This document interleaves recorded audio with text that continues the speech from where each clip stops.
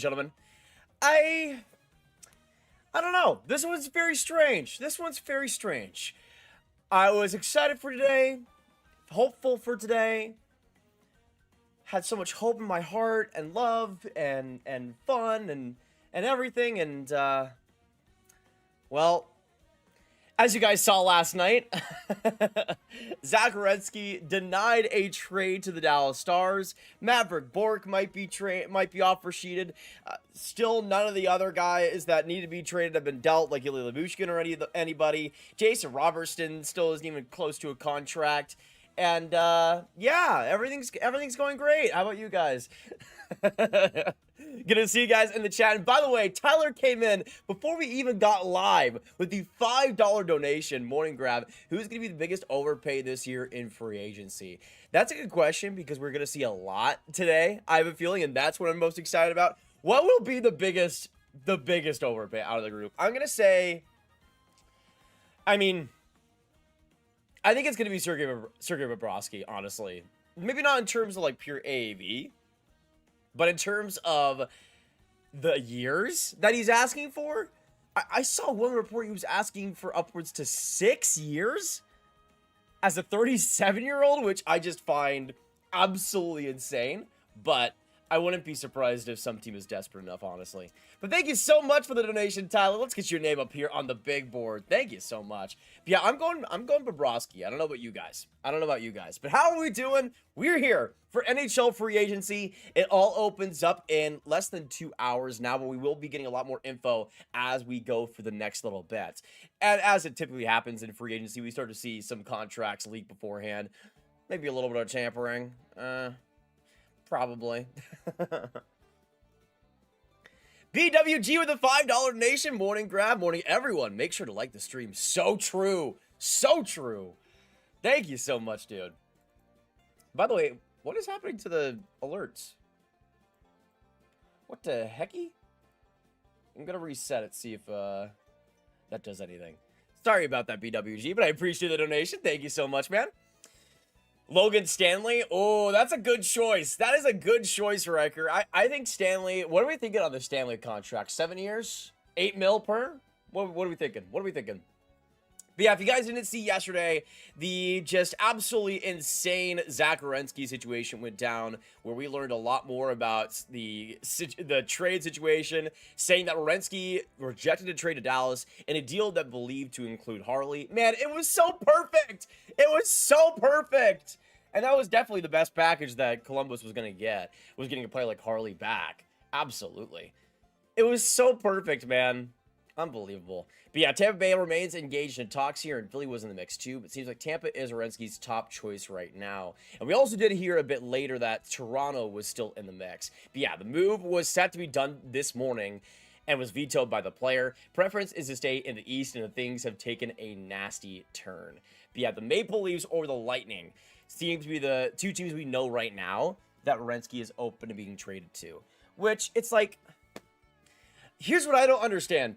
You're fine with being traded to Tampa Bay, but Dallas, that's like an hour plane ride away, isn't it? You don't want to go to? Like, I would understand if it was like the East Coast, like the Northeast or something. You want to stay in that region, but like Tampa, like you're not saving any time traveling from Tampa to like Michigan, where you're from. Like, you're not saving any time at all. So I don't really understand it. Maybe he just loves the Eastern time zone. Maybe. Grav, who do you see the Bruins signing realistically today? Realistically, I mean, I still think they're going after Rasmus Andersson. And we heard that Boston is targeting a right shot defenseman in this free agency. So I wouldn't be surprised if Andersson is their guy. But if they wanted kind of a lower stakes guy, I could see... I don't think they would go after like a Nick Blankenberg, but I could see them going after maybe like a lower stakes forward as well. Maybe like a Claude Giroux if he wants to stay in the Atlantic. But yeah, we got 450 in the chat already. Thank you guys so much for joining us. In 2 hours at noon Eastern, free agency does open up, and we'll be live for at least another hour afterwards. But we're going to be getting a lot of info here very shortly, and I guess we'll just go through it. The recent recent things from this morning. Now, we got the confirmation here from Darren Drager that the Blackhawks signed Byram to a 6-year, $12.5 million contract. What are we thinking about this one, boys and girls? Because,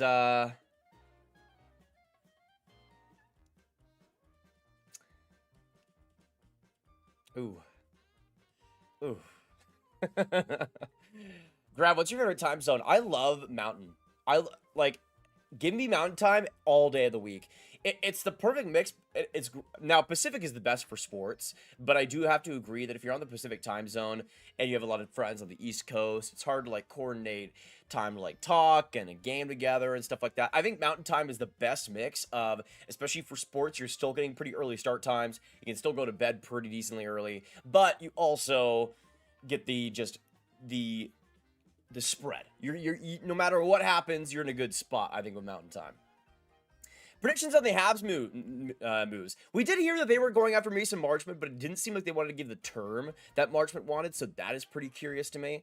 But yeah, on the note of Byram, I'm not this doesn't surprise me, $12.5 million, but it is pretty rough, I think. This, especially for the years, man. I mean, I could have seen maybe less years, and maybe that works out, but $12.5 million. Hey, the alert box is back. Thank you, BWG. I appreciate ya. Coming with the 5 once again. Loki, the Werenski news does suck for the Stars fan base. Loki, the Werenski news really does suck for the Stars fan base. They have some of the best fans in the NHL, and I haven't had a bad interaction with anyone. See, I know we're goated. Thank you, BWG. It really has been a crazy offseason. I mean, are they the losers of the offseason so far? Just with, like, the Robertson deal not happening, with the Werenski deal not happening. I mean, there's so much. The Stars have been potential mad so far this year. It's brutal. Hopefully the Flames do something today, like big too. I mean, I don't know if I'm the Flames, I stand still. Honestly, I don't think they should do anything. Maybe go for, like, some younger options, kind of intriguing bets, but I wouldn't be signing anybody major. But yeah, on the note of Mason Marchment, this is the tweet from Pierre LeBrun I was mentioning earlier. Montreal has interest, but I don't think the Canadiens want to go long-term and don't want to block younger players in the pipeline. Sharks make a lot of sense here, as Darren Drager says. So yeah, as Darren Drager also mentioned, some see San Jose as a good and likely fit for Mason Marchment, who I had as my #1 free agent, even though a lot of people are saying Rasmus Anderson, and I understand that. I think Mason Marchment is just a little bit more intriguing to me. And I also think Rasmus Anderson is, like, top 5 most overrated players in the league. So that also takes into account. Let us know. What do you guys think Anderson's going to get on a contract? Or even a Marchment? Because I think for Anderson, it's, like, long-term deal. I could see him getting, like, $8 million, maybe even more than that, which is crazy to me. But it's this new cap, man. This new cap.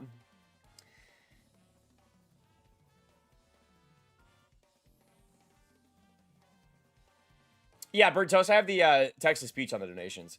It's either Dallas or Detroit, IMO. Stars can't catch a break. So true. Do you think Ovi takes less to fill out the roster? I would imagine so. Now, that might be a situation that maybe goes more into the offseason, but still. Byram is Bobby Orr 3.0. Who was the 2.0? Mr. Boy Lane, what's going on? Justin Mercado, welcome to the stream, man. Werenski wants out, but Dallas isn't good enough. What is it then? It seems like he just wants to stay in the Eastern Conference, which I just find really silly. Like, do you just really love Eastern time, man? Like, I don't understand. Like, why is Tampa so perfect, but Dallas isn't? Like, I don't really understand that. It's not like Dallas is on the West Coast. Like, it's on the other side of the country. Like, just get a few more miles on your airline, buddy. Like, of course, I don't think Werenski's doing much of that. We're supposed to have a huge day today. Thoughts? I mean, I wouldn't be surprised. We always know that Steve Yzerman goes crazy in free agency, folks. We always know this. We got 700 in the chat, though. Thank you guys so much for coming in. Hit that like button if you haven't already. Let's get to 100 likes, ladies and gentlemen. We got 40 likes to go. If you guys are enjoying the hype, enjoying the stream so far, it is highly recommended. And, of course, if you haven't hit that subscribe button either, we're going to have a ton of content throughout this offseason, breaking down the trades, the signings, and what seem to be still a lot of trades to come. So do not go anywhere. And especially for free agency over the next couple of days, right after the stream, we'll be making a video about the best and worst signings of day 1. So definitely tune in for that. Jay Ventura, what's going on, dude? What do you think the Ducks do on their right side? I mean, that's the curious thing, Donald. You got Trouba leaving, you got Carlson leaving, you got Gudas leaving. So they kind of have a wide open gulf. I would not be surprised. It's hard. It's hard because there's not the big right D that they Oh, and Riker comes in with the 279. The big right D that are free agents are the guys that Anaheim didn't sign this year. But yeah, from Riker, I'm calling it Stanley. 6 years, 10.5 million. Oh man, I know that Ottawa is just lining up. They're lining up the the trucks.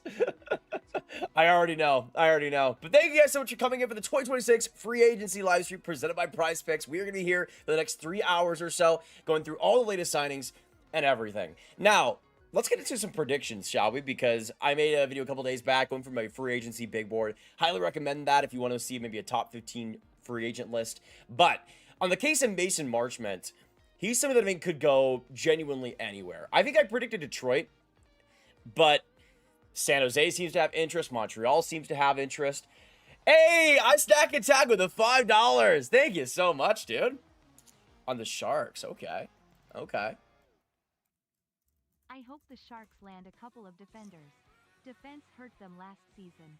With the right upgrades and development, they can make the playoffs. No, 100%. 100%. I mean, it seems like San Jose's being a bit more reluctant, but maybe they trade for a D. I mean, I had Nick Blankenburg going there. I thought that would be a really interesting fit, especially if it's a lower term, to kind of give Eric Polkamp a bit of room and time in the AHL.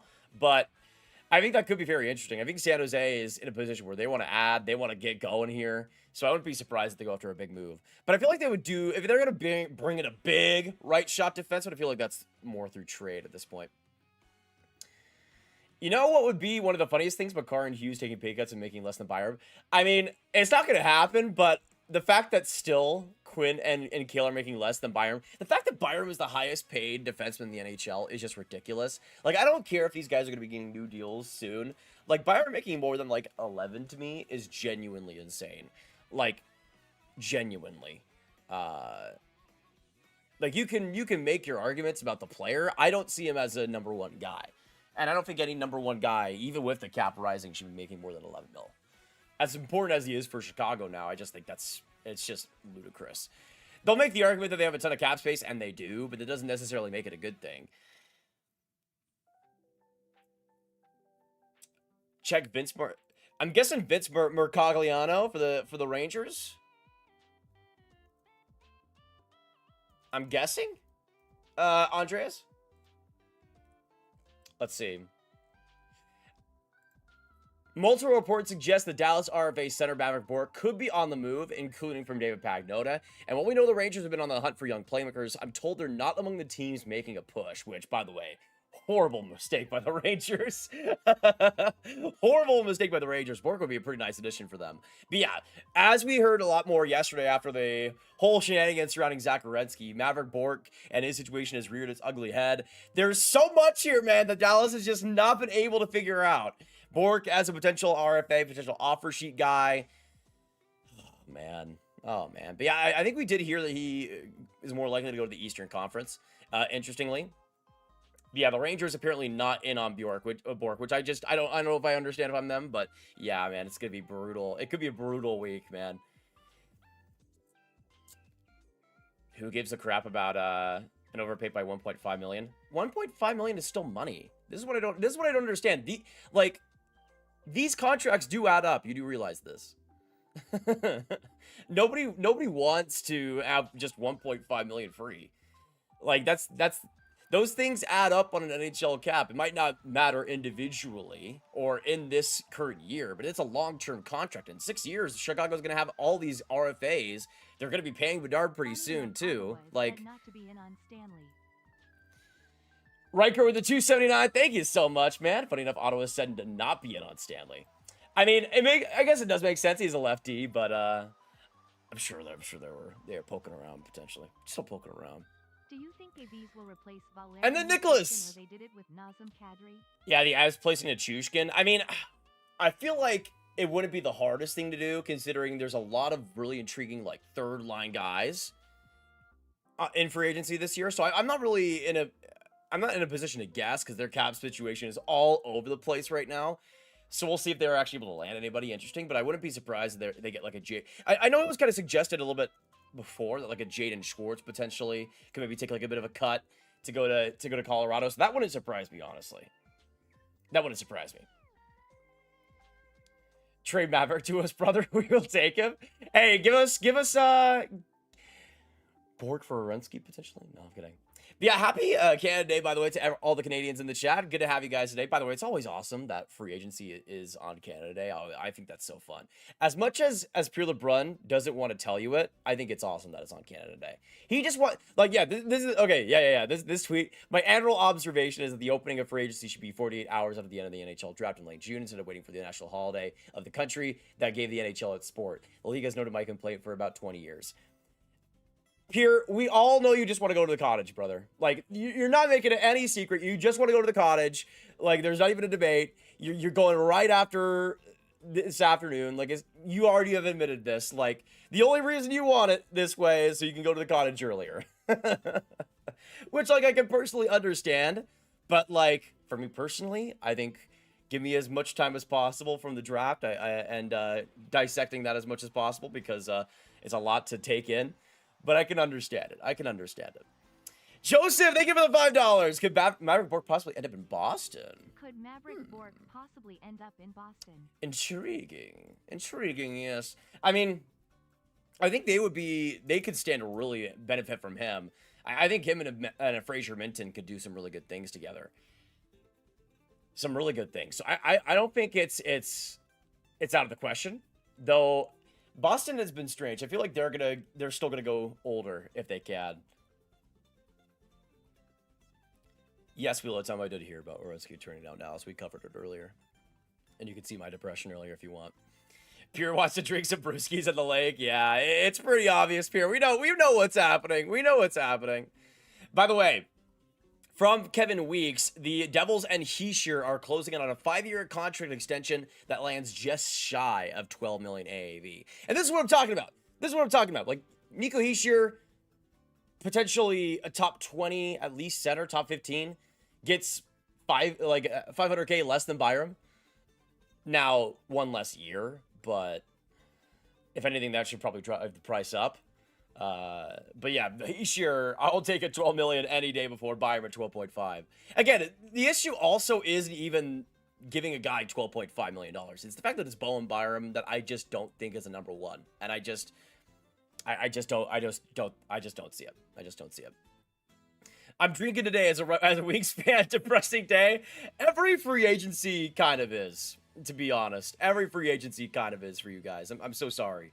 But yeah, from David Pagnotta, sounds like there's some trade traction in Dallas running Maverick Bork. We'll see where this lands, but nothing is done yet. But yeah, I'm not surprised because at this point it feels like Bork is just like a foregone conclusion and just a casualty that needs to happen, as unfortunate as it is. But if you still want to sign a Robertson, it feels like getting both Robertson and Bork was always going to be a Herculean task. It was going to have to really be targeting both of those players and shed everything else off the roster. So I can understand it. I'm just very curious what this trade actually looks like. Do they get like a first round pick back? Do they go for a swap potentially? Do they go for a D for Bork? Maybe like Bork and Labushkin getting his contract off the books for maybe a right shot. I wouldn't mind that. Freeman just said, don't be surprised if the Panthers gave an offer up for Orensky. I'm sure they have, man. I'm sure they have. Florida will always make the opportunity happen. I'm sure of it. We got 1,000 in the chat. Thank you guys so much for coming in. I appreciate all you guys jumping by. We're going to be breaking down all the latest news as we go. Bork, apparently, somebody that could be traded here very, very soon.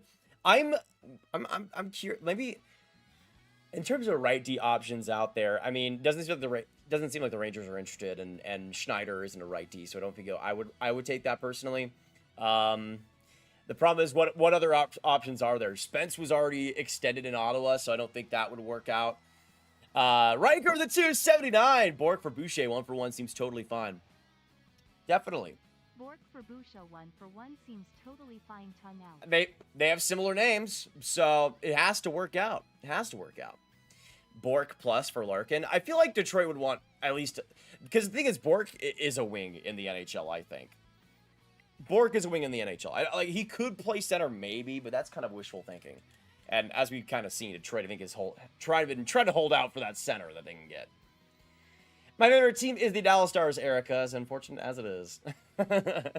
Justin, hey, happy FA Day. Absolutely, and happy free agency to all of you beauties in the chat. Thank you so much for joining us today. We're going to have a fun time here over the next couple hours, breaking out all the live trades, all the live news as they come out. But let us know your predictions for your favorite team. Who do you guys think you'll end up signing here?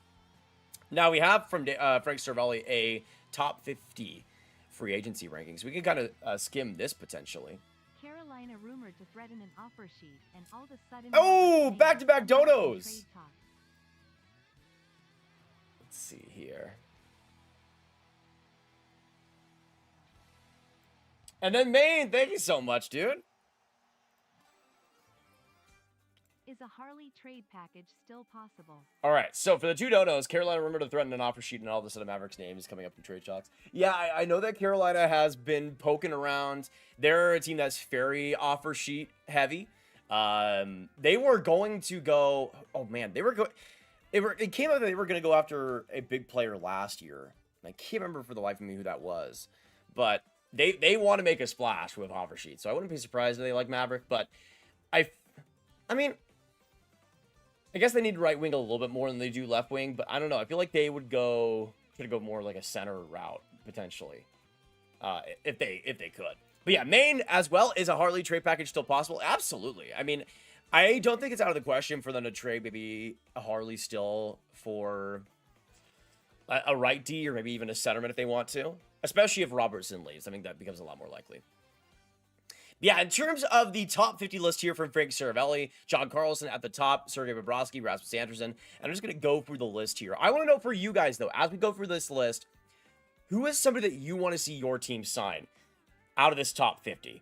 Because there's a lot of names, a lot of variety.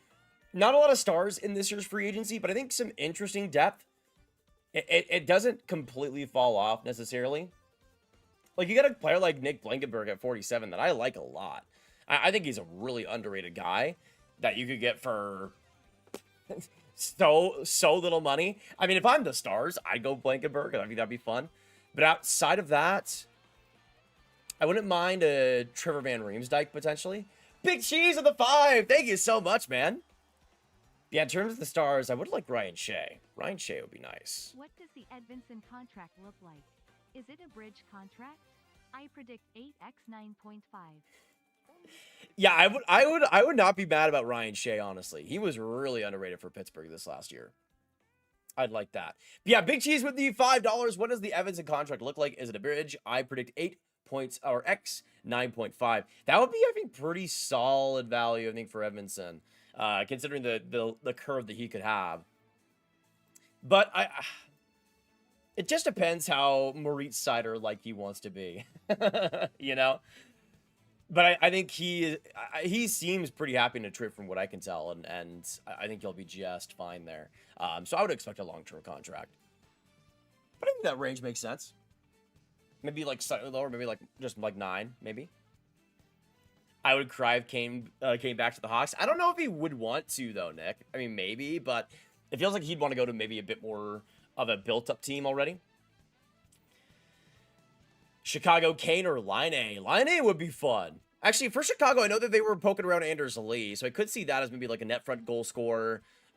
I wouldn't be that surprised. I mean, Anders Lee is still kicking. He got 42 points last year. I think got almost 30 goals the year before that, so he's still doing pretty well for himself. I could see Chicago also liking maybe like a Michael Bunting, maybe like a Jack Roslovic. Like I think it just like lower bets that can give you some speed. I think Jack Roslovic could be interesting. Outside, Matias Maccelli is shocking to me that he didn't get a qualifying offer from Toronto and hasn't been signed yet. We'll see if they're able to get a deal done. But Matias Maccelli is super underrated. Like he would have been in my top 15 free agents video if I knew he'd be available. I think the Red Wings signed Kane, Tolvanen, and Marchment today. Let's go, Wings. I want the Blue Jackets to sign somebody that won't request a trade. Stick figure, dude. That is the hope. That is the hope.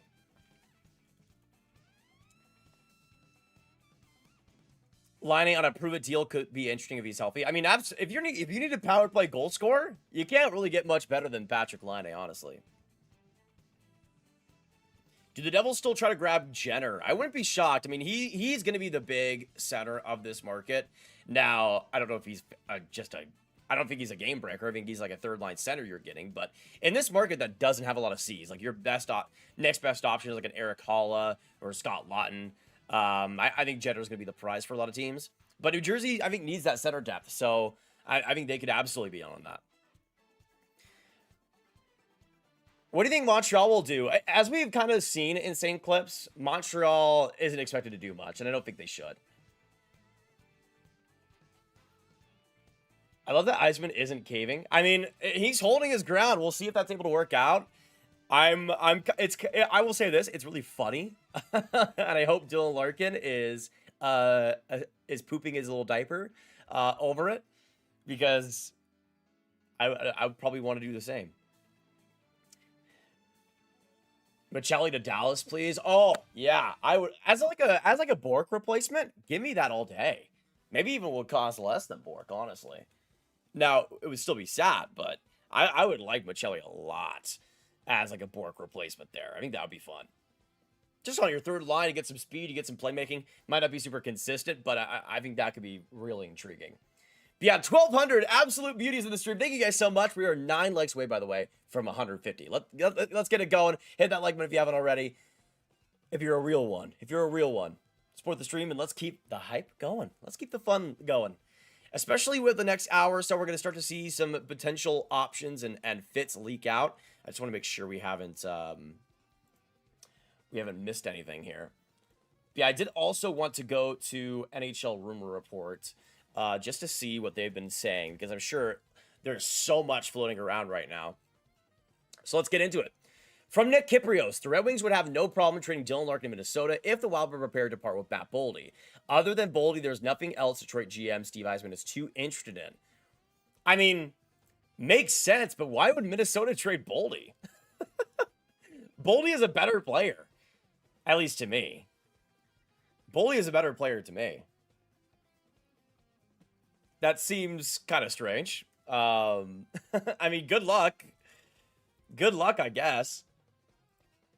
Somebody mentioned to go to Darren Dreger. It's been assumed Nigel will be part of a package if Toronto lands Zach Werenski. See how things develop, but there's a chance the Leafs won't have to give up the power forward if this trade comes together.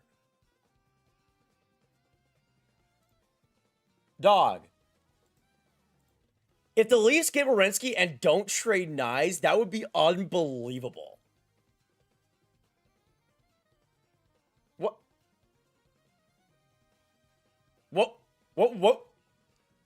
What else would Columbus want? You're not trading McKenna. Would it be like a bunch of first-round picks and like an Easton Cowan? I just don't. Why would Columbus do that though? I personally wouldn't like that. I would rather stay. I'll just say this. I'd rather keep Werenski and like take the psychic damage than not get a Nyes in that package. Why are you blocked from Drager? Because Darren Dreger is an incredibly soft human being. During the Mitch Marner negotiations with Toronto a while back, like his first contract, he was so obviously just a shill for Mitch Marner's dad. And it was so obvious because every tweet he put out is like, oh, Mitch Marner's looking for $15 million. It's seeming like he could get it. And it's like, dude, we all know what's happening here. Like, so I think I called him like Paul Dreger or something, or like something like not even that crazy. Like I just made like a joke about his, like calling him Paul Dreger or something, because I think Paul is his dad or whatever, or his agent or whatever. And he blocked me because of that. That's why, if you want to know how soft he is. Apparently the package includes Cowan and Danford, which again, I wouldn't do. I would not do that in a, like, maybe, I'll say this, I'm lower on Danford than I feel like NHL teams would be, but I just see a bottom pair D, Cowan as like a good second line forward, maybe. And that is not who I'm trading a top 3 defenseman in the league for. Something about you getting blocked makes me ugly giggle. Yeah, that's the thing. It wasn't even like I was saying like, Darren Dreger, you suck. You're a horrible human being. No, like That wasn't what I commented. Like, it wasn't even that serious. What do you think Vegas will do? I mean, they've been getting rid of some cap space with that Korczak trade. So I wouldn't be surprised if they're still sniffing around Dylan Larkin. From Elliot Freeman on the Minnesota Wild, I wonder about guys like Anders Lee. Are they going to take a run at a guy like Lee? Now, that wouldn't surprise me. Lee, we've heard, kind of linked to Minnesota recently. Plus, is from Minnesota. So the connection there is not bad either. And they've also lost a little bit of wing depth, too. So I wouldn't be shocked. From Nick Kyprios, a team on the open market, perhaps the Maple Leafs could possibly get him for a 3 or 4 year deal if the AAV is sufficient. Ooh. So maybe not 5 or 6 years on Bobrovsky, potentially, which I think if a team can afford to not do that, I would try my best. I would try my best, honestly. Hey, Brandon with a $2 donation. Thank you so much, dude. I appreciate that big time. Let's get you up here. Best fit for Freddie Anderson and Stu Skinner? Best fit for Freddie Anderson? It depends on if he wants to be a starter or not. I feel like he could go to a lot of places as a backup, but I don't know if I would trust him as a starter full time just because the health has been so inconsistent, man. I wouldn't be surprised if like a Pittsburgh goes after him, maybe, with them losing Skinner. Mike with the 5! Thank you so much, dude! Coming in! It's never a Grav stream without a Mike Dono. Prediction. Lee and one of Schwartz or Kuzmenko will be in Minnesota next season. Lee and one of Schwartz and Kuzmenko. Kuzmenko will be a lot of fun. I don't know if I see it, but yeah, Lee I think is pretty likely. Schwartz I think could be... If they don't get Lee, I think they could pivot to Schwartz for sure. Kuzmenko will be fun, though, man. That would be fun. JDB, we'll be live until 1 p.m. Eastern today, at the very least. We might even go beyond that if stuff is really rolling. On Connor Hellebuck from Nick Kyprios, the likely scenario here is Buffalo sending Ukko-Pekka Luukkonen and Jack Quinn to the Jets. The Jets' original ask was for Zach Benson, but the Sabres haven't been willing to go there. Yeah, I mean, why would you? Why would you trade Zach Benson? There's no chance. That is interesting, though. We have heard a lot more recently that Jack Quinn is being shot by the Sabres. Where do you guys see Quinn going? Because he could be a very intriguing one. Really good scorer, great finisher, has always been that way. And has gotten a bit more adaptable to 5-on-5 the last year or so. So he's something maybe as like a second-line scorer could be pretty valuable. But it seems like the Sabres have not stopped in their quest for Connor Hellebuck. McKenna Productions, what's going on, dude? I just want my Bruins to upgrade the team today. I mean, it seems very likely they will. Penguins need to make some moves. Defense is super weak right now. Some extra goal scoring would be great as well. Maybe another goaltender. I wouldn't be shocked. I mean, I just said Freddie Anderson, but I think that can maybe work. Maybe they could be a team in on Mason Marchment. I wouldn't be surprised. Dubas loves Mason. Dubas loves Mason Marchment, so I wouldn't be shocked about that.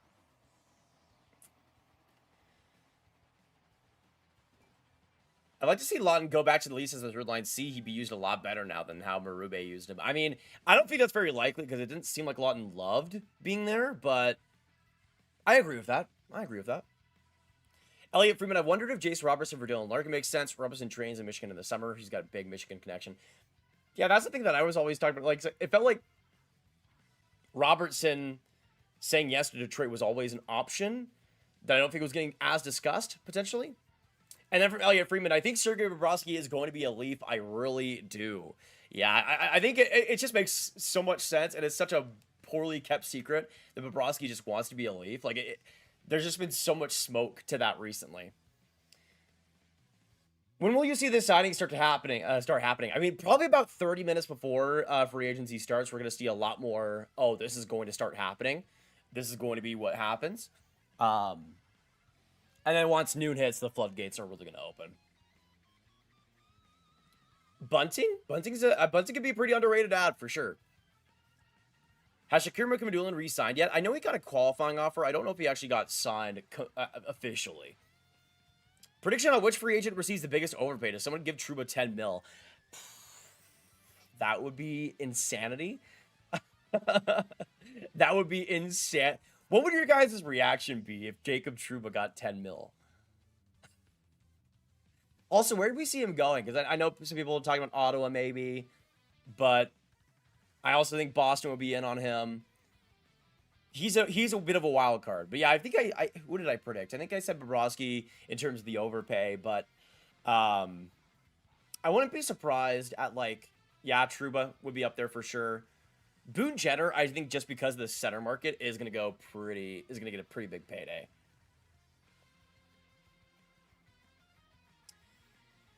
Kings get no one. I mean, I would be pretty shocked if the Kings do nothing. They're another team kind of like Detroit that loves their free agent signings.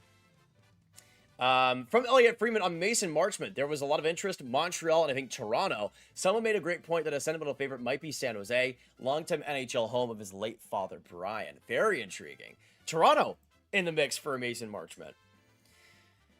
On the Maple Leafs as well from David Pagnotta on the Leafs targets. Up front, you're looking at Boone Jenner, Mason Marchment, Ellie Tolvanen as potential fits. Ryan Lomberg also fits as well. Tolvanen would not be a bad ad, though. At that point, why didn't you just, like, keep a Matias Maccelli? But Tolvanen maybe is more of a goal scorer. Could be interesting. Boone Jenner, I don't really know why you do that. I mean, they do still need, I guess, a third-line center, but it's not as bad of a need as I think other teams have. But I could definitely see a big wing ad for Toronto. I was speculating Patrick Kane, though that's kind of been off and on in terms of the interest, it seems. From David Pagnotta, Rasmus Andersson, Ristolainen, sorry. Rasmus Ristolainen is still very much in play. It sounds like if he is being moved out, it's probably draft consideration coming back. They looked for a first during the season, and it doesn't look like they're going to get that. Intriguing. No team giving up a first for Ristolainen, which I'm proud of the teams for standing firm. Any big trades so far this morning? Not that we've seen so far, Jettis, unfortunately, but it has seemed like we've been hearing a lot more on Maverick Bourque and just the Stars in general. Trouba to the Blackhawks? I guess. I don't know if I would love it on a long-term deal, though. But, I mean, they didn't get a right D at the draft, so I guess there is a spot for him, potentially. By the way, from Connor Hellebuck as well, I just heard Carolina doesn't have what Winnipeg wants, and I think Buffalo does. Intriguing. So Winnipeg doesn't want like a Bradley Nadeau, or maybe Carolina doesn't want to trade that, potentially? Also, like, is Alex Nikishin not a part of that trade? You know what I mean? Like, would he not be a part of that deal? Would Carolina want a bit more? I like the Hawks to sign him for 2 times 10. On the case of a Trouba, I think I could actually not... I actually wouldn't be that mad if it's that, because that's the difference. If it was a long-term deal at 10 mil, that would be insanity, Kyle. But for a 2-year deal with the cap situation that Chicago's in, I don't think I would mind that as much.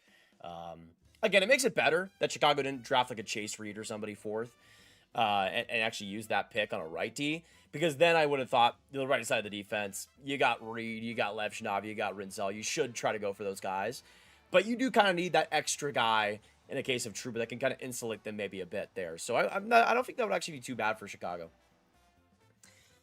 Jason with a 5. Draft and now free agency. Tie for the streams.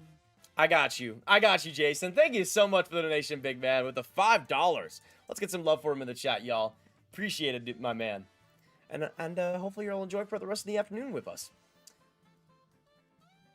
Now until Friday, this is do or die for Dallas. Absolutely, Jack. The next week, I'm not going to be able to survive, truly. Sentence go from the Redan. Actually, let us know, which team are you cheering for in the chat below? How many fans do we got of each team? Just put your favorite team in the chat. I'm going to the Stars, of course, as you guys know. But let us know your favorite team down in the chat. Who are you cheering for? We got 1,600 in here. Let us know. Who are you repping? Who are you repping here in the stream? Can we get every single team? Can we get every single team represented? Hey, Cat, good to see you, dude. From Chris Johnson on Patrick Kane, it seems now as we get this close, he's going to at least take a pick at what the market has out there for him. The Maple Leafs, it doesn't seem to me like that's something that actually is very likely. Very intriguing. On Darnell Nurse, I just think Philly needs another move before they can make that move on him. Ooh. Oh, poor Philly, man. You get Maxim Sokolowski, you get Darnell Nurse. Ain't nobody moving that puck. Ain't nobody moving that puck from the back end. On Sergei Bobrovsky from Elliot Freeman, I heard Edmonton has interest, but I've honed in on Toronto. Believe his last ask of Florida was 3 years at $21 million, so I'd expect the overall dollars to come in around there. Intriguing. I mean, I wouldn't hate that if I'm Toronto. it would still be a bit much, but I think the term would make it more palatable. I think if Toronto's signing him to 3 years or less, I would actually be a lot more on that if I'm the Leafs. Yeah, on Elliot, as well on Zach Werenski from Elliot Freeman. I don't think Toronto will fool around. The Maple Leafs will step up and take their swing. I'd be very curious to see what Tampa offers. If Florida wants to trade a legitimate player, the Panthers could be a player too. Yeah, I mean, if they wanted to trade like an Anton Lindell, maybe, but they didn't want to do that in the case of a Brady Tkachuk or any of the other guys. From Elliot Freeman today on Sportsnet on offer sheets. I don't want to get everybody's hopes up, but there's a lot of noise out there. Oh boy. Oh boy. I mean, Maverick Bourque, I think is the obvious one, but let us know what other offer sheets you guys think could be in play. I'm curious on this one, because I mean, if there's a lot of stuff out there, I feel like it has to be more than just one guy, right? You'd assume. Yeah, maybe like Perfetti, maybe Fantilli. Sermon, thank you for the $2. Nikishin and Kotkaniemi to the Kings. Possible thoughts? That would be wild. To Kings possible thoughts? I mean, Kotkaniemi maybe could fit pretty well there. Oh, the MKT! Thank you for the donation. I appreciate it a ton. But yeah, I think Nikishin, I think those two guys would be guys the Kings would like quite a bit. I'm watching your channel from Japan. I've been a Hawks fan for 5 years. I don't know who will join the team, but I'd be happy if Kane came back. Someday, I'd like to go see a Hawks game in Chicago. That is awesome, MKT. Thanks for coming to us from Japan. That is awesome. Good luck to the Blackhawks this next year. They're definitely trying to build something up here. We'll see if that's something's good or not.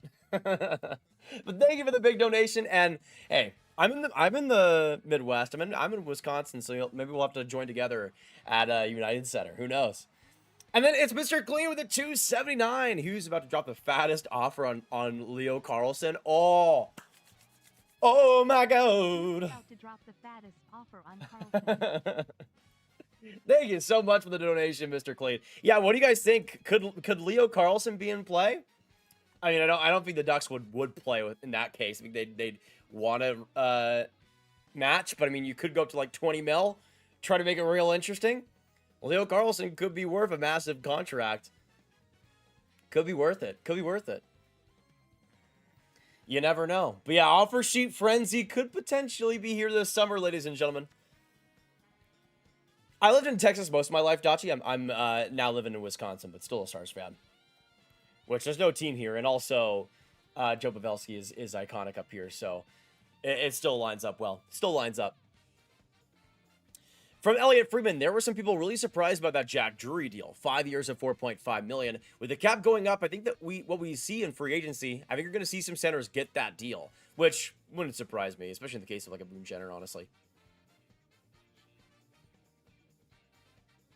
How much money in that is American? I think it was like $10 American, I believe. Yeah, I don't think Grappa is offer sheet eligible. What do you think the Stars are going to do? They kind of got screwed big time with Harley almost being traded. I don't know, man. Your guess is as good as mine. I genuinely don't know where they go from here. Like it's why it's put up or shut up time for them, because it's like this is how you earn the paycheck is trying to navigate these waters after all this, man. It's brutal. Does G sign with Ottawa? Does Ottawa still have a chance at your boy Robertson? If not, who would be a good fit to replace Brady? Thank you, Dad Talks, for the $7 Canadian. My man coming through. I'm talking to you, Daddy. I'm talking to you. Thank you for the donation. Does G sign in Ottawa? Yeah, Giroux is intriguing because it doesn't seem like he's going to be re-signing in Ottawa, but you never know. He could always come back, so I wouldn't be shocked. But yeah, I feel like Ottawa probably goes in a different direction. I mean, Robertson, they still have a chance. I just don't know what they would actually give up is the issue. Unless they want to trade like one of the big centers or like a Yakum. I mean, they have assets, but I'm not sure how much they interest the Stars, honestly. And who would be a good fit to replace Brady? I mean, man, I would have thought JJ Peterka would have been intriguing, but the price was quite a bit for him. I could see somebody up that alley. Like, I think in free agency, there's opportunities to get like a Matthias Michelli. I could see a Mason Marchment being somebody they like, potentially. Not going to be really replacing the Brady Tkachuk production, maybe, but still. But still. Let's see.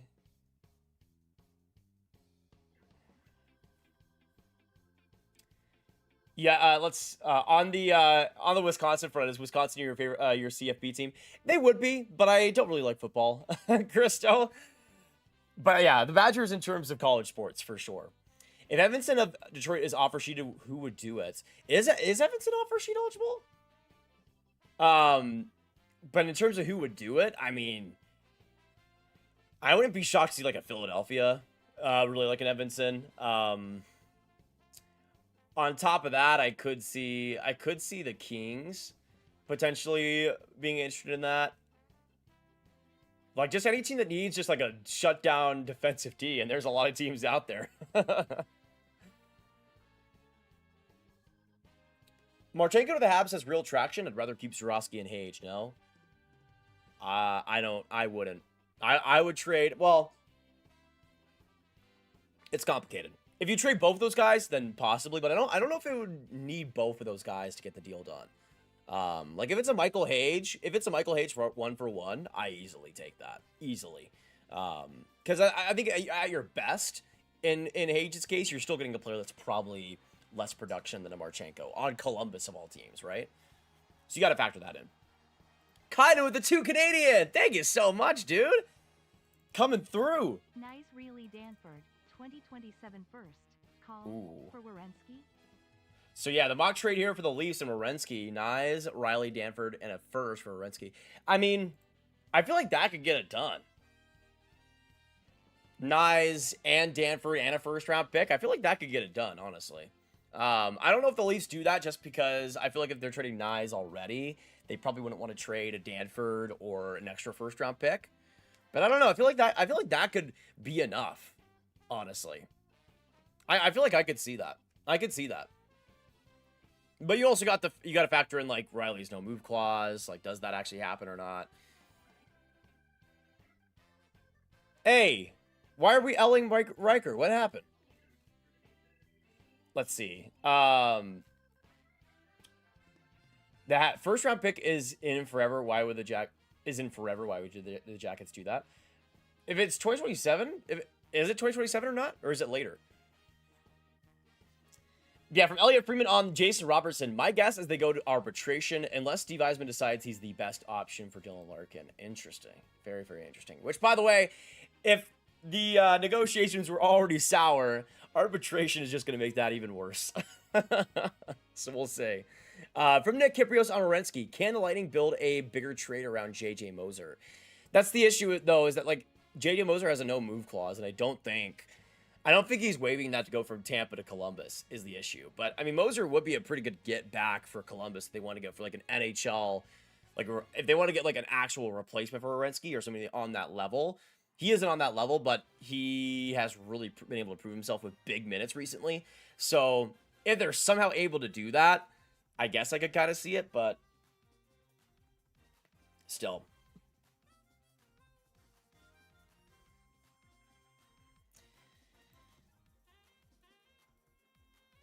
Los Angeles, Philadelphia, Toronto, Utah, Vancouver. These teams were all around Noel Acciari, Eric Halla, Boone Jenner, Scott Lawton, Colton Sissons, and Kevin Stenlund. So the center options out there.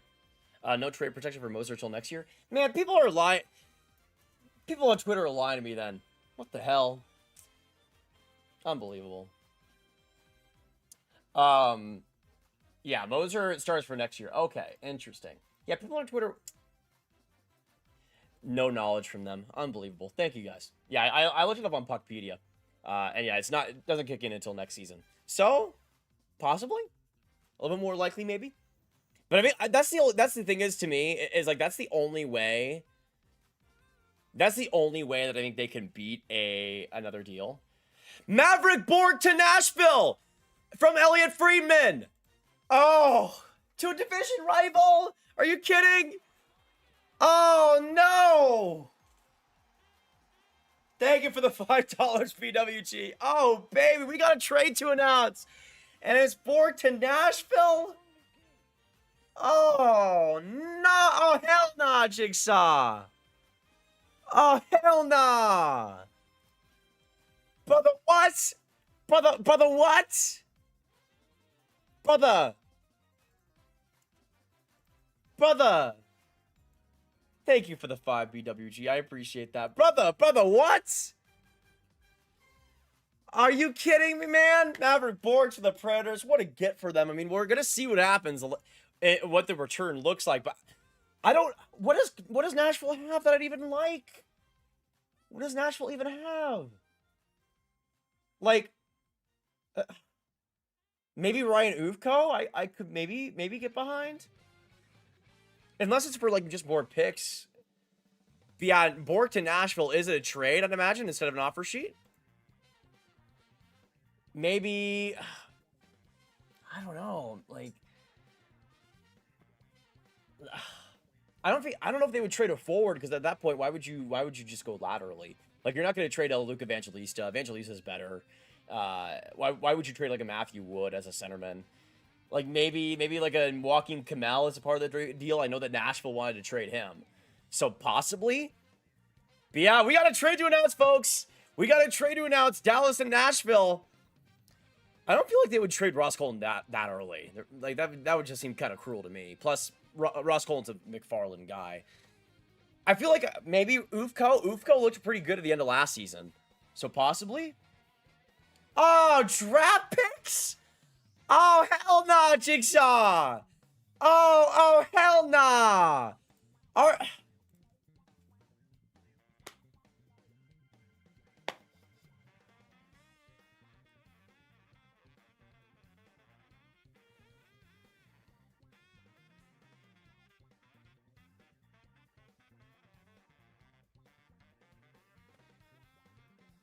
Bro, who is playing right defense for us? Like, who's playing right defense for us? Jelly Roll? Like, ISO Speed? Like, who's playing right defense for us? Genuinely.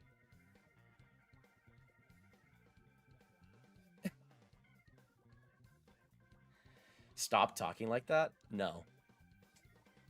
Who cares? It's Dallas? Eric? I'm gonna kill you and your mom. We'll see. I mean, a first-round pick, potentially? If it's a first-round pick, then I feel better about it. But draft picks makes it feel like it's less. You know what I mean? Alistair, how's it going? Good to see you. Man. This is horrible. This is horrible for the agenda. We'll have to wait and see what the package is. But draft picks? Are you kidding me, man? Are you kidding me? Jake C with the $5. Thank you so much, Jake. I appreciate ya. PK Subban. Are we traded for ESPN commentators now? Would Capri should be more open to being traded with Suki not returning to the Wild? Billy builds around Boldy, Hughes, Faber, and possibly Larkin. No. Jake, I don't know what... Jake, we're not... The Kaprizov trade ain't happening. I'm sorry to say. I mean, Zuccarello is such a minor player to get miffed about, especially since they just traded for Quinn Hughes. I don't feel like there's a reason to do that. I mean, I'm sure Detroit would like Kaprizov for sure. I'm playing right D? Bro, I can't backskate. I can't backskate. I can't do this. Jim, I can't do this. I can't. I mean, I appreciate the opportunity. Jim. Oh my God, I'm getting a call. Jim? Yeah. Yeah,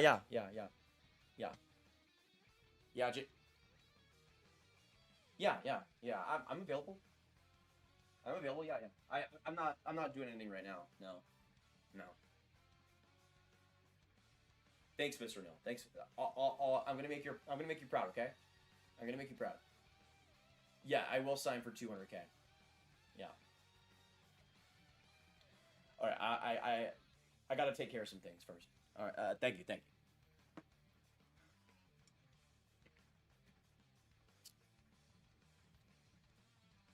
So the channel might have to be deleted in October. Might have to be deleted in October. He goes to Nashville with with Lyubushkin. With Lyubushkin. So a bit of a cap dump. I can see it. And the Preds are working towards an extension with Maverick Bourque and believe we'll get it done. RFA, who was considered an offer sheet candidate today. Intriguing. Lyubushkin part of that contract makes it better. For sure.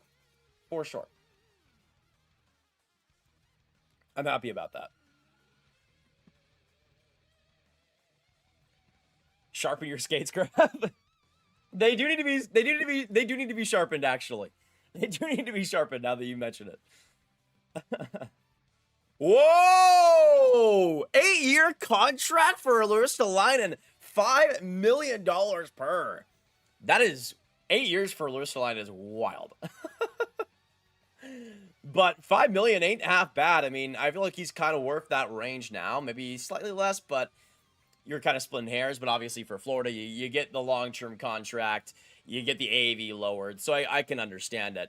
8 years for $5 million. Good for him, man. Working his way up. Gets a big opportunity last couple of seasons. Runs away with it. He's gonna continue to be a good one there for the Panthers. $5 million. $5 million ain't half bad. And Ristolainen is a solid depth piece for sure, Ian. Very solid. But yeah, Maverick Bourque and Lyubushkin going to Nashville. So you get rid of a lot of cap there, thankfully. Lyubushkin needed to be done, man. Needed to be done. So I guess he's a part of the deal. I'll take it. Do you see any offer sheets today? I mean, it seemed like Bourque was going to be a big option, but he's off the table. Again, I could see like a Perfetti, potentially. I'm here hoping for Nikishin and Michelli, knowing I'm getting Ferraro and Stenlund. Hey, Kevin Stenlund works hard, okay? Kevin Stenlund works hard. Oh, just a second and a third. Oh.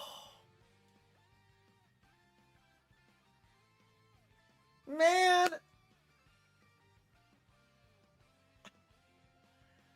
I get it. Lyubushkin had negative value. You had to get rid of him, but like, man, for Maverick Bourque,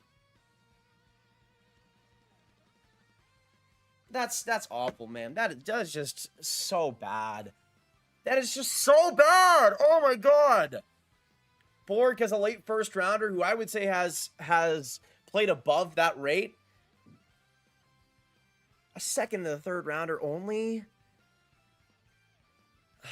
I mean, that was the going rate for like an offer sheet, but like, what's the point of trade? Here's what maybe the point is getting rid of Lyubushkin, really. Like, that's really, here's what I'm saying. And all the people that were saying, oh, the Lyubushkin contract wasn't that bad when it was signed. I would argue the Stars had to pay to get rid of Lyubushkin, and they're paying because the return isn't that good here. Like, I would have rather just, like, kept him as an RFA and kept him lingering around and, like, because wasn't a second and a third, like, around the going rate for an offer sheet in his range, like, at the $4.6 million level? Because I think that was what teams were going to go for. Yeah, in terms of the tiers, at $4.6 million and above, it's a 1 second round pick. Above that would have been a first and a third round pick. So it's a little bit more than what it would have been as an offer sheet at like 4.6 million. But like, I don't know, man. Just doesn't feel good. That just doesn't feel good. And to Nashville too? To Nashville too? Are you kidding? Like if it was like a second and a third to like Ottawa, I'd be like, okay, whatever. Nashville. Man. Brutal. Just brutal. In exchange for Nashville's and it's a Vegas third. It's a Vegas third in 2028. End me, bro. End me. You gotta be kidding me. and it's a Vegas third. And it's a Vegas third. Not even Nashville's third. And it's in 2028. Not Preds fans, though. That is a incredible deal for them. I mean, you might as well take out a Labushkin. You get a body. You get a warm body you can put on the bottom pair maybe. But you get a second and a third, only a second and a third round pick for somebody that I think could be a second line forward for you. But even if he isn't, he's a great third line piece now. Like that's just fine to me. That is just fine to me. But man, that is that is brutal. Bro, you scared me. Don't even play.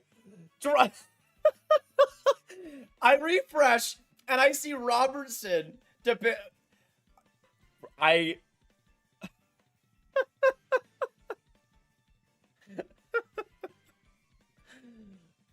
That makes all the sense in the world, though. Jason's brother, Nick, is getting traded to Pittsburgh, which Nick Robertson was a Dubas guy. So I'm not surprised by that. I'm hoping he gets a good opportunity with the Penguins. And Nick Robertson was somebody that feels like he's been on the trade block for years now. Basically, ever since he made the NHL, he's been on the trade block. But I like that for the Pens. Good low stock bet. Play someone on your third line, get him power play minutes. He can just score. He's an efficient scorer, man.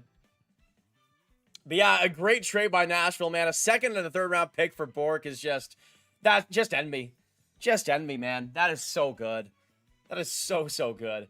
We got 2,000 people in the chat, and the trades are starting to come now. So do not go anywhere. We are less than an hour away from free agency beginning, so make sure you stick with us as we break down all the latest trades and all the latest news. But as we are now an hour into this, I did want to mention that today's video is sponsored, or video, live stream, is sponsored by our great friends over at PrizePicks. And whether you're going for the World Cup, the UFC, the MLB, PrizePicks is the best place to make your predictions on any sport out there. You also got NHL picks for next season, season goals.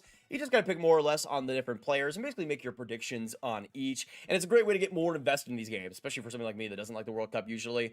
It makes it a lot more interesting to make your predictions and see where things go. But if you guys want to get started, just hit the link in the description down below. Download the PrizePicks app and make sure you use code HMA. And when you play $5, you'll get $50 in lineups instantly. But getting back into the stream itself here, Robertson is on his way to the Pittsburgh Penguins.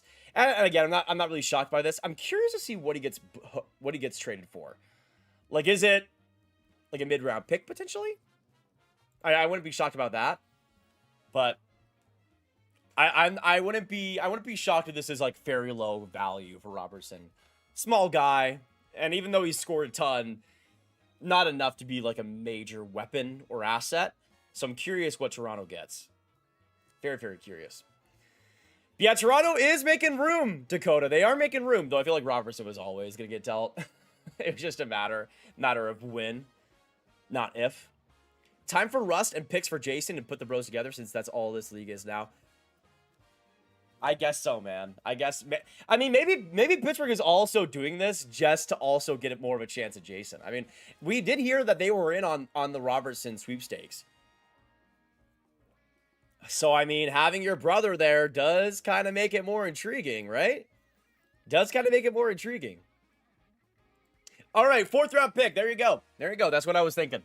4th round pick for Nick Robertson. Toronto gets a 4th rounder, mid-round selection. Not surprising there. I mean, I like that, for especially if Toronto is able to parlay that into a more interesting forward edition, then I wouldn't be mad about it. This offseason is wild, JD. Unbelievable so far. I love that we're getting some trades here before free agency starts, guys. I love that we're getting some trades, even if first one wasn't necessarily my favorite. But yeah, I think Robertson fits well under that Pittsburgh style too. Like just looking at that middle six, like Robertson could easily fit on that left side. If they want to give like a third line spot to him instead of like a McGrody potentially. I think the Leafs are going to make a big swing, whether it's Werenski or someone else. It seems like it will be, Alistair. I mean, Werenski makes a lot of sense. But yeah, Robertson to Pittsburgh. And a deal that I think just was a big win for both teams. Like, a 4th round pick is honestly maybe a bit more than I thought Robertson was going to get at this point. But Toronto's been wanting to trade him forever, man. Forever.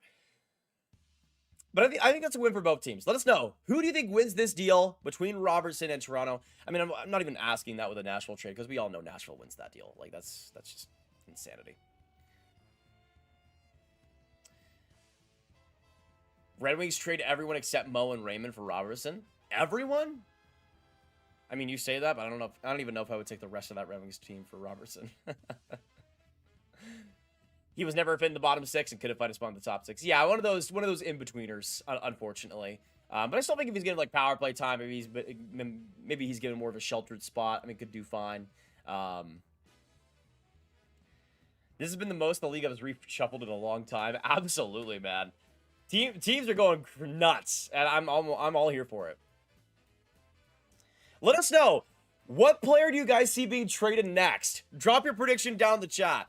We got Nick Robertson. We got Maverick Bourque dealt. Let's see. Who do I think gets traded next? You know, I'm going to say it here. I think Braden Schneider. I think the Rangers have something up their sleeve. Something's brewing. Something could be brewing for the Rangers, though. You could also easily bet on nothing for Chris Drury and just as easily get a win. But I'm gonna predict Braden Schneider. We'll see. We'll see. Do you think there's a chance Robo can end up in Chicago? Maybe, but I mean, I didn't think that Bourque was gonna be traded in the division. I guess anything gonna happen. I'm not a big hockey guy, but what's going up with the Blues? I mean, no problem there, Brian. It's great to have you in the stream. I mean, if you're still a hockey person if you're in a stream like this. I mean, as niche as you can really get. I appreciate you dropping by. For St. Louis, I mean, they already traded for Mason McTavish, so I wouldn't be surprised if that's the bulk of their offseason, but I could see maybe a right D ad potentially in free agency. Kinda with a 2 Canadian. If Matthew Knies gets moved, Lorentz is our 2 right wing. Ooh. If Matthew Knies gets moved, Lorentz is our 2 RW astonished face. I mean, there's a lot of free agents on the right wing that I think could be intriguing for Toronto. Obviously, Patrick Kane, but you got, I mean, that's just the pure options there. Like, maybe, imagine how funny Claude Giroux would be on Toronto. What if Robertson is traded to my team in Carolina? That would be a good fit. I just don't know. They would probably have to trade somebody like a Jackson Blake, and I don't think they would want to do that, honestly. Zetterlund getting traded would be brutal after Eklund joins him in Ottawa. I think give him a chance to play together again. They had great chemistry in San Jose. Yeah, I don't think Zetterlund's on the block anymore. Like they're like bros. Like genuinely, they are legitimately best friends. And I don't feel like that would be a good move for the Sens to make. Like you got to build up the want to play in Ottawa, and you don't do that by trading friends of people, even if it might make sense. Gentleman 5! Gentleman, and thank you so much for the 5. I appreciate that. True. We got a Nick Robertson trade before a Jason Robertson trade in GTAV. Thank you so much, and I appreciate it. But yeah, I mean, it is true. I was kind of I feel like it's been a long time coming, the Nick Robertson deal. Like, I feel like I've seen him on trade talk for years now. Do you Oh! a player like Braden Point in a package for JW? Claude Giroux to the Flyers, folks? It's Wes. Thank you for the $5 donation. Is that Mr. Salt in the chat? Is that Mr. Salt, my favorite Sharks fan? Marchman to San Jose would be fun, but I don't think they have any room for him on the team. The lines are completely full. Yeah, that's kind of what I was thinking. I know that they were being speculated as an option for him, but I feel like they're fine with Stenberg being added on. I mean, obviously you do get rid of Eklund, but I feel like that's fine. I mean, you look at the left side, they got Chernyshov, Stenberg, Graf, Sherwood. Like, I think they're fine in that department. And I wouldn't give the term either that Marchman wants either. Because it seems like he's wanting more of like a longer term contract. I don't know. I agree with you. I think for San Jose, it just doesn't really make sense. I personally wouldn't do that much in free agency if I'm them. I would stay away. I would stay away as much as I can.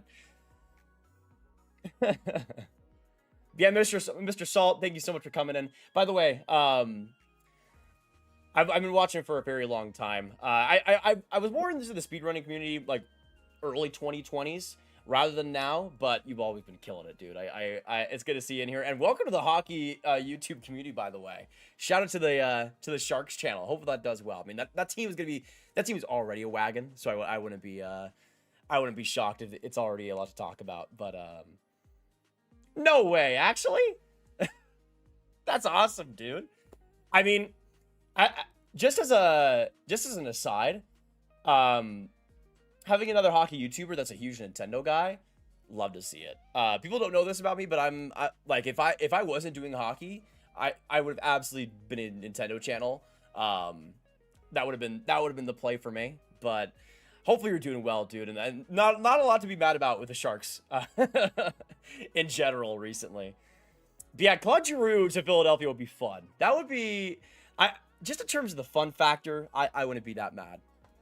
Yes, it seems like Giroux very likely to head to the market, though it seems like they've been kind of back and forth. In addition to LA and Tampa Bay, I believe that Calgary and Minnesota are among the teams also considering Patrick Laine. Minnesota with Laine? And also Olin Zellweger, multi-year contract coming from David Pagnotta. So Buffalo getting some business done. Yeah, let me get you on the dono board, Wes. Thank you so much, dude. Thank you so much. Yeah, it was bad timing. We had the celebrity himself now. I can attest as a YouTuber, the worst thing possible is to be called a celebrity. I hate that. I hate that. I've been recognized like twice in public. There's no chance. There's no chance. Do you think it would be stupid to include a player like Brayden Point in a package for JW, considering his recent injury history? I mean, it depends on what the Stars would do afterwards. Because, I mean, I feel like center, you maybe trade like Rupe Hintz after that. But I mean, Brayden Point would be fun. As much as he's kind of regressed slowly but surely, that would be a lot of fun, I think. Favorite YouTuber while growing up, Grav? Oh. I would say for me, the Game Grumps were up there. I would say Nathaniel Bandy was up there as well in terms of the gaming world. Loved him a ton as well. I would say those were up there. I watched a ton of Jacksepticeye. Like, Jack was my boy. Bro, as a Hawks fan, I'd be pissed about Byram. He's not a number one D-man. I'd love to be wrong, but I didn't see him break out, but I don't think so. I mean, I think there's an expectation that he'll be better, but I don't think it's... Wait.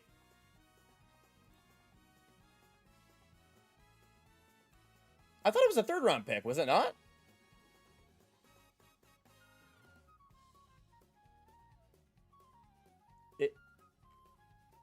I thought it was a third-round pick. Anthony Marco saying it's a second. I think it is still a third-rounder, considering that's what Pierre LeBrun said. Maybe it's conditional? Somehow? I mean, these conditional picks are all over the place, but yeah. Yeah, Salt is a Sharks fan, which, by the way, so based. So based. Love to see it. Luke, love you. I love you too, brother. Good to see you. McKenna, thank you so much for subscribing. Ain't you Nathaniel B? And no, and just like it because we share a name, but that also helps. Do you think Kane has a chance of going back to Chicago? I mean, I just feel like he's closed that chapter. But I mean, if Drew's gonna be going back to Philly, I mean, I guess there's a chance for anything to happen.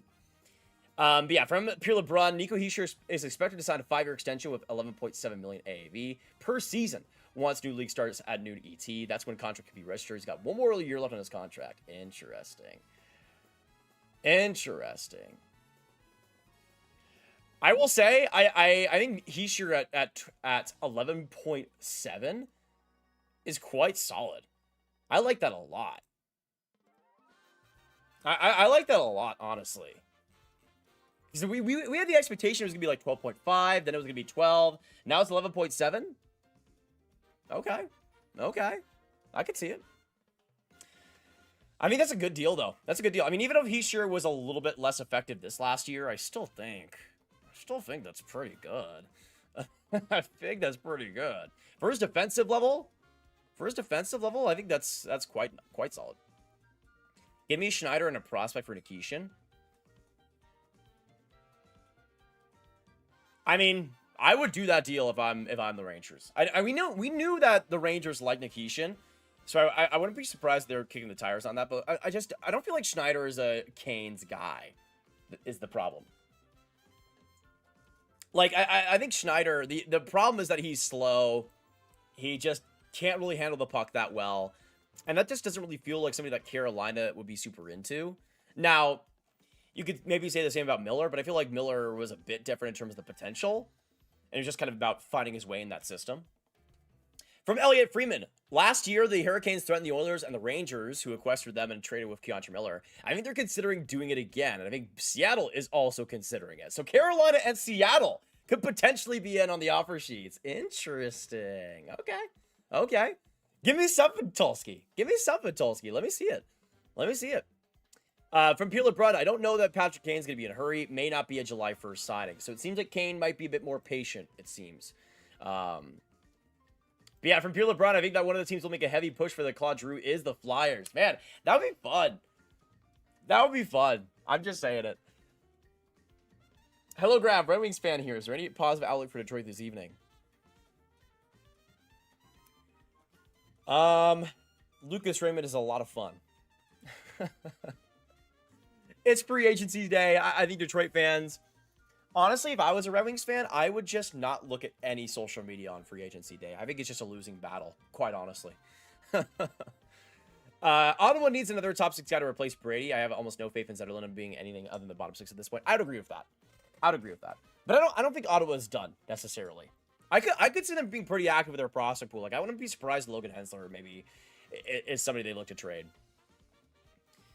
On Elliot Freeman, the Rasmus Anderson situation. In the playoffs, there was a mild rumor going around that Vegas would move on, and I don't believe that's true. I think they're going to sign him. Interesting. Now, that was a couple days back, but, I mean, Vegas does now have more cap space, though they did just re-sign Lazon, so maybe not. But maybe it's not out of the question that Anderson could return to Vegas. But yeah, in terms of, we're hearing more on this, by the way, when it comes to Werenski and Maple and Toronto. I'm not saying with 100% certainty that Matthew Knies isn't going to be included, but right now he isn't, and he may not have to be. So we've heard a couple of people saying this, that yeah, Knies might not have to be a part of a Werenski trade package, which would be wild. That would be insanity if they at least could somehow land him. That would be wild, man. I mean, if Chayka could somehow get Werenski without giving up Knies, just give him the GM of the Year award already. I think that would be unbelievable. But yeah, we got 2,000 plus in the stream. Thank you guys so much for joining us. Everybody here all today having a good one. Hopefully your morning's going well. I was super tired waking up today, by the way. I went to bed early. I was prepared. I was ready to go.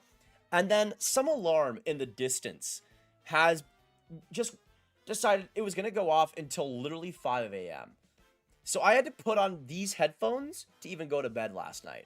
It was some, like, I'm guessing it was like some door that was opened that wasn't supposed to be opened, and some dickhead just left the door open and somehow was like, oh, I don't hear this big alarm that's in my building somehow. It was like just far enough where it wasn't horrible, but just loud enough where I could hear it and be annoying. And it was brutal. It was brutal. And I will say, that happening after all the crap yesterday about Werenski rejecting the Stars, not my favorite, like, 10 hours. I'll say that. From Darren Drager on Werenski, I have heard they like Connor Geeky and a JJ Moser package. Okay. So it seems like Columbus might be warming up to a Geeky Moser combo, and maybe a lot more on top of that as well in terms of picks, but that kind of centering the deal. Though I gotta be honest, I don't know if I love Connor Geeky as your best forward coming back. No, I love JJ Moser. I think he is a top pair defenseman, but not like a number one. A good complementary defensive number two. I would say if you're looking for a pure defenseman going back, Moser is interesting, especially if you're not going to get a Harley. But I don't know. That intrigues me. That really intrigues me. From Darren Draker as well on the Hurricanes, it is possible to take a hard run at Connor Hellebuck. Could that impact the negotiation on John Carlson? Intriguing. Especially since they traded for the rights. That's what makes it interesting, is that they traded for the rights, and if they don't sign him, what happens next? They could get him without Knies, just would take Makeda. Nah, Derek. Doesn't seem like it's going to take that much, which is kind of wild to me, but we'll see. What is your favorite team? Who do you cheer for? Brooks, unfortunately, the Dallas Stars. Unfortunately. Everyone should sign a petition to fire Eisman. I mean, I would, honestly. I think San Jose should sign Trouba as a bridge guy until Verhoff, Lynn, and Cagnoni make impactful moves. What do you think of this? I will say this. I wouldn't hate it. I thought he was pretty good defensively with Anaheim. And I think as a kind of bridge guy, it makes a lot of sense too. Same thing again goes for Chicago. I think he could fit well there. And if it is a bridge, like if it's like a 2 or 3 year deal, I'm fine with that. Like for a bridge for Verhoff, but especially a Lynn, because I think Lynn's going to take a little bit longer than Verhoff. Verhoff, I think you're at least giving another year to the NCAA too, but I wouldn't be surprised if he's NCAA, AHL, then NHL. I think Lynn is 2 years in the NCAA, then AHL, then NHL is what I would predict. McDonough, Sam O'Reilly, Connor Geeky, Jack Pridham, Gage Gonzalez as a package. I feel like again Moser would be the prize that Columbus would want. Where do you think Stuart Skinner will go? That is the question. I was kind of thinking like Florida could maybe be up there, but of course they went for Jacob Markstrom instead. Actually, that's a good question. Where do you guys see Stuart Skinner going? Because he was genuinely decent in Pittsburgh, but playoffs-wise was kind of all over the place. I would not touch him with a 10-foot pole, personally. There's nothing I hate more than an inconsistent goaltender, and Stuart Skinner is the epitome of that.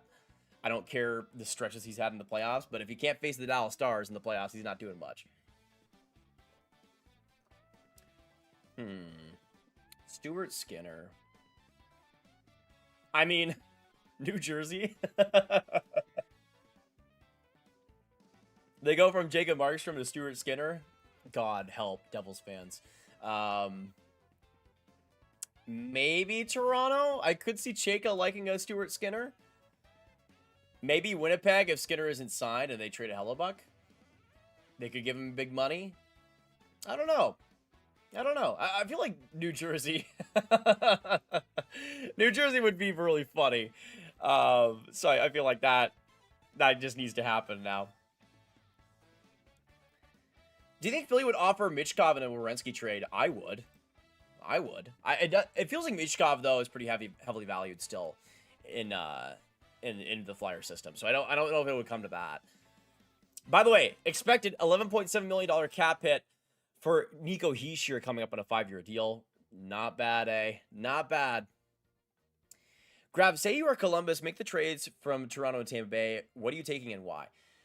I mean, for Toronto, here's the thing that I don't think is getting talked about a lot when it comes to Werenski is that next year his contract goes from a full no move clause to a 10-team trade list.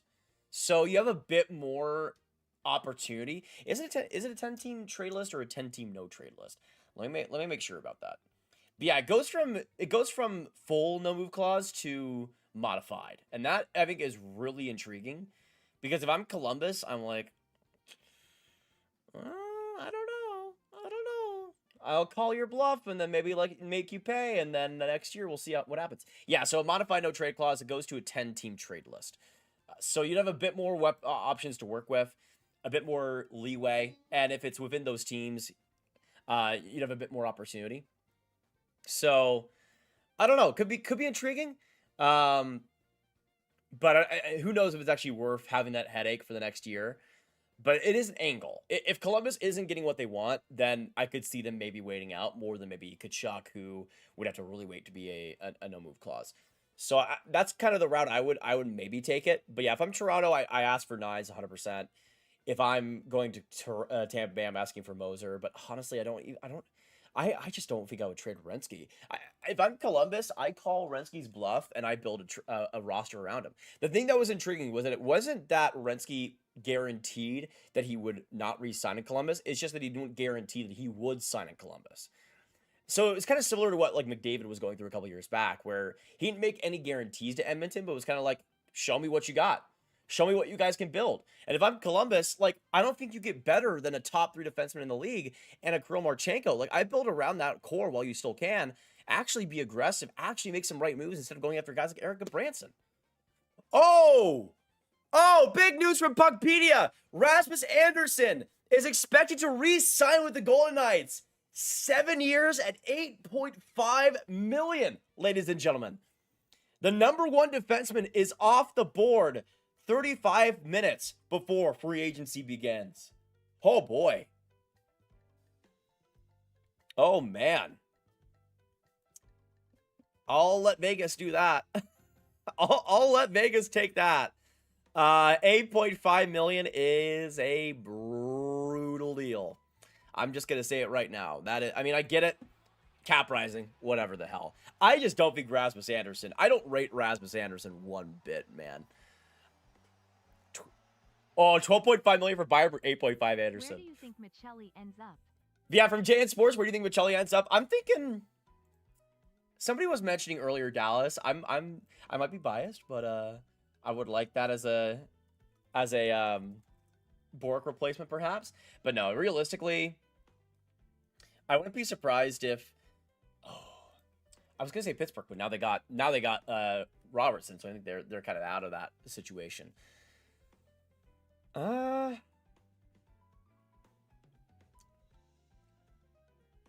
could see the Rangers. I could see the Rangers liking Michelli. Something about that. Maybe the Devils also. I mean, they like a Rodriguez. I could see it. Maybe Calgary. Maybe. But yeah, 12.5 million for Bayern or 8.5 for Anderson. Is shooting myself an option? No, I'm kidding, Jolly. I'd probably go Byram. I'd probably go Byram. Because at least in Byram's case, I have a lot more confidence in him being a consistent offensive D and being able to roll with that. Anderson is like, he puts up points. He has a great shot. But he's like he's such a blah player. Like, he was bad in the playoffs, I thought, for Vegas, genuinely. The rest of that defense was phenomenal, but I don't think he was good. I think he's a big shooty boy that steps up into play sometimes, but I don't think he's very smart in doing so. Byram, I think, is a little bit more consistent with it, and I think is a bit better of just all-around playmaker. And another donation from JN. Thank you so much, dude. That's in the Markstrom trade. I thought it was really good for New Jersey, honestly. You get rid of a lot of cap. You get a player like Rodriguez, who I think really fits well into a middle six. Good speed. Underrated analytics, too. I think he's just a good, under-the-radar bet for his cap space. And then Arctic Pilot with a $10 donation. Thank you so much, dude. Are you kidding? My man coming through with a 10. And no message. He's just raw dogging it. Love to see it. Respect. Thank you so much, dude. I appreciate that big time. All right. Anderson is off the board. He goes to Vegas. By the way, from Elliot Freeman, Olin Zellweger extends in Buffalo. We get the official confirmation. 3 years and around $9 million.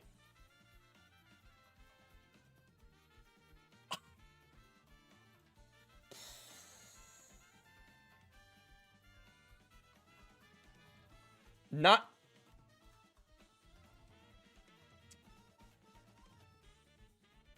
Okay.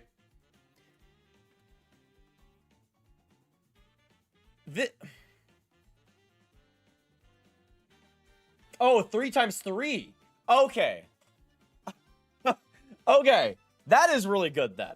I was like 9 million per and it's not even a long-term contract. I was about to be like, what? 3 times 3 is really good. That went from, I don't know where the angle is there for the Sabres because I'd rather have him at 9 million for like a long-term contract. 3 years at $3 million is fantastic. If that is the case, that is quite nice. That is quite nice. Predictions of the big news in the first 5 minutes of free agency. Mine, Celebrini extending would be interesting. I feel like, though, we kind of heard that they're waiting for Bedard's contract to go live. So I wouldn't be surprised if Bedard's goes first. But yeah. I'm guessing 3 years, $3 million. If it is, that's fantastic. Like I think Zellweger is worth like around $6 million-ish. I would say per year.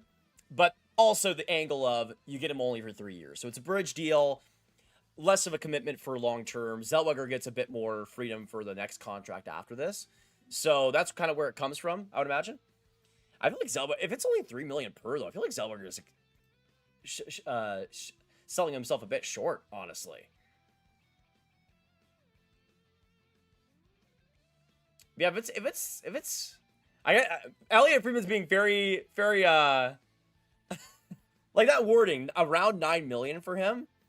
Like it's hard to tell if that's per year or in total, but I would guess in total. My initial reaction was per year, and I was like, huh, very intriguing. Yeah, Larissa line at 5 million times 8. I like that deal a lot. And then for Florida, I mean, that's how you get those lower AVs. You got to give that term out. But in the case of Larissa line, he's 27. I don't think it's the worst thing in the world. I don't think it's that big of a steal for Zellweger. Isn't that good? And he's getting no power units in Buffalo. I like Zellweger a lot, though, Eliminator. I mean, it's kind of what you see him as. I mean, I don't think he's going to be a top pair guy, but I see him as just kind of putting up that Byram spot, though. Like, Byram didn't get first power play minutes, but he did get second power play.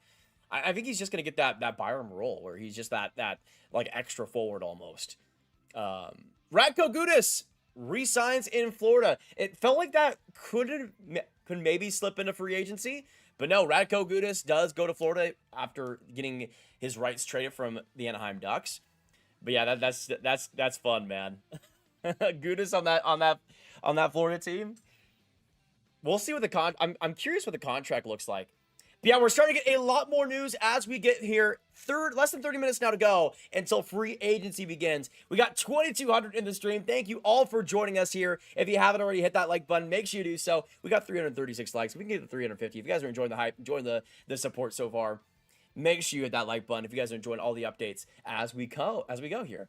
But yeah, this is getting very interesting now. Rasmus Anderson off the board. Radko Gudas off the board. Very intriguing. Very intriguing. Yeah, Florida's out for blood. Genuinely. Do you think the Oilers get anything done? I would be surprised, RK. I mean, before a Darnell Nurse trade happens, I would be surprised. What would it take for San Jose to get Nikishin? I mean, I guess it could be fine since he did play right D this last year, but I would say for them it would take maybe a bit more than is needed. Or necessary.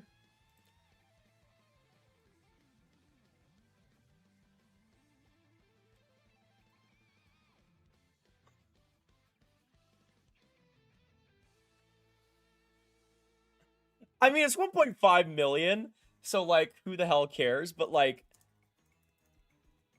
he's 36 years old. What? Grav, who's your team? My favorite team is Dallas, unfortunately. He's 36 years old. Like, again, I get it, the AAV is nothing, and you could probably buy out that contract at a certain point, but, like, that is really funny. That is really funny. We know their strategy now, guys. We know their strategy now. Arctic Pilot with a 20! Oh my goodness! First to 10, already generous enough. Thank you for the $20 donation, dude. Holy! It's for the love of the stream. I can see Utah offer Sheeting Robertson. I would be surprised if he said no since they're on the up and up. Thank you so much. Thank you so much, Arctic. Can we get some love in the chat for him? That is incredible. But yeah, I can see Utah offer Sheeting Robertson. I would be surprised if he said no since they're on the up and up. Let GM and BA cook. I mean, Utah could... I mean, they definitely have the assets, both in terms of picks, prospects. I've been saying it. I would like Utah as a Robertson fit. Obviously in the division, so not great. But, like, if Dallas wants to go in like a pick direction, I would love... not just because of that, but also like Sean Durzi is something that I know Utah has been trying to move. I would like Sean Durzi a lot on the Stars. That's like a perfect middle pair puck moving D that the Stars need. Like you got Durzi, you got like I would like potentially like a Lawson Krause. Like give me a Durzi Krause like in a big prospect back like a Daniil Boot or like a Dmitry Simishev. Trade Harley, get Simishev, Krause, and Durzi back for Robertson, and now we're cooking. Now we're cooking. Okay. But yeah, 6 years at 1.5 million. That sure, dude. Sure. Why not? Why not?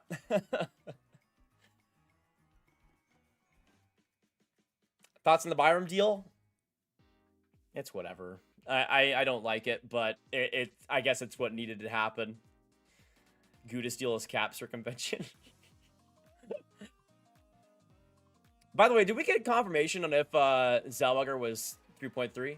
Okay, yeah, from Puckpedia, 3 times 3.1. That makes a lot more sense. And that is really good for Buffalo, man.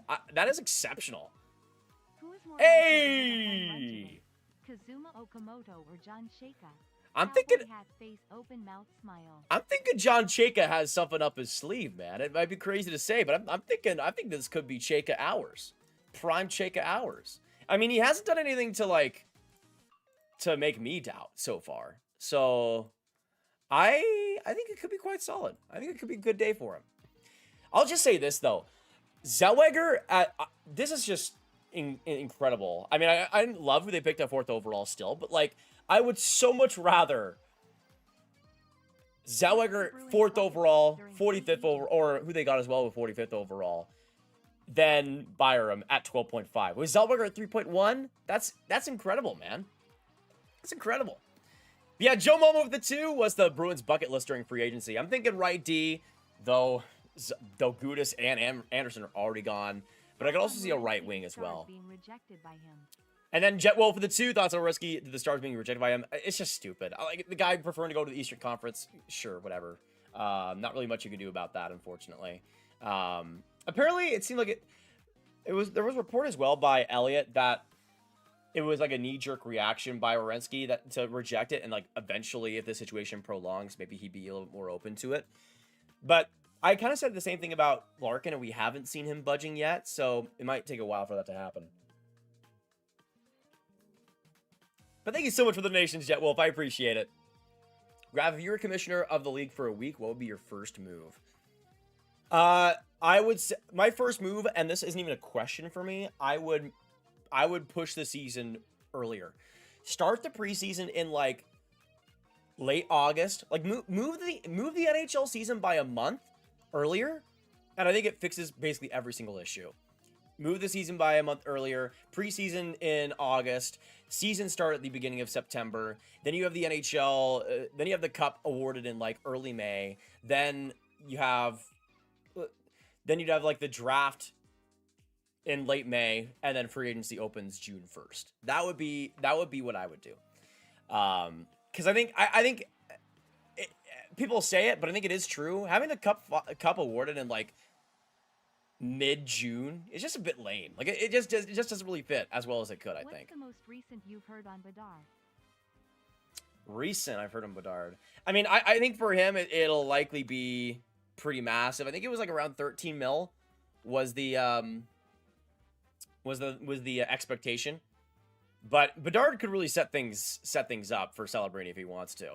There's an opportunity for that for sure.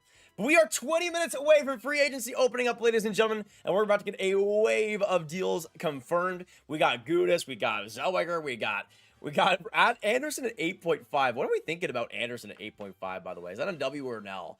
I gotta say it. I think that's an L, honestly. Like that's the thing for me is I would have just kept Korczak. Like I at that point, you save the money by getting rid of him and getting Witherspoon, but you just re-sign Lazon and then keep Anderson. It's like fine, I guess, but I don't think it really moves the needle for them.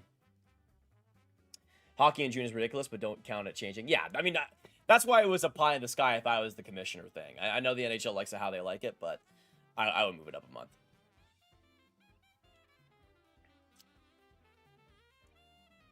"20 minutes away from Julian Breezeball not doing anything to improve the lighting while the rest of the division gets better." I mean, it seems like he's trying for Werenski, man. He's got bigger fish to fry at this point. Do you think Nick Robertson was a potential incentive to get Jason Robertson to Pittsburgh because they're brothers? I wouldn't be surprised if it's a component. I mean, most of it, comes down to Dubas loves Nick Robertson. And has always loved Nick Robertson. So, I think that's most of it. But I wouldn't be surprised if there's an element of like, well, we got your brother now. Why not join us in Pittsburgh, eh? I wouldn't be shocked. Yeah, I'd rather have Byram at 12.5 than Rasmus Andersson. 100%. Byram, I think, is genuinely a good player, even though I think he's overpaid and like slightly overrated.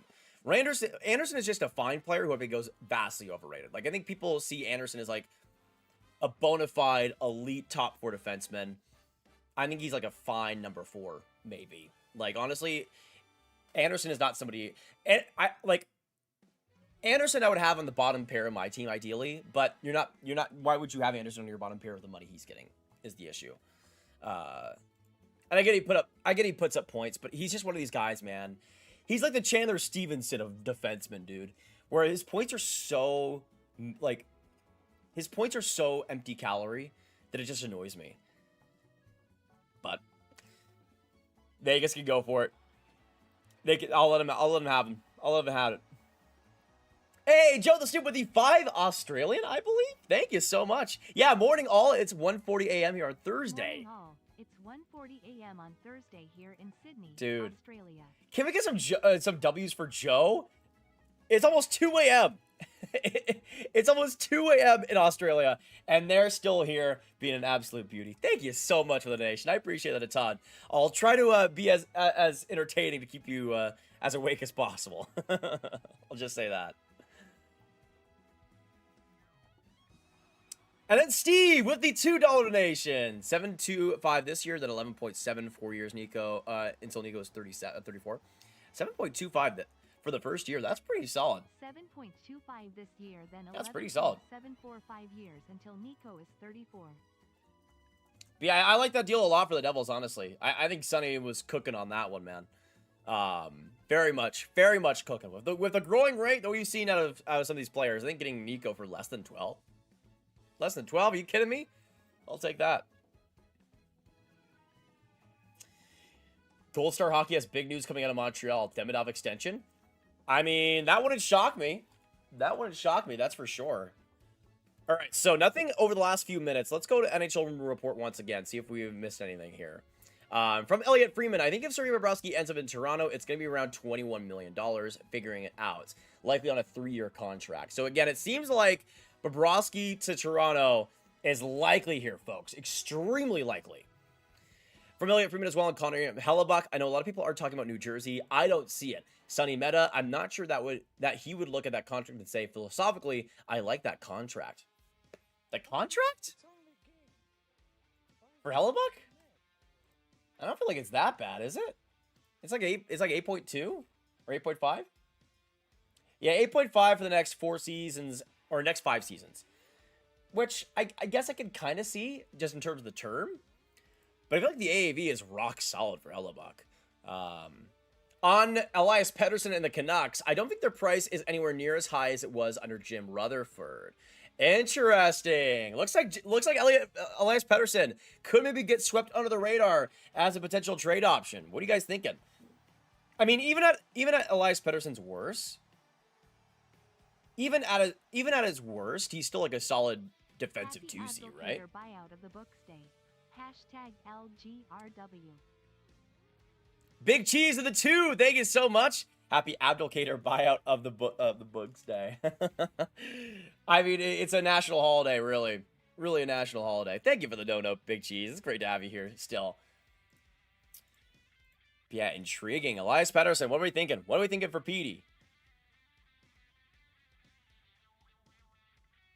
Let's see.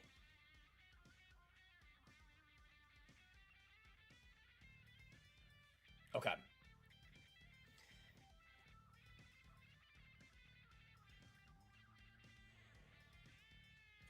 We got 15 minutes, 16 minutes to go. Let's see, shall we? Let's see. Yeah, Darren Drager again speculating Mason Marchment to San Jose. Interesting. Okay. Yeah, that it seems like the Devils don't want to really touch Hellebuck, maybe unless there's salary retention, but I don't know why Winnipeg would do that. From Anthony DeMarco, speaking to an Edmonton source, the Oilers feel like the market is strong enough for Darnell Nurse that retention may not be necessary. Wild, man. Absolutely wild. But yeah, Dan Vladar is re-signing with the Philadelphia Flyers. $5 million at $5.5 million AAV with him. Not really too surprising. Considering the year he had, I mean, if he continues that, or is even close to it, not too far off, I don't think, in terms of value. Steve with the $2. Thank you. For all my New York Mets fans, happy Bobby Vanilla Day. Yeah, that's a real big one right there. For all NY Mets fans, happy Bobby Bonilla Day. Absolutely. Absolutely. Love the Mets. Love the Mets. Though, if you guys want to know, the Rangers are my favorite MLB team. The Mets are second, though. The Mets are second. Do not touch Pettersson. He's nothing more than a 60-point second-line center unless Vancouver retains $3 million. It's a no-go. I mean, I think generally that's probably the case, but I think it could get, in the right situation, more like 70-ish. Yeah, the contract is the brutal part. Sunny trades Mercer and Dougie? Oh, back-to-back donations from Joseph as well as Gghh Bettman. Gghh Bettman? What is he packing? Gary, my dog. Barkov's gonna have a loot of PK time this season, rolling on the floor laughing. Just the last donator being girthy is really funny. Will, thank you for the $2 as well. Sean Monahan and a... Ooh. Oh. Sean Monahan plus first for EP40? Yeah, so first, Joseph, do you think Sonny trades Mercer and Dougie? Dougie, it doesn't seem like it will happen. It seems like Sonny likes Dougie, which makes sense. He's a nerd. And us nerds love Dougie Hamilton. Mercer, less so, or maybe more so, in terms of potential trade option, though I feel like his value is still rather low, even though he's always been a good point producer.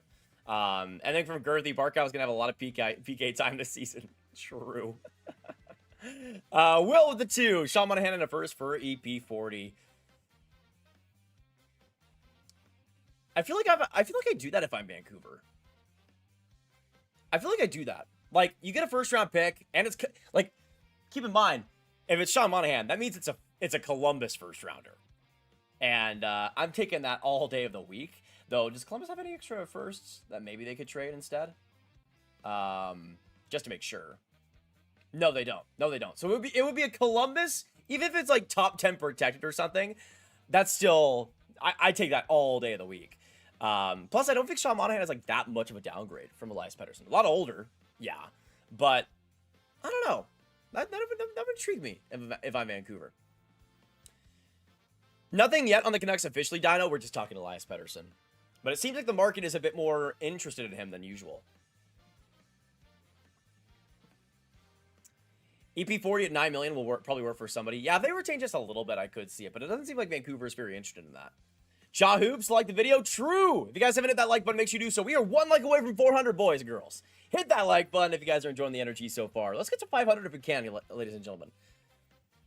The Byron contract is a huge risk, but maybe in a top role he can thrive. If I'm a Chicago fan, is this a risk I would take? Yeah, it's a difficult one because I think he could be a solid number 2. I don't personally see him as a number 1 though, and that's kind of the issue. It's 12.5 million. That's quite a bit, man. That said, I think EP really just needs to change the location and is likely to have a better season literally anywhere else. I agree with that. I mean, I don't think he'll get back to like. I don't see him getting back to like, oh yeah, we're popping 100 points in a season, Elias Pettersson. I just truly think that era is over. But I could see a scenario where he gets back to like a point per game. And it's like at that point, with the rising cap, is that truly horrendously bad? It's probably still not great, but like horrendously bad at his contract. You could make an argument it wouldn't be too bad. Nick, the Mario Kart music in the background is awesome, Grav. Yes, sir. Yes, you know it. Mario Kart World soundtrack is legitimately like 14 hours long, and every single one, like I went through that soundtrack and I made a tier list of that soundtrack. There's like 6 songs out of like a 14-hour soundtrack that are not great. Like they're just kind of fine to me. That's like out of like 400 songs. So it's perfect background music. We got 10 minutes to go. 10 minutes. Can we get a 10 minutes in the chat? We are so close, ladies and gentlemen, from free agency opening up. If you haven't already, subscribe and make sure you do so. We'll be covering all the big trades here on this live stream, all the big free agent signings as well. And after the stream, we'll be going through the best and the worst signings of free agency as well in a new video. So hopefully you guys look out for that. I can see Ottawa taking a swing on Pettersson as a reclamation project. Stereo seems to be pulling the team in a more Swedish heavy team. I mean, that could be fun. It's just like the center issue though. It's like they already have Cousins, they already have Schusla, they already have Pinto. It's like, do you play Pettersson on the wing?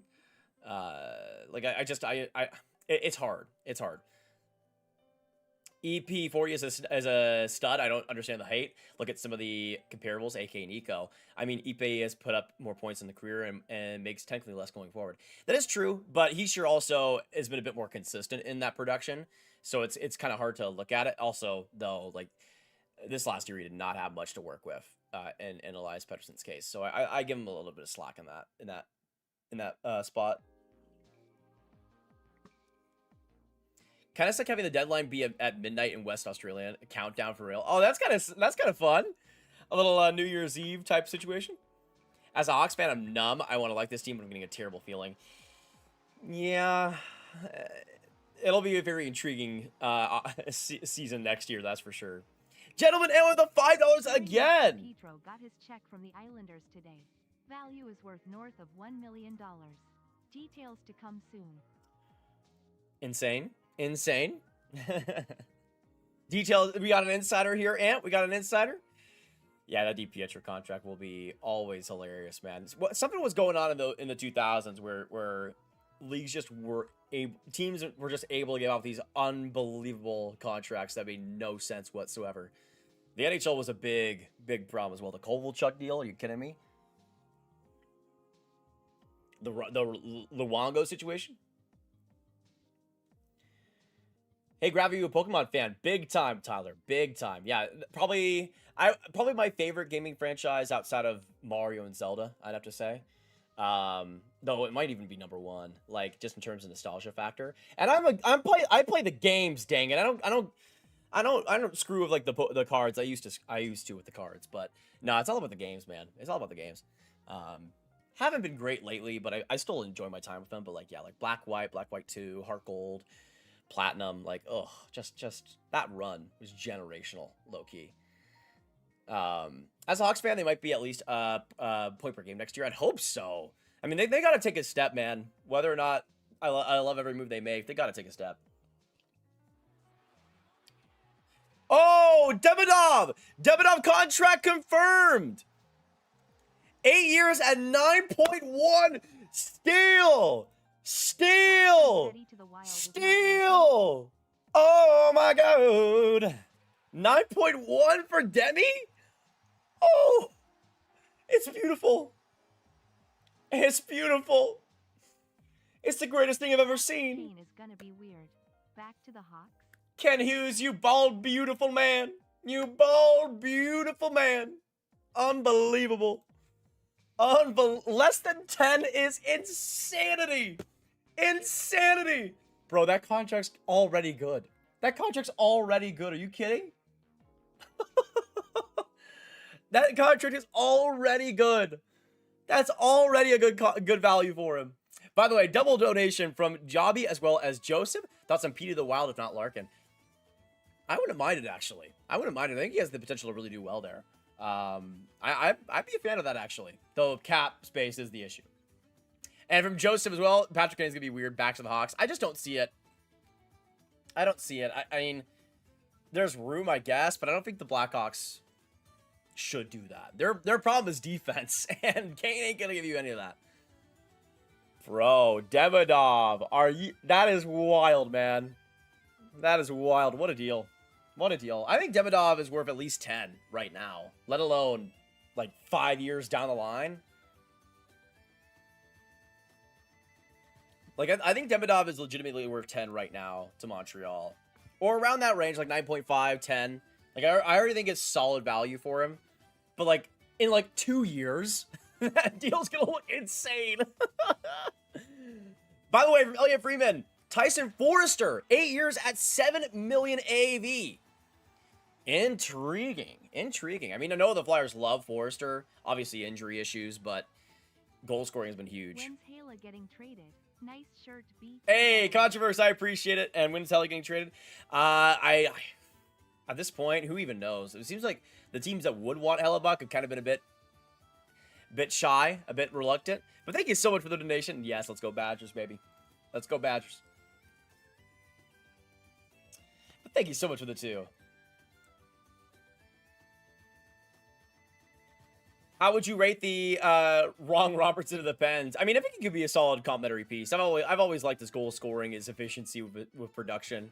I think the Pens will give him a good shot for sure. Yeah, what do we think of for Forrester?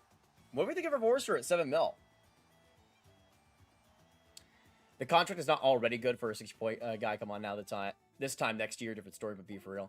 I mean, I think with how, like, 60 points, sure, but you got to watch the games, man. Demidov was their, through some points this season, I would argue he was their best forward. Like, just in terms of the creativity, what he was just creating on the ice, there were so many points that didn't get scored on that just should have been.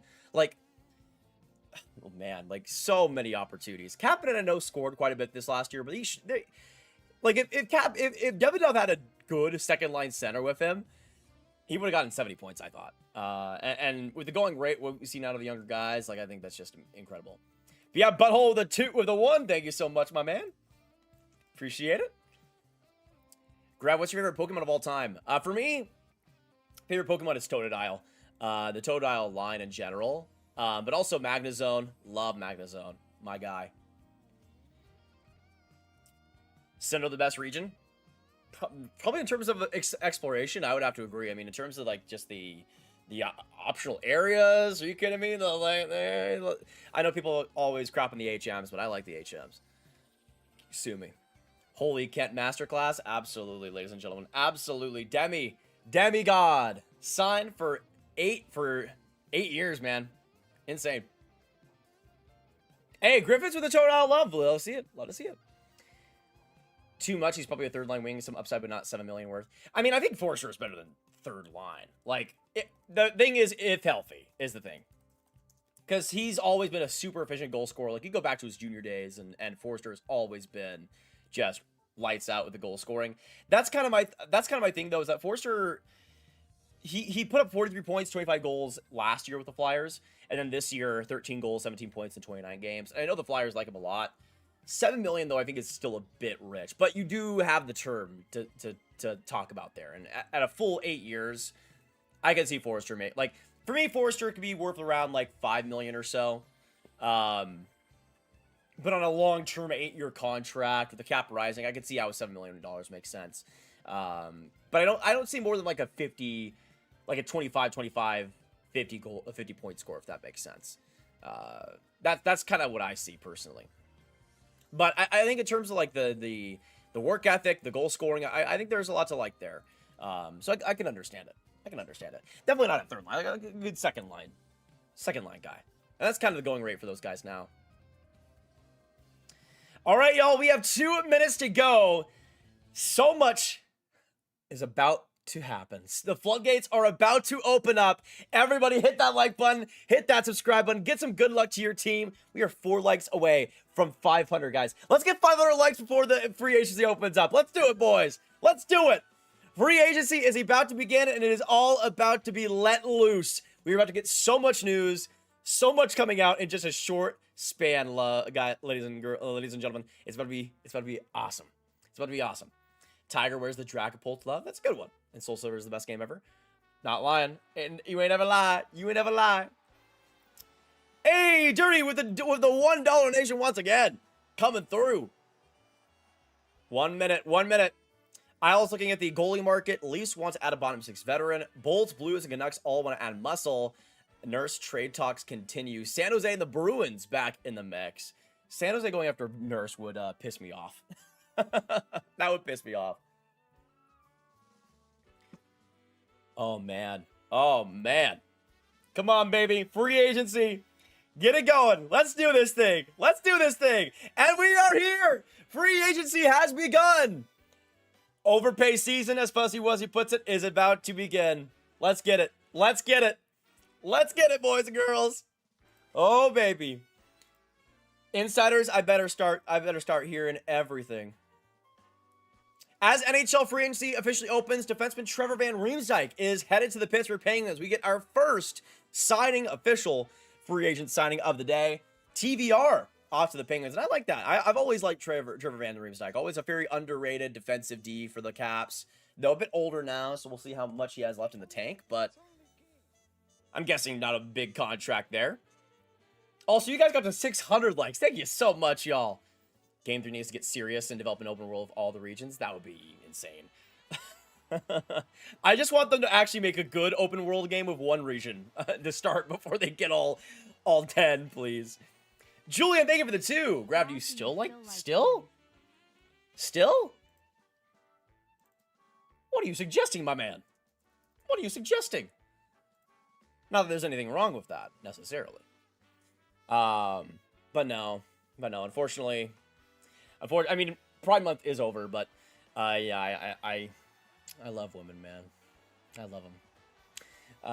It's like that line from, One Battle After Another. I love them. I love them. I'm so excited. Also free agency. Joseph with the 2. Also free agency and the US game. True. That is true. I mean, I don't really care about soccer personally, Joseph, but I know that's later tonight, right?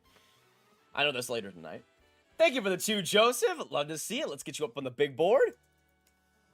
My man. Gary tampering. Yeah, Kyle Dubas tampering once more. No. There's no tampering here. He knew instantly within... They just negotiated a contract within the first 5 seconds of free agency. That's all. That's it. I don't see any problem here. I don't see any problem. Hunzy, thank you for the 6-month membership. Free agency hype. Yes, sir. Yes, sir. Do you see the Bruins making a splash today? I think they'll go for a right D. That's what I'm expecting. We'll see what happens. Jonathan Drouin, by the way, clears waivers after being bought out by the St. Louis Blues, so he is a potential free agent on the board. Montreal doesn't have a single player over 10 million. That's the thing, Sharkbait. There still has never been a player making above 10 million that has won a Stanley Cup making that contract, which is very intriguing to me.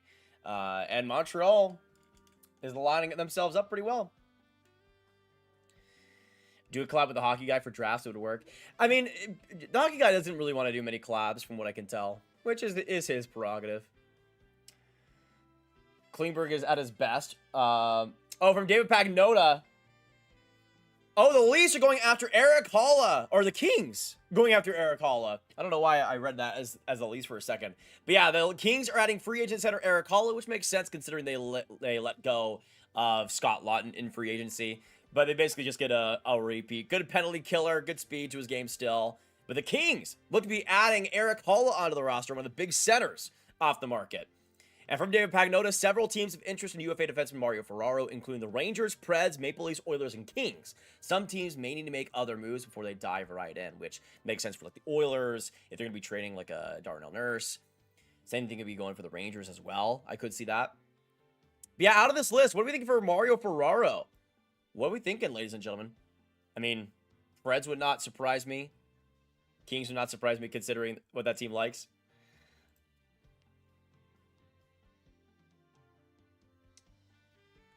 Intriguing. Dragon with a 2. Will Detroit trade Larkin today? I hope not. I mean, it could be in the cards. Though I feel like Detroit's gonna be focusing on free agency. I hope not. They got to focus on their big overpays in free agency. They just have to. They have to. Like that's how it's always been. By the way, no, Jack Eichel was not making more than 10 million. He made 10 million. Just 10 million on his last contract. Now he's making more than that, I believe. Yeah, his next contract is for 13.5. But yeah, Eichel was making just 10 million when he won with Vegas. So nobody over 10 million. No 10 million plus contracts have won the Stanley Cup yet. Yeah, I feel like Ferraro, I'd like him as a fit for the Preds. I like him on the Rangers too. I think he could get a lot of ice time there. Spencer with the 2. Thank you so much. What are these strange ass donation messages? Y'all are wilding out here. Did you get bricked up watching Heated Rivalry? That being on the SMS or the text to speech is really funny. Where does God's team Dallas go from here? Losing Bork hurts. That's what I'm saying, Jordan. I don't know. For just a second and a third, are you kidding me? Just brutal, man. Just brutal. Just brutal. I was hoping for like a first or something. Like, give me something. Though I think getting rid of the Lavushkin contract made that harder. That's for sure. Nathan, how do I prepare for the imminent 7x6 Ferraro deal? You can prepare by knowing that his name is Mario, and Mario getting... A guy named Mario getting that much money is really funny. So you can prepare that way, I think. All right, official on the Heischer contract. Your favorite love scene in Yeah, officially done for New Jersey. 5 times 11.7? You kidding me? You kidding me? I still like that a lot for New Jersey. I still like that a lot.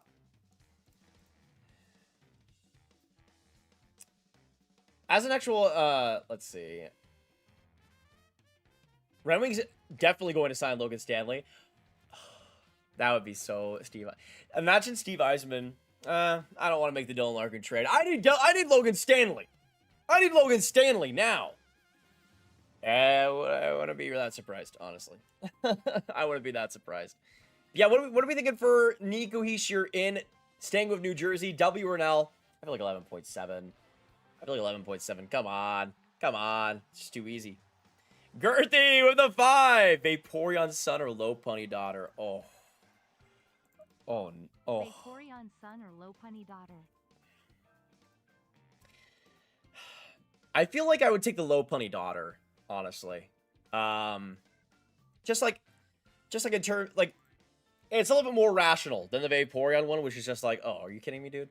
You kidding me? Low punny, it's like at least like you can kind of see it. Joseph with a 2. Watch this, Robertson or Helly to the Devils. I mean, Helly, New Jersey. Robertson or Helly to the Devils. They're sneaking around. They got something brewing. We'll see if they're able to get something going. Yeah, Nico staying in New Jersey. That's huge. That's huge. We'll see. Nico's a great two-way player, especially. I mean, he's really grown into that role too. Still on your knees for Greer. I mean, how couldn't you be? How couldn't you be? On your knees for Greer. Also, people are saying that I've been glazing San Jose. I think you guys are just mad. I think you guys are just genuinely mad that San Jose is building an unreal team for the future. Like, if you don't see that, I think you're either mad or you're a Blackhawks fan. Like, that's it. That's it. All right, 2 years, $3.5 million for Erik Haula. Not shabby. Not too shabby. I was expecting Haula to get a bit more, honestly. I was expecting like maybe like around 4.5. Ain't too shabby for Erik Haula. Now, does this really move the needle for LA? Not really, I don't think, but that's not a bad contract. I mean, Erik Haula is something that is still solid. Like in terms of that Swiss Army knife game as a center, you got the penalty kill ability, the speed. I can see why a team like LA, and I think he's a good fit for LA too. I mean, he got 38 points this last year in 81 games. But that's what I'm saying though. Like Erik Haula got almost 40 points this last year. Was a point per game for the Olympics too. You got the overall ability. And I'm shocked he only got 3.5. That's the thing. I'm still kind of shocked. So I would have expected more like 4.5, honestly. Especially if it was more than a year deal. Why not? It's a good day to be a Sharks fan. The future is fairy tale, bro. Extremely. Extremely.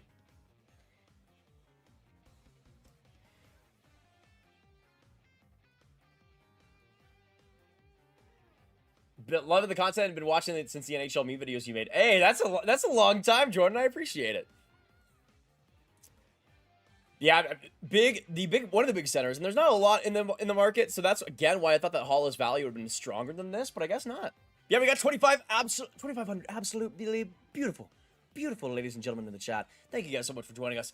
I think especially for what this free agency will be, might take a little longer to get a couple of these bigger deals, but Anderson being re-signed right before the buzzer was really funny, especially for that contract. Wild by Vegas, but still. Yeah, I don't know why people are so surprised that Chicago's my least favorite team. It's like, I'm a Stars fan. Like, Also, like, if you guys have seen any of the prospect videos, you know I'm not biased against Chicago. I love what they've been building prospect-wise. I'm going to take your money, Spencer. I'm going to take your money. I'm not putting you on the board. You're a strange little man. You're a sad, strange little man. I'm really curious what Otto is going to do for the rest of this offseason. I mean, I feel like getting at least, like, one top 6 guy has to be in the cards. Okay, 3.6 million, I guess. Hey, Frank! Hey, what's the deal? What's the deal, huh? What's the deal? Hey, Frankie. Hey, Frankie, what's going on? What's going on? What happened? What happened to you? What happened? Frank Cervelli, not my insider. Hashtag not my insider, man. Not my insider. Misclick, probably. Hey, Robert, I appreciate it. Thank you so much. Why Chicago, though, not like Minnesota? I was just jealous of Chicago winning a bunch in the 2010s. Mostly that. Minnesota's not good enough to hate on. Or not as consistently good, I will say. But it's not like I don't hate Chicago anymore. I used to, but like they'd be like my least favorite team on my rankings. I don't like even dislike any team, honestly. So it's not really like that much of a thing. From Pure LeBron, 10-team modified no trade in the last 3 years of Demidov's deal. So I mean, 10-team no trade ain't that big of a deal. And so there's a reason I follow Frank and not Frank. True. Frank is the actual real one. Yes, free agency is open. We've seen a couple of deals so far. Eric Hall to LA, as well as Trevor Van Riemsdyk to the Pittsburgh Penguins. Mario Ferraro seems like he also could be pretty close to a deal, so we'll see there. Seems like there has been a lot of smoke on Helly to the Sabres, but I don't know if they're going to be able to get a deal done, is the issue.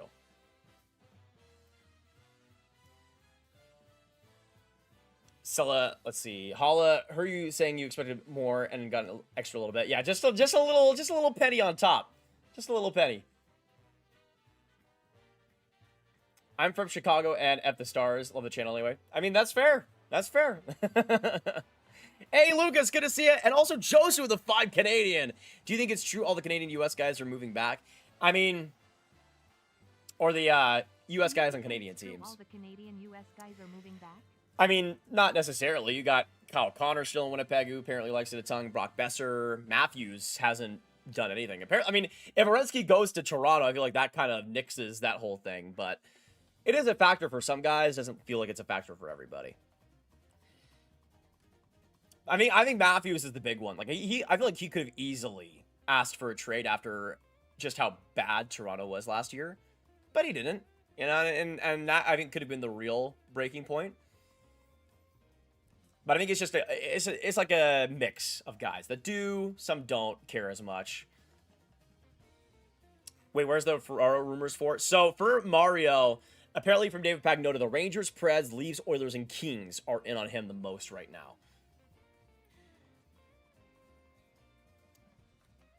Leafs get Werenski, Jackets get Nyes, Danford, Riley. Trevor Zegers fan, you're a strange little man. I'm gonna time you out, big dog. How long do you think San Jose bags the cup? Now, being a dynasty in today's league is so hard, so I'm not going to guarantee that. But I could see a cup, like, 5 years down the line. It's also so hard to win the cup early on. Like, rebuilding teams, it takes so long to get there.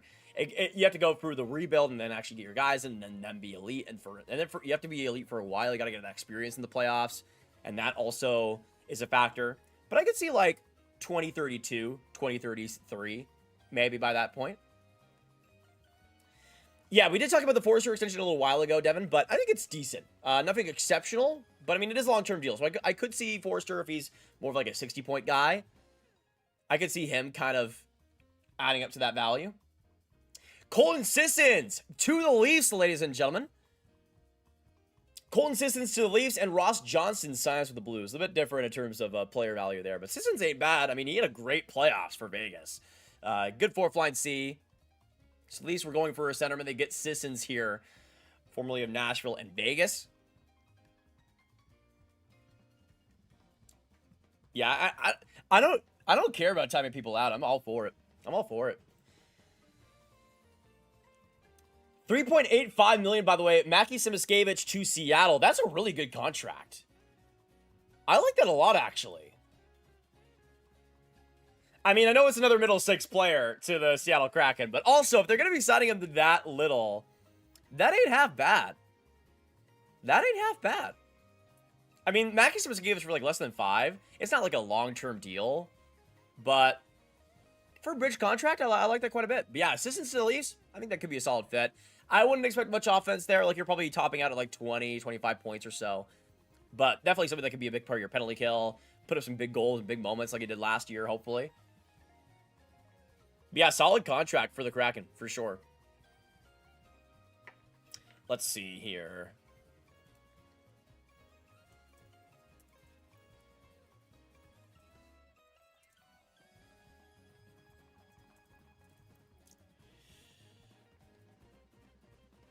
Yeah, I would say especially for, if you're going to go middle six, might as well be a good contract. And yeah, Simaskevich for sure. 3.85. I'll take that. I'll take that. Yeah, it wasn't long-term, but I also don't think that Seattle needs to do that necessarily.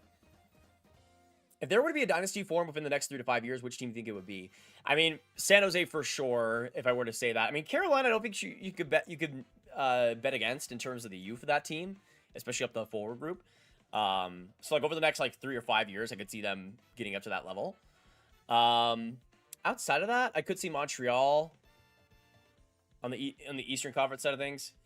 That's the only one that I really think has, like, from here, dynasty potential. Outside of that, I just don't think anybody, like, Florida, I don't think it has the longevity to be another, like, have another dynasty on top of what they've had already. Tampa, I don't think so. Maybe Washington, they've also gone quite a bit young, but I don't think they top out. Like, I think they top out as a team that maybe could win one, but not multiple. We'll see.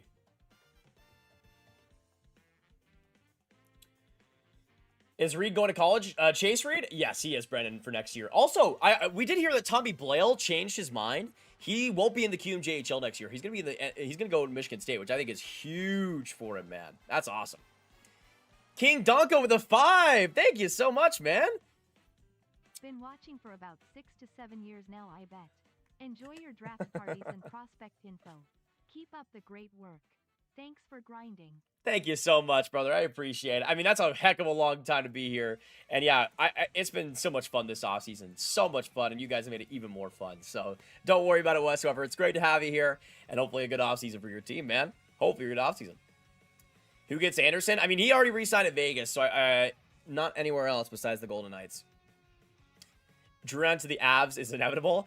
I mean, he did get bought out. Maybe like a tiny contract potentially. I could see it.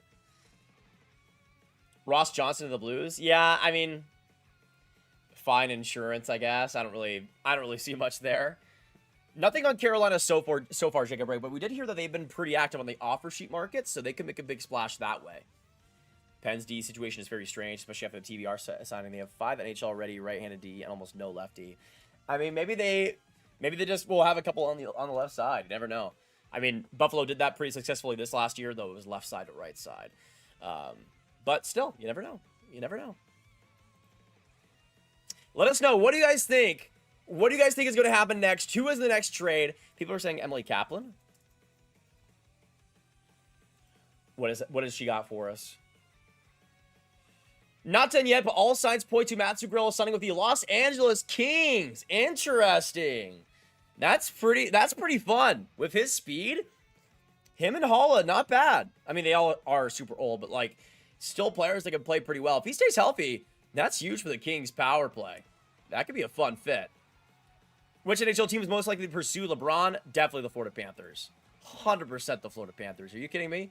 They're already making it happen, man. And they're somehow not going to be able to... NHL team is most likely to pursue LeBron. They're somehow not going to have to trade Anton Lindell to make it happen. And the Red Wings are also targeting Victor Arvidsson on a 2-year deal. You know what? Let's get Caplan on the notifications. She locked in. She locked in. Arvidsson to Detroit and Zuccarello to the LA Kings, folks. Intriguing. Now, I really need to go to the bathroom real quick. We're going to talk about these fits in a minute. But let us know, what signing do you think happens next? And what do you think about Detroit Getting Arvidsson. LA getting Zuccarello. Zuccarello, I think, could be really good in LA. I like that fit quite a bit. See you guys in just a few seconds time.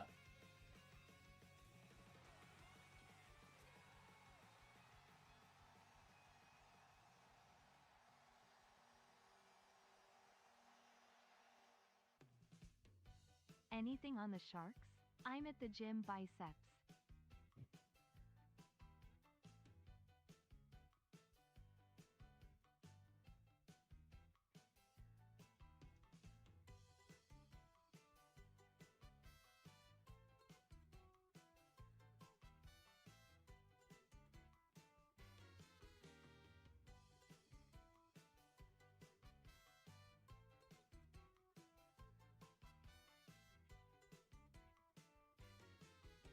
All right. We are back. We are back, ladies and gentlemen. Anything on the Sharks? I'm at the gym. Hey, Mikey! Get those gains for me, brother. Get those gains for me. I unfortunately did leg day on Monday, and then had a hockey game the next day, and that was not the move. My legs want to die genuinely, but we'll see. 1-year deal for Zuccarello in LA sounds like it's getting done. That makes a ton of sense. I mean, 1-year deal. I was kind of speculating we could see a 1-year deal on his case. Guys, I told you in the last stream I have hand sanitizer that I use every time when I use the bathroom during a stream so I can go quicker. Guys, come on, you're casuals. Unbelievable. Detroit trades 2027 second round. Oh, America for the win with a 5. Detroit trades 2027 second round, 2028 first right now to bring it Edvinsson and Carter Mays. Holy! Holy! Jets for Kyle Connor and Helene Buck. Loved. Interesting. I mean, that would shock me. Kyle Connor to Detroit would be kind of wild. I'm trying to even like contemplate that. There's so many moving parts. Thank you for the donation, America. I appreciate that. All right. But yeah, Kyle Connor on Detroit would be a fun fit.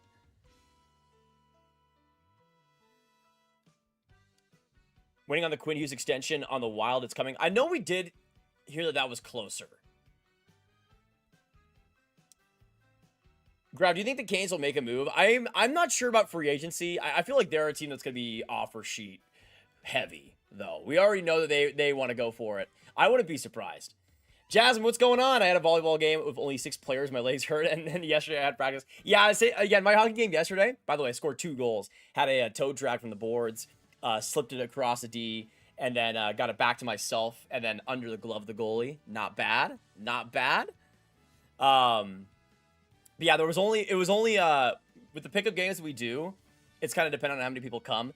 For my team, we only had 1 player on the bench. So basically, let's just say I had like 3 20-minute shifts. No, it was more like 2 20-minute shifts and then like 1 10-minute one. I think I had 2 breaks during that whole game. It was brutal. Please, Jeremy McCann for young assets for the sake of my sanity. I mean, it seems like Seattle could be going in a more youth direction. I could see it. Lucas with a 5 Canadian. I expect the Canucks to be shrewd this year. I'm thinking no major splashes this time around. Rebuilders have to be smart. New GM and new regime. I would expect that too. I would expect that. Shrewd this year. I'm thinking no major splashes this time around. Rebuilders have to be smart. New GM and new regime. Yeah, I don't think Vancouver makes any like big free agency signings. Like I don't think there's not really a need to either. Carolina isn't fully out yet, but John Carlson exploring other options. Philadelphia and Tampa Bay also in the mix. Bro, what do you mean Tampa Bay? What do you mean? What do you mean Tampa Bay? What? What? What? What do you mean the Tampa Bay Lightning?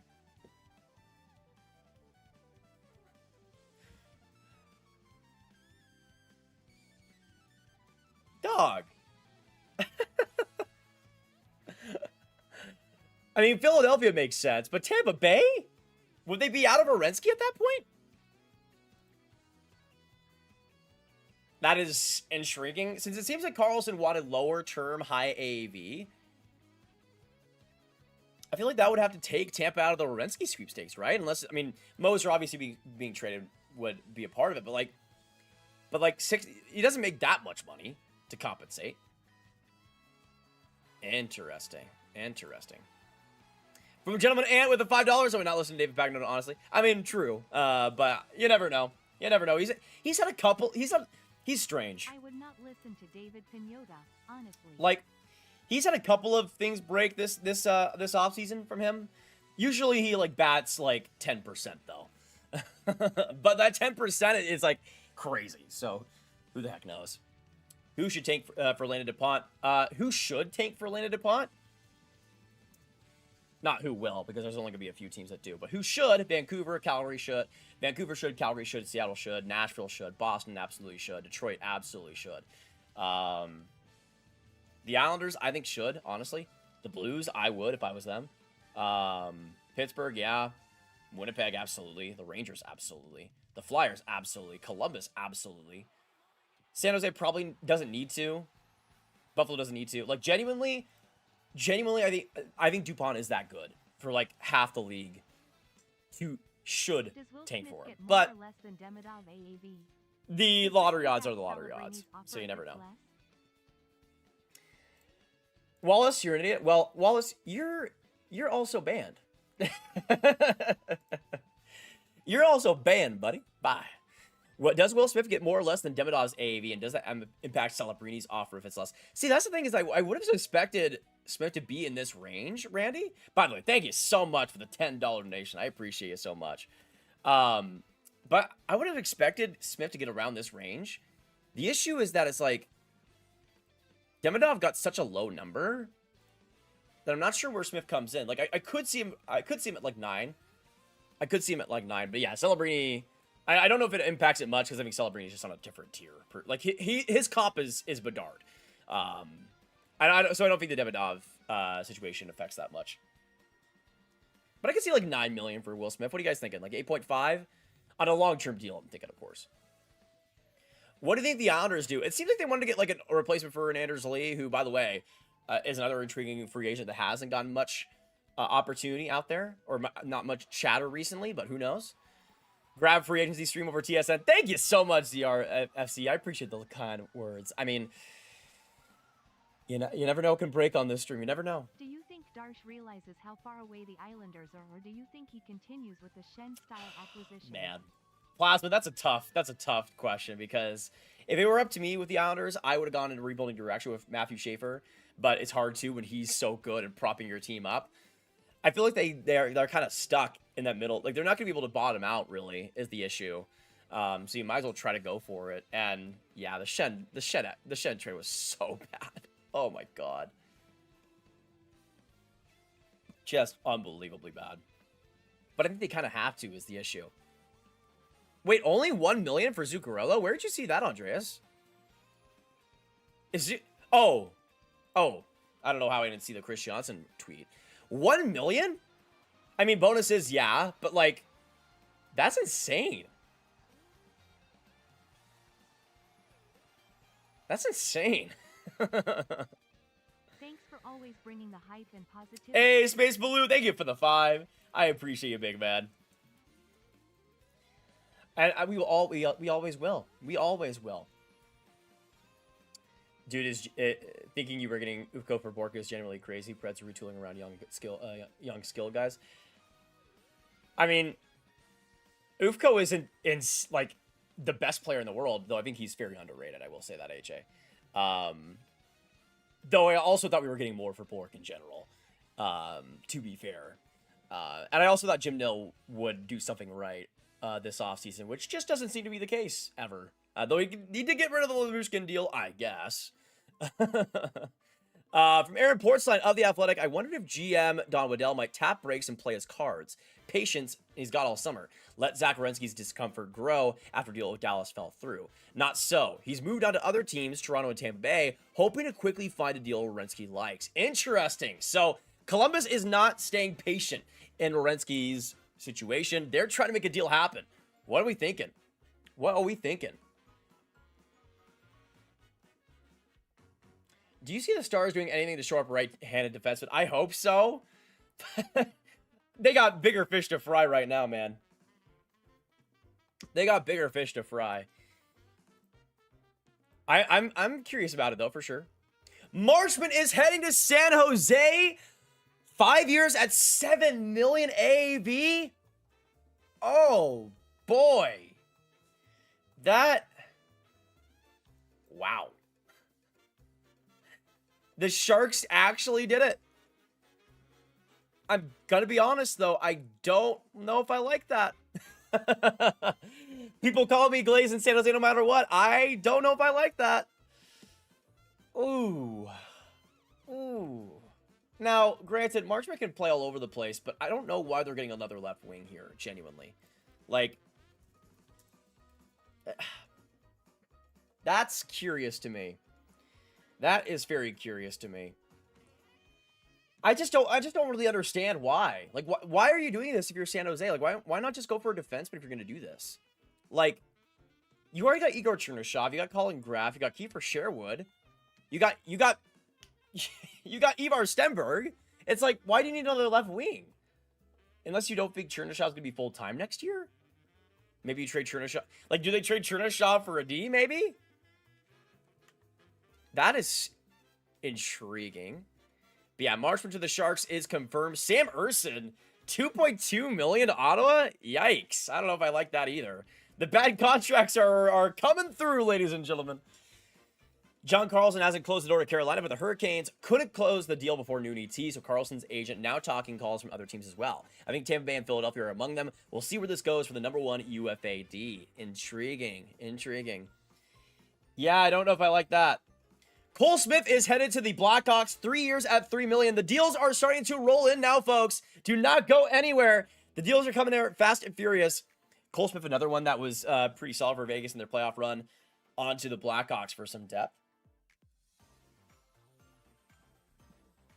San Jose's group needs size, so there you go. I guess, but I don't think Marchment is like the most physical guy in the world, really. Like, he has size, but he's more of like a puck protector guy, rather than, oh, I'm going to use this size for all the physicality in the world. I mean, there's a bit of that to his, but he's a bit more of like a, oh, I'm going to tempt you with my physicality and then never use it. Intriguing though, man. 7 million AAV for Mason Marchment. I don't know if I like that. I don't know if I like that.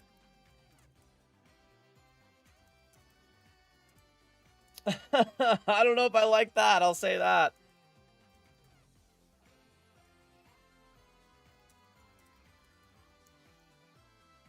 I mean, I'm happy for Mason Marchment. I mean, as a former Star, good for him, man. And, I mean, San Jose, I think, will be a good fit for his playing style. Oh, Jaden Schwartz on to Colorado. This, I feel like, has been a poorly kept secret. $3.25 million for Jaden Schwartz on a 3-year contract. He goes to Colorado, trying to get their Nichushkin replacement like we talked about earlier. There you go. Jaden Schwartz off to the Avs. Just another Randy. Thank you for the 5 again. Third line of Marchment, Wenberg, Sherwood is going to be insane. Oh, you're not bad. Yeah, I think in terms of the depth, it'll be... I mean, it's not a bad player to add if you're San Jose. I just... The value, I don't know if it's quite there. Who should the Caps re-sign? John Carlson reunion? I know that Carlson said that he's not going back to the Caps. So I wouldn't expect it. Honestly, unless they go for like a smaller D, I don't think they're going to go for much in this free agency. They've kind of locked up that forward group especially. So I'd be kind of surprised if they did. But thank you so much for the donation, Liam. I appreciate you a ton. And yeah, that Marchment, Wenberg, Sherwood. I mean, Sherwood, I guess, could play on the right wing. I guess it's a possibility. Plus, Marchment, you never know. Like, as that complimentary forward, could be interesting alongside of Celebrini. But it gives them more options. I just don't know if I love that for San Jose specifically, especially at the AAV. It's 5 years. Like, if it was like a 3-year contract, then I could see it a little bit more. But I don't know if I like that. Toffoli is gone? Yeah, I think that could also mean the end of him. Though, his contract is a little bit iffy right now. So I'm not sure how likely it is for that to actually be dealt. Plus, he has a no-move clause, doesn't he? I'm not sure. It feels like he likes San Jose quite a bit. Let me confirm. For Toffoli, Yeah, he has a full no trade clause for the next or for the next year, and then it goes down to a modified trade clause with a 15-team approved trade list next season. So maybe that's the case where it's like they keep him for this year and then maybe next season in the offseason when his trade protection is a little bit lowered, maybe. But I don't know. I feel like he likes it too much. I feel like he's too ingrained, I think, to that locker room, from what I can tell. Yeah, Zuccarello to the Kings for $1 million, I think, is really good. Like, that $1 million and bonuses, like, sure, whatever. Like, $1 million is fantastic. I'm sure the bonuses are like, hey, if you play a certain amount of games. If you play, like, a certain amount of games, like, maybe he gets, like, a certain bonus on top of that. That's what I would imagine, but I think that's really good for a Kings team that's needing some, like, some pop at the top of their lineup. Yeah, Schwartz, $3.25 million. Very intriguing. He's a chronic bouncer. He values the stability. And honestly, that's fair. Like, to me, as somebody that doesn't like moving, I think no move clauses are really good for that. Like, if you're a guy that just doesn't want to move, like, ever, just get a no move clause. Like, that's and you don't have to worry about it, right? Or as much, at least. Unless your name is like Torrey Krug or one of those teams that like desperately wants to trade you and will do anything possible to trade you. Chernyshov for defense is the only reason I think he would sign March. Yeah, I mean, that's kind of what I would be thinking. But again, I feel like Chernyshov would be... I'm pretty high on Chernyshov still. But maybe you can still command quite a bit for him. Very intriguing. Very intriguing.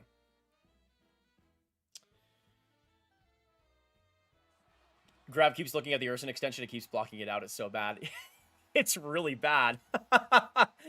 Urson has like been the perennially worst goaltender in the league over like the last 3 seasons. Keep an eye on Like, Oliver Bjorkstrand. how Isles. what is Urson's agent what is he how is that happening? Where Urson got more than like $1 million per year. Like, that's insanity to me. Like, let me just make sure it's not like over 2 years. Yeah, it's 2.2 AV. That's horrendous. That's genuinely god-awful. Like, Urson is the worst goaltender in the league. Why are you giving him more than 2? Let alone, like, 1.5 or 1? You serious? Gentleman Ant with a $5. Keep an eye on Oliver Bjorkstrand to the Islanders, says Steven Rossner. Interesting. That wouldn't shock me, though he has kind of declined over the last couple of seasons. Thank you so much for the donation, and I appreciate you a ton. And thank you, everybody, for joining us here today. We got 2,400 absolute studs in this stream. By the way, we're 10 likes away from 700. Let's get that going if you guys are enjoying the stream so far. We're giving you all the latest news, all the latest updates as we go. A lot more to come, so do not go anywhere, ladies and gentlemen. We are having the free agent signings just rolling out right now. Via Pagnota, Ryan Lundberg has multiple options he's evaluating right now. And the Leafs expressed interest, but they are out on Lundberg. Which makes sense considering, you know, Colton Sisson's so bad that they gave him a raise for a qualifying offer. Yeah, like, why? Like, genuinely go after any other goaltender. Like, genuinely any other goaltender. Like, I would have liked Merrilainen. Like, just have Merrilainen. I would have rather Merrilainen as the backup next year. Like, by a huge margin.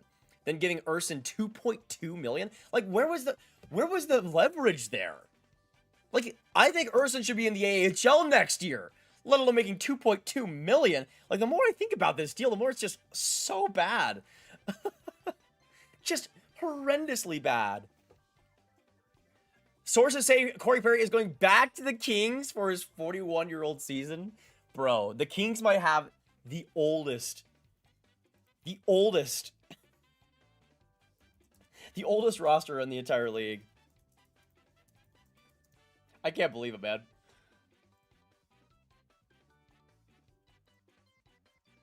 Okay, I'm gonna make a tweet, guys. I'm gonna make a tweet.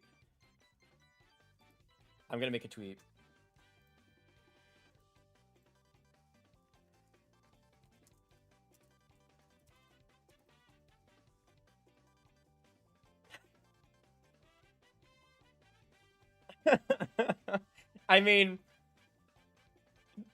basically everybody that's above 35 years old, welcome to the LA Kings. We'll take you. We'll take you.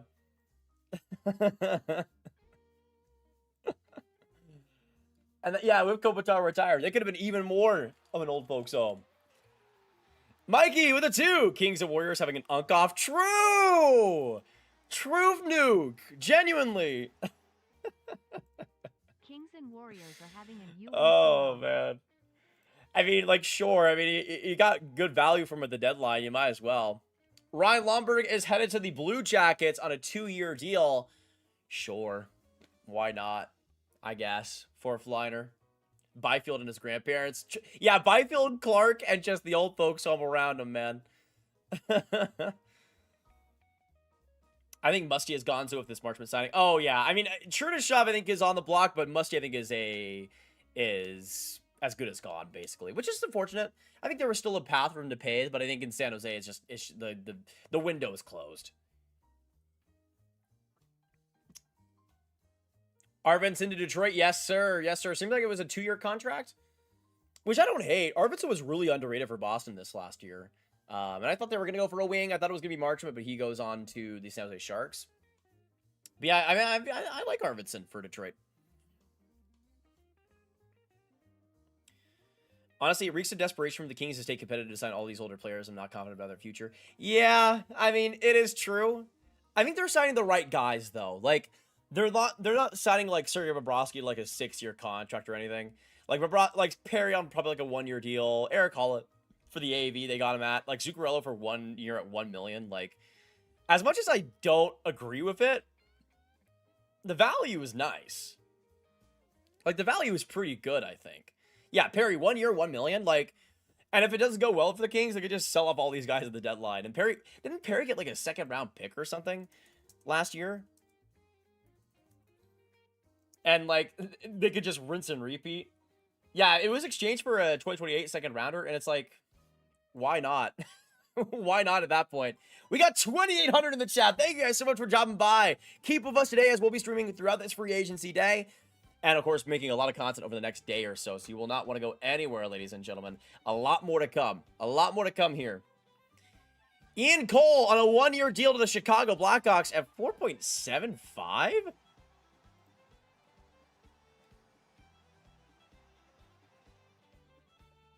Preds got Mav RFA. Can teams still offer Ink Doll?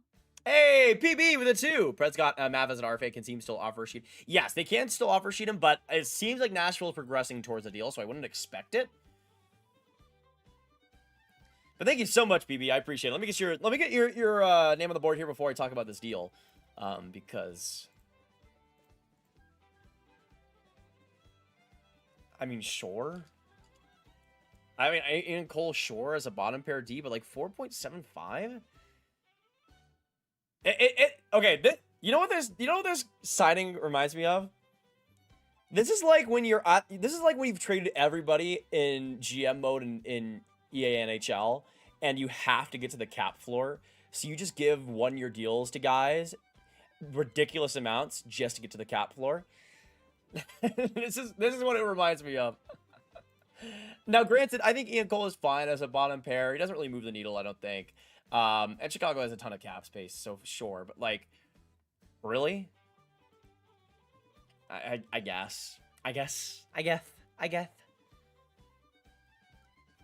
As a Blues fan, I'm loving what Chicago's doing. Yeah, it's not that big of a deal, though. I think Cole's fine. But it's just really funny. Like, I think it's just, like, $2 million too much. But at that point, it's like, just go for, like, a Jacob Trouba. Like, swing for the fences, man. Go for something interesting. But yeah, they did need, like, a bottom pair right D. So it's understandable. Some of these signings are buns. Maybe teams planning to retain on a deadline trade for picks. I mean, that's the thing is, I always expected a bunch of these free agent signings to be buns.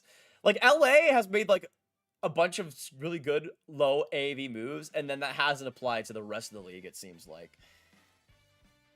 Yeah, Ian Cole on to Chicago. By the way, don't be sod, said Ian Cole to Chicago like a day ago. Shout out to him, by the way. He's got some sources in that Blackhawks management. But yeah, 1 year at $4 million, but okay. So $4 million AAV in base salary and could earn up to $750K in terms of bonuses. So $4 million, Yeah, it's I like that more, I guess. It's fine. 1-year deal, whatever. But yeah, if it's 4 million flat and bonuses at the extra 750K, what? Nah. Yeah, sure, why not?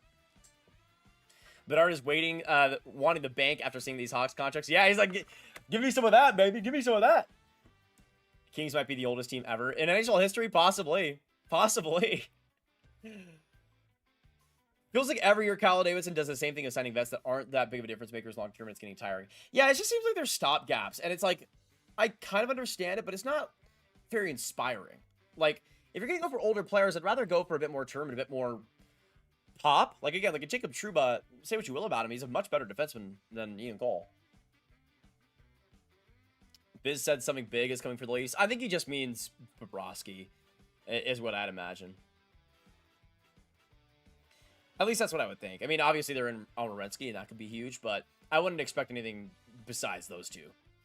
But yeah, Lomberg, 1.3 million to Columbus. Sure. Sure. I mean, I don't really rate Lomberg, but I've heard Ryan Lomberg is an absolute freaking beauty. Like, this is somebody that is just an absolute stud, like, in the locker room. So it's like, sure, Columbus might need that. The Rangers acquire Jonas Korpisalo. What the hell? The Rangers acquire Jonas Korpisalo from Boston for a 2028 4th-round pick and Kalle Väisänen. No retention? No retention? Grav, do you like Mason Marchment? I like the player, Harold. A little bit too much on the contract, I think, but I think he could be a fine fit in San Jose. No retention. Very intriguing. Now, in terms of Korpisalo, he wasn't making that much money. He was making $3 million for the next 2 seasons, but like, I don't know. It's not great. I don't like Korpisalo that much. But I guess as the backup option for Shesterkin, sure. But I don't know why you're giving up a 4th, like even a 4th rounder. Like I think that's still a bit much for him. And yeah, from David Pagnotta, plenty of interest in winger Eeli Tolvanen, but nothing close to the moment. He continues to weigh out offers in the 4 to 5 year range. Intriguing. Could be some term there for Tolvanen, perhaps. Yeah, Korpisalo, we got a trade here for the Rangers. I don't know. Yeah, as Ergo Knight says, I would have rather just Garon get a chance, or I don't know, go for somebody a bit younger. Like I don't like go for like a nobody in free agency. But I guess he's fine as a backup option.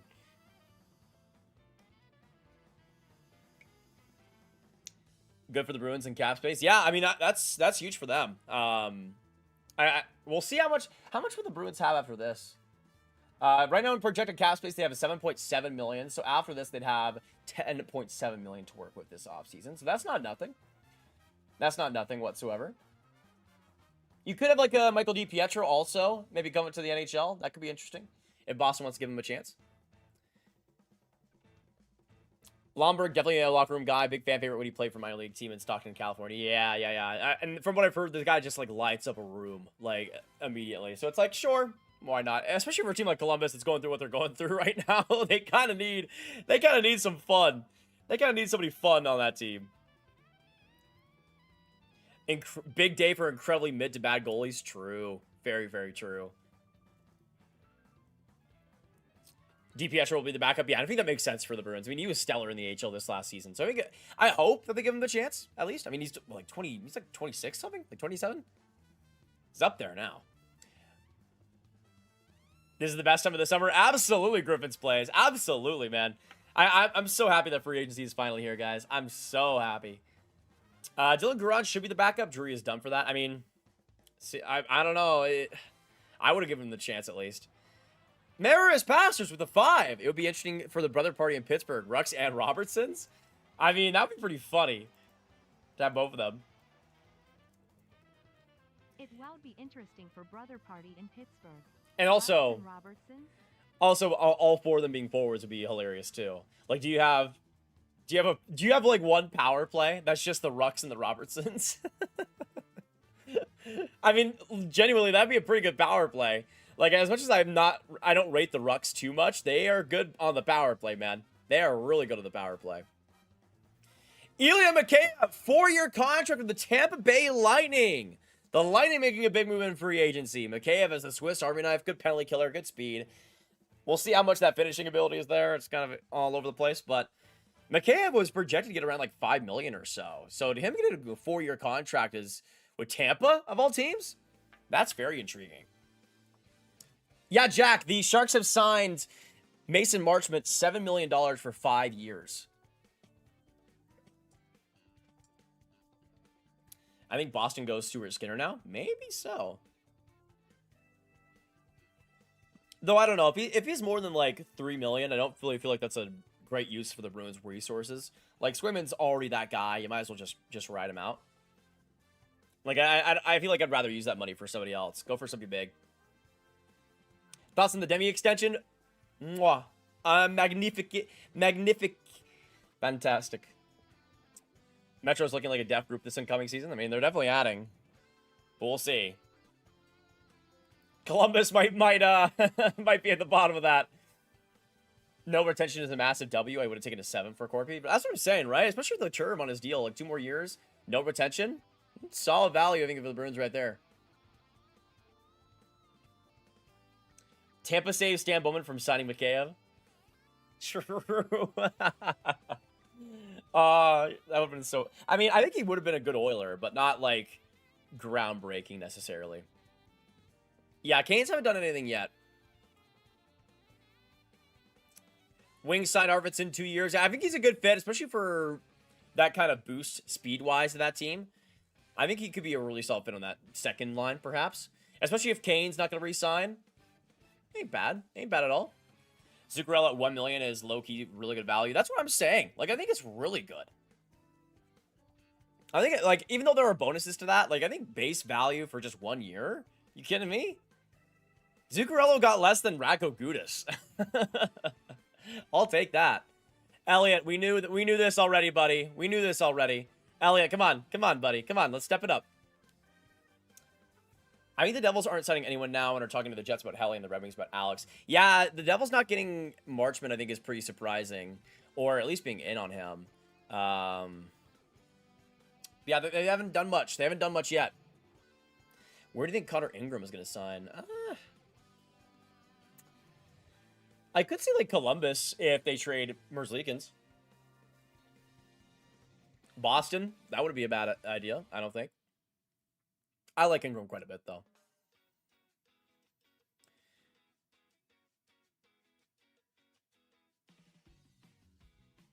Boston is not going to sign Skinner. They have a ton of goalie depth. Yeah, I don't see it just in terms of, like... If they were going to sign Skinner, just keep Korpisalo at that point. Does Tampa have space for Line A still? I mean, with Mikheyev signed, I don't even know where they're getting the cap for that. Let alone for... I mean, Line A, I don't think it would command much, but... Yeah, so Tampa has $13.1 million in terms of combined cap space. So they have some to work with, I guess. More than I thought.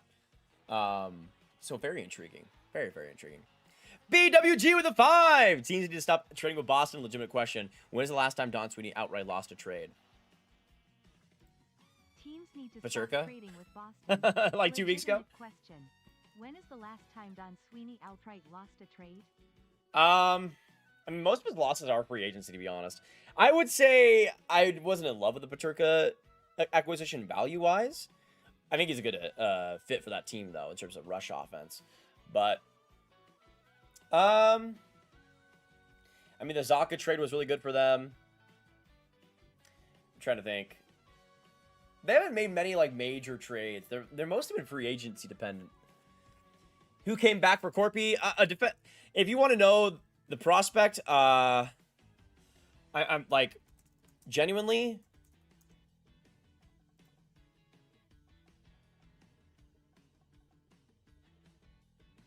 Yeah, like, to be honest with you, I'm a prospect guy. Like, Pally Bison, I don't know anything about. So, if I don't know anything about him, it's probably not the greatest sign in the world. But the 4th round pick is the big one there. Where do you think LeBron signs? I'm still thinking it's the Warriors, man. It's a foregone conclusion, I think. Why did the Sharks send it forward? I guess because they thought Marchment fits pretty well with that team, which I can understand. I just feel like the AAV is just too high. Like, I'd rather have just kept with what they've had, but I think San Jose wants to make some big moves. They want to make some big progression. And I think Mason Marchment's a good player, especially in a complimentary role, for sure. BW, thank you so much for subbing.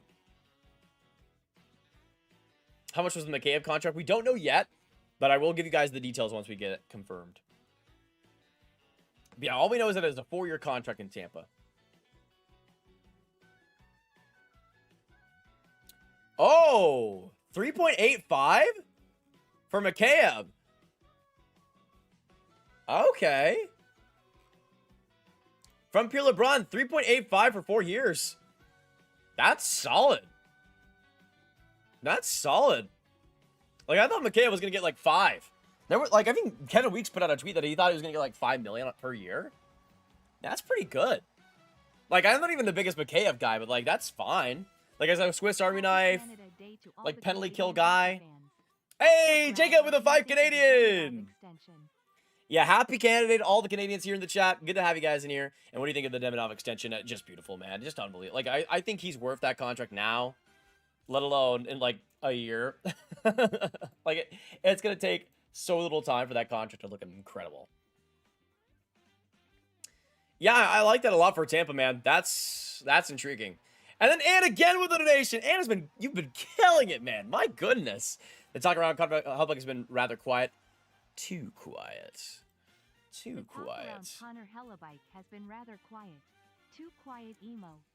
The text to speech and how it says Hellebuck is really funny. Hellebike. Yeah, I agree. I agree. Something's percolating. Very much percolating.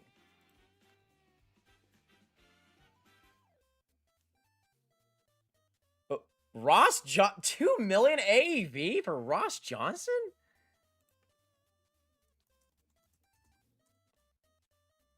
For Ross Johnson? I mean, sure. What is it with, like, the worst NHL players getting a lot of money? Like, first it's Samuel Ersson, then it's Ross Johnson, and it's like, I mean, he was fine for Anaheim last year. Like, had a couple of good moments. Like, he was. I remember the insanity run he had, like, at the start of last season, and like the first couple weeks, he had like a point per game stretch or something for like a week. So sure, whatever. Fine. Veleno to the Rangers, is that confirmed? Ross Johnson to the Blues. Tampa Bay is also signing Jeffrey Veal. Interesting.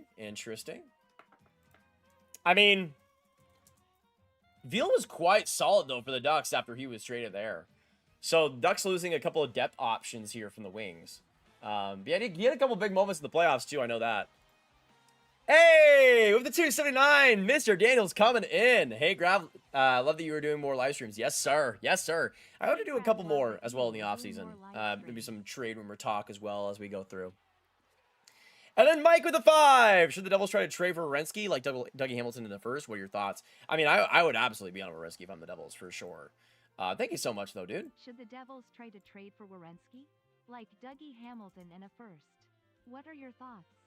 But yeah, I think especially for Werenski, the issue is the assets. Like, I think the fact that they traded to Mets makes them less likely for a deal in Werenski's case, because that was a natural player that could have dealt in the trade. I don't think Dougie Hamilton is something that the Blue Jackets would want, honestly. 5 years at $2.5 million for Jeffrey Veal. These dev guys are getting term, ladies and gentlemen. And Dennis Gilbert as well to Buffalo. 5 years for Jeffrey Veal. Wowzers. I mean, Mikheyev only making like 1.3 more than Veal on the same similar amount of term. Jeffrey Veal 5 years. I mean, I liked him for Anaheim, but he was like a 10-point guy in 35 games still. I guess it's fine. The term is crazy, man. Term is crazy. Like, my thing, I guess it kind of makes sense for contenders like Tampa Bay that are so cap strapped. You want to give terms so you can get those AAVs lower, but like, I'd rather just like get guys off waivers. And like, I don't think Veal is that special where you need to pay him that much money.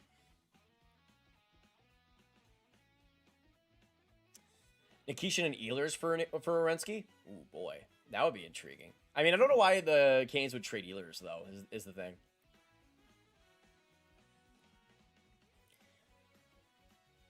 James Schwartz, the Avs thoughts. I think it was solid. I mean, his production has kind of regressed the last couple seasons, but still a great defensive forward, smart guy, very experienced. So I think on that Avs bottom 6, he could do quite well. Noel Juleson going to Colorado on a $1.1 million deal. 2 years for Juleson to Colorado. And again, Jeffrey Veal confirmed to Tampa Bay at $2.5 mil. Oh, baby. Oh, baby. I'm curious what you guys think about that Veal contract. 2.5 million is a little bit much for me, especially with that term. Like if it was maybe 2, I know I'm splitting hairs, but like that's kind of the thing. 2.5 million. That is 5 years. That's what I'm saying, Bluck. Like I feel like Veal is a pretty replacement level player. Like my thing, and I know that we're seeing it very often with how cap strap teams are. But I feel like one of the biggest mistakes you can make as a GM is signing these replacement guys to major term. And it might not seem all that crazy. It might not, be that big of a deal on the surface, but it just limits the flexibility of your team long term and gives you less options. It means that if you want to sign a big guy in the future, you have to trade off a player like Veal and get his contract off the books, which isn't the worst thing in the world necessarily, but it's just more work on top of it, which isn't always the easiest thing for GMs to get done. Like, Lyubushkin for the Stars, on the surface, wasn't the most insane, horrible contract in the world, but his contract was hard to get rid of. And I think the Stars got less in the Bork deal because they had to get rid of Lyubushkin in it. So, like, to me, Veal, I think he was solid for Anaheim, but is he that much better than somebody you could just get off waivers for the lowest term and contract possible? I don't know. We'll see, obviously, if he is. But my strategy, if I was a team with my bottom 6, is go for youth, go for potential, and make some swings, make some risks. I feel like teams are kind of like handicapping themselves a bit, trying to get sure things in their bottom 6, when I feel like those sure things aren't on the level that's so overwhelmingly good. You have to give the term to these guys, right? I just don't think it's necessary. Hearing Jack Roslovic to Toronto. Okay, that's a good fit. I like that. I like that from Elliot Freeman. Roslovic to Toronto. I like that a lot for their third line. I like that a lot for them. And then Declan Carlisle, 1.5 million. Pittsburgh's just getting every single defenseman to ever. Pittsburgh's just getting every single defenseman possible. And yeah, Roslovic to Toronto. Not a huge surprise. Feels like a Chayka type player, but Roslovic has kind of been bounced around. But I love his goal scoring ability. Super underrated guy, I think. So that's a complimentary guy. I don't think that's too bad at all. I don't think that's too bad. Polaris, have to admit I don't completely hate Chayka's moves overall so far. Honestly, I think they've been quite solid. Like, I would have kept Michelli. That's like the only thing that I can be like, I don't know if I love it. But like, Radish was huge for them. And if they can find a way to get Renski, that is massive. David, we'll see you later. Thanks so much for dropping by. Roslovic is a sleeper. I think one of the biggest sleepers of this class for sure. Right up there with Blankenberg for me. Could be a good first line right wing even. Yeah, I mean he has his moments. He's been inconsistent maybe, but he plays well for your best players. I thought he was good in Edmonton in that role. By the way, Forrester officially at 7.1 million as opposed to 7. 2-year deal, by the way, for Roslovic at 4 million AAV, ladies and gentlemen. Officially confirmed to Toronto. That's solid, man. That is solid right there. Are you kidding me? At just 4 million? At just 4 million? Dude, Ian Cole got the same AAV. Ian Cole got the same AAV as Jack Roslovic. Give me Jack every day of the week, buddy. Chayka's cooking, man. Chayka's cooking. By the way, we did get the official confirmation as well on the Victor Arvidsson trade. 2 years at $5 million, according to Elliot Freeman, to the Detroit Red Wings. Also, pretty solid, I think. I think that's pretty solid. I've liked some of these wing deals, honestly. Like Zuccarello at 1 million is a steal and a half. I like that a lot. Yeah, Roslovic at 4 million AAV, that's a W, man. That is a W. I'm just saying. I'm just saying. He might be cooking with gas. Potentially.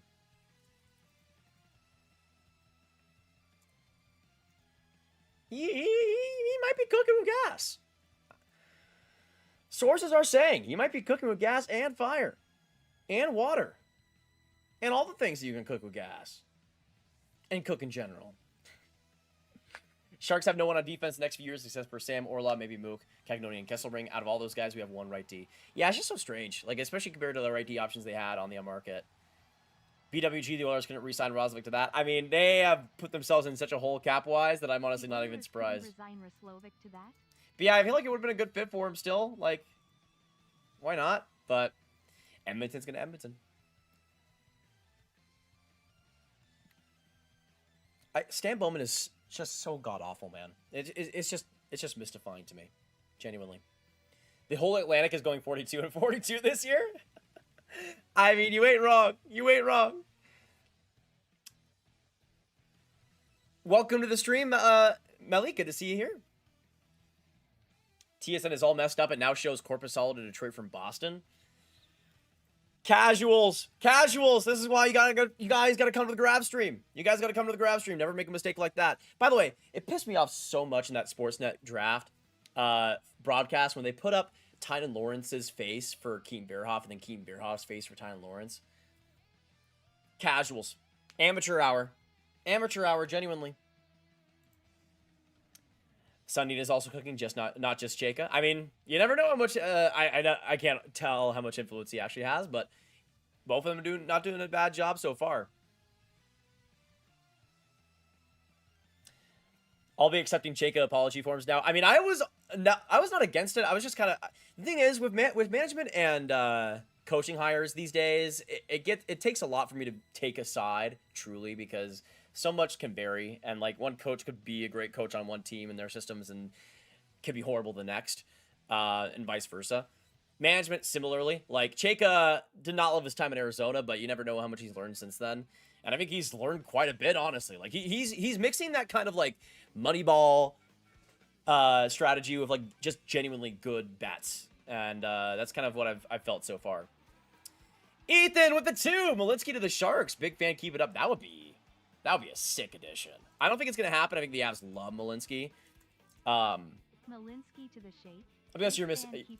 I'm guessing you mean Colorado's Malinsky. Islanders have been in talks with goalie Vitek Vanacek, working on deals, and the Leafs with a 2-year deal with Jack Roslovic. So the Islanders going for a backup there. Dude, Malinsky would be unbelievable.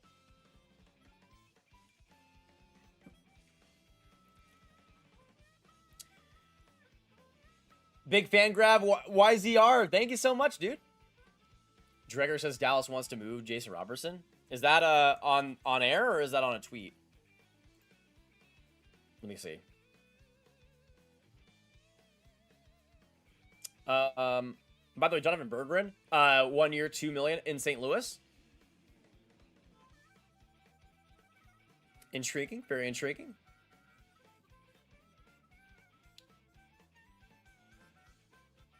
Malinsky would be so fun because he's kind of like, Malinsky to me is like what you'd hope Ryan Lynn becomes. Like he's just that IQ driven, super polished defenseman defensively. Like he would be really intriguing. From Pagnota, Anthony Mantha working at options but not yet close, and Joe Veleno looks to be joining the Rangers. Hey, if the Rangers can unlock Joe Veleno, look out. Look out, ladies and gentlemen.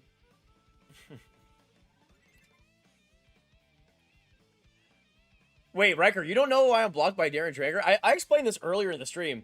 When the Mitch Marner negotiations were happening with his first contract, the joke was that Darren Dreger was just an industry plant for his agent and basically just a complete mouthpiece, which he was, by the way, just a complete shill. With basically every single tweet he put out about that. He was saying like, oh, Marner could get upwards of like $15 million. Yeah, sure, bud. This was on his first contract, by the way, not when he was leaving to Vegas. And in his comments on one of those tweets, I just said like Paul Dreger. That's all I said, because I think Marner's agent was Paul something, or his dad was named it, something like that. Anyways, it was just like Paul Dreger. That's all I commented, and he blocked me. He's just soft.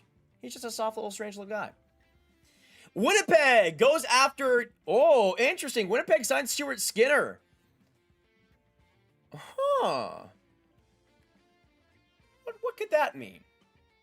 Stuart Skinner, 2 years at $3.75 million off to the Winnipeg Jets. Yeah, Paul Marner is his dad. That's what I was getting at.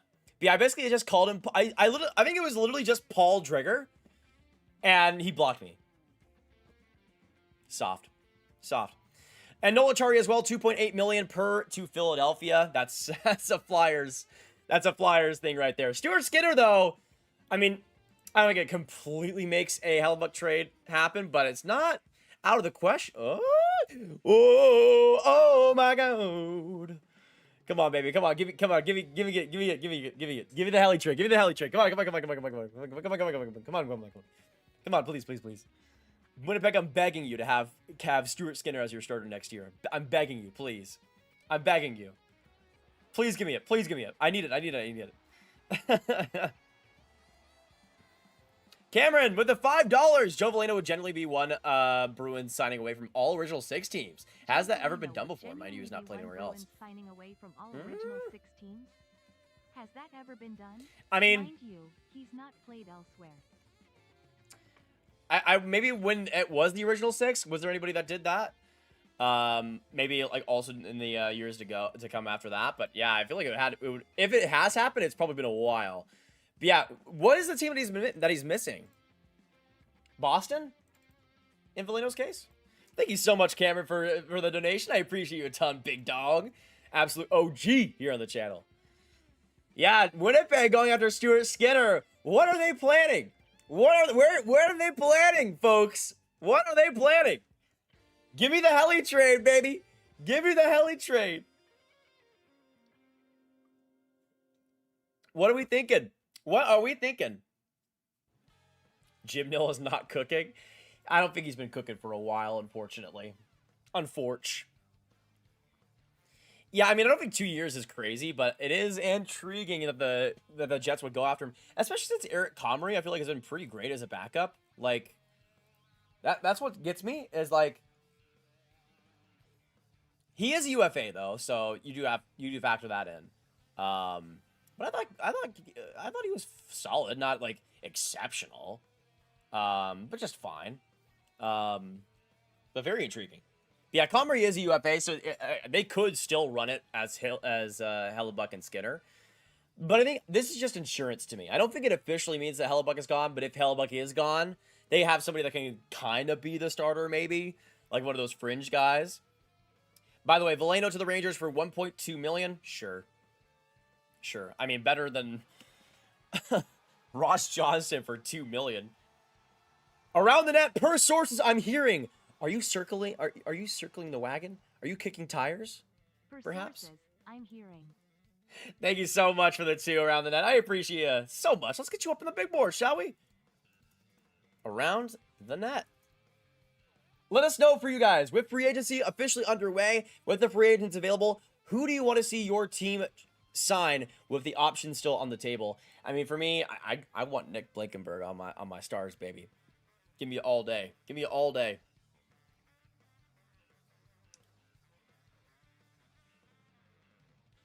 Bruins offered Arvidsson the same deal, and Detroit is an absolute mess of a city, so that's really an odd decision, but it comes down to time on ice. Yeah, that's kind of what I was thinking as well, Jay Spira.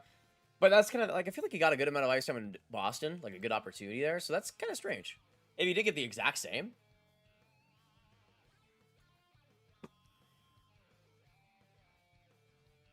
Sharks don't have room for another center. I mean, they could go for a 3C, right? But I don't think it's like a necessity, because Wennberg is there already. Stannis Vilmanis, 2-year extension. Vilmaniacs rise up.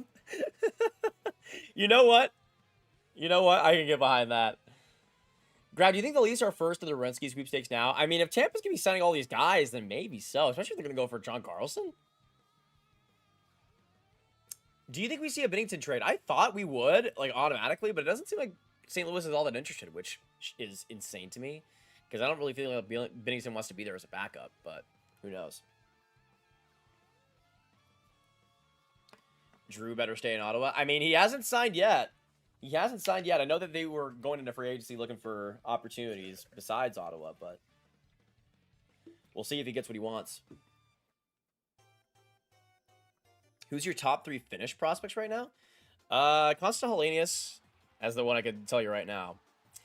Jake with the 2. I want Anders Lee to Minnesota. Any word on him yet? I mean, not yet, but it does seem like Minnesota's definitely in on him, Jake. So, could definitely happen. I want Anders Lee to Mini. Any word on him yet? Yeah, he hasn't signed yet, but it seems like Minnesota could be interested in him. They seem to be one of the front runners right now, so I would not be shocked. Yeah, top 3 Finnish prospects, we go Hellenius.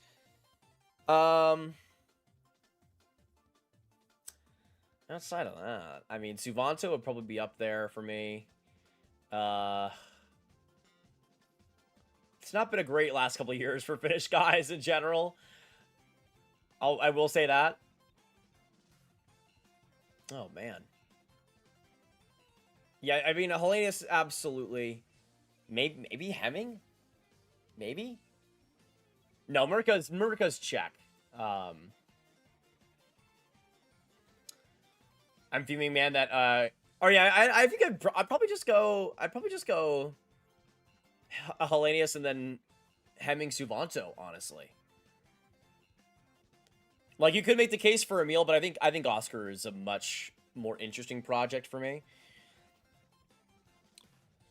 Robertson to the Sharks for their top.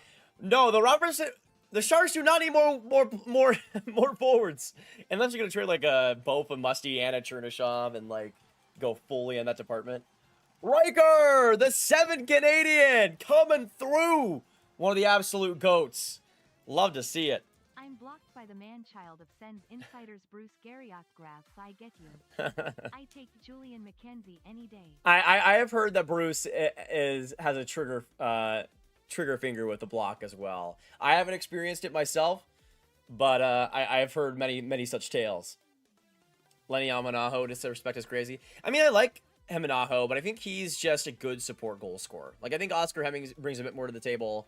Same thing, especially with Suvanto in terms of just like the pure overall ability.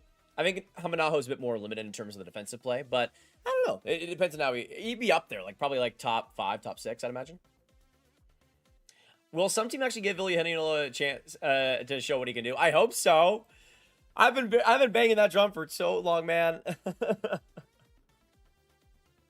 Too long. Skinner in Winnipeg is nice until he somehow plays Dallas in the playoffs, then he's better than Hellbuck. Stop! No! Don't say it! Benjamin Ratianen, I mean, he'd be up there too. He had a I can't believe the season he had over in the Liga. Like, that was genuinely shocking to me. Has Ferraro been signed by anybody? Not yet, Jack. Not yet.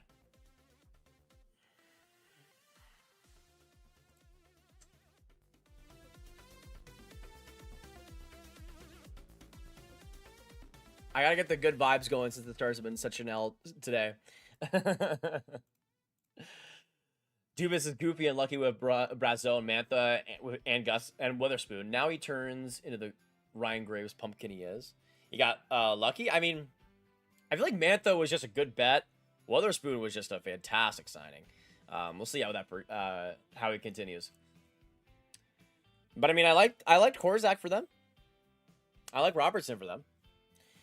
That's a win now. Moving the Sharks for minimum 2 to 3 years from contention. It's a waste of resources for a position that you have filled with perfectly functional players. Yeah, I agree with you, Polaris. I would have liked to see a right D option instead. Even if it was like a Jacob Trouba, like I would have rather given like a 5-year deal with Jacob Trouba, as crazy as that sounds. Like, I just think for what the Sharks needed, just for the now, like, I feel like that would have fit a lot better than Mason Marchment, who, like, but that's still me. I still like Quentin Musty a lot. I still like an Igor Chernyshov, and those guys are probably not going to have the opportunities anymore. So you're probably going to trade those guys for a D, I'd imagine. Does Cameron Schmidt make the Stars this season? I would be shocked. I would be genuinely flabbergasted. I don't think he should. I don't think there's any reason to rush him. I'd let him go to college. I'd put him in college now. Get that muscle going. Reese with the 7 Canadian. Thank you so much, dude. Absolutely appreciate that a ton. Let me get you up here. Flames always do nothing, and what should they have done? And yeah, the Flames always... I mean, I don't think they should do anything in this free agency, unless you're going for, like, a Nick Blankenberg or, like, a Matias Maccelli. Matias Maccelli is still available, by the way. That's intriguing. But yeah, I don't think they should have gone for anybody all that crazy in free agency. I think for Calgary, stay patient, build up that prospect pool. They'll be just fine. Don't worry. Does Crystal make the jump for next year with Washington? I just don't know where the spot is for him after the trades that they made. Like, because I wouldn't want Crystal in the bottom 6, and I don't think there's a room for him in the top 6 anymore. Islanders are signing Maccelli!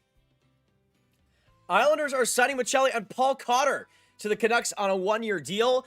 That is good work for the Islanders, man. Good passer, great vision. Just has to sort out the consistency. I think that's interesting for the Islanders. That is very, very interesting. Who the heck is Declan Carlisle? I don't know. I can't tell you much, I gotta say. Jay Spear with a 20! Thank you so much, dude. Chipotle on me, pal. Cheers. Why is Grok... Oh, tell me about it, dude. It's unbelievable. It's unbelievable. Thank you so much, man. Me, pal. Cheers. Hashtag why is guac extra? You know, I have a Chipotle right next to me here on State Street here in Madison. So I'm gonna go after. I'm probably gonna go after I finish up the video tonight. Thank you so much for that, dude. I appreciate it. I got you. I got you. And who the heck is Paul Cotter? Now that is a casual. That is a casual move. Not knowing the legend Paul Cotter. Just a solid 4th line energy piece. Nothing crazy. The LA Kings are still talking to Scott Laughton's camp, trying to bring him back, but nothing done yet. Why? Why? Thank you once again for the 20, J Spear. I appreciate you a ton, dude. Hope you're having a great one. Cheers to you once again. And yeah, Philly signing Danila Klimovich is interesting. He didn't get qualified by Vancouver. LA going after Laughton would be hilarious after they just got Eric Holla. Like, I guess they do still need centers, but like, that is intriguing. How do you not know the greatest shootout taker in history, Paul Cotter? True, true. But yeah, Paul Cotter, good locker room guy, good energy. Not a bad bet for Vancouver. Just needs a bit more stakes to their game.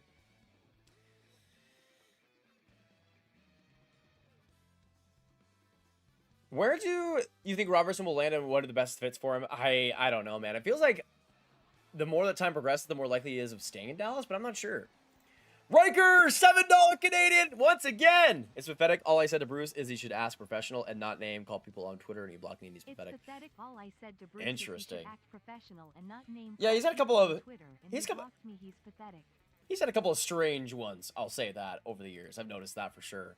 You were 100% in the right. No, my go. Don't worry. Don't worry, King. Don't worry. Yeah, Maccelli, that is a good signing by the Islanders, man. I like Maccelli a lot.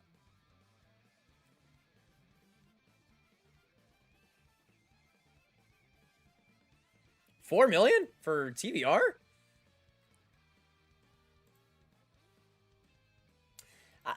I mean, I like Trevor Van Riemsdyk. I think he's been an underrated player for a while, but I feel like I don't feel like he's that good anymore.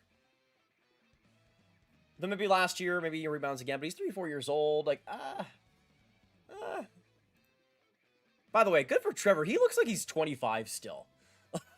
Like, he still looks like he's 25. Good for him, man.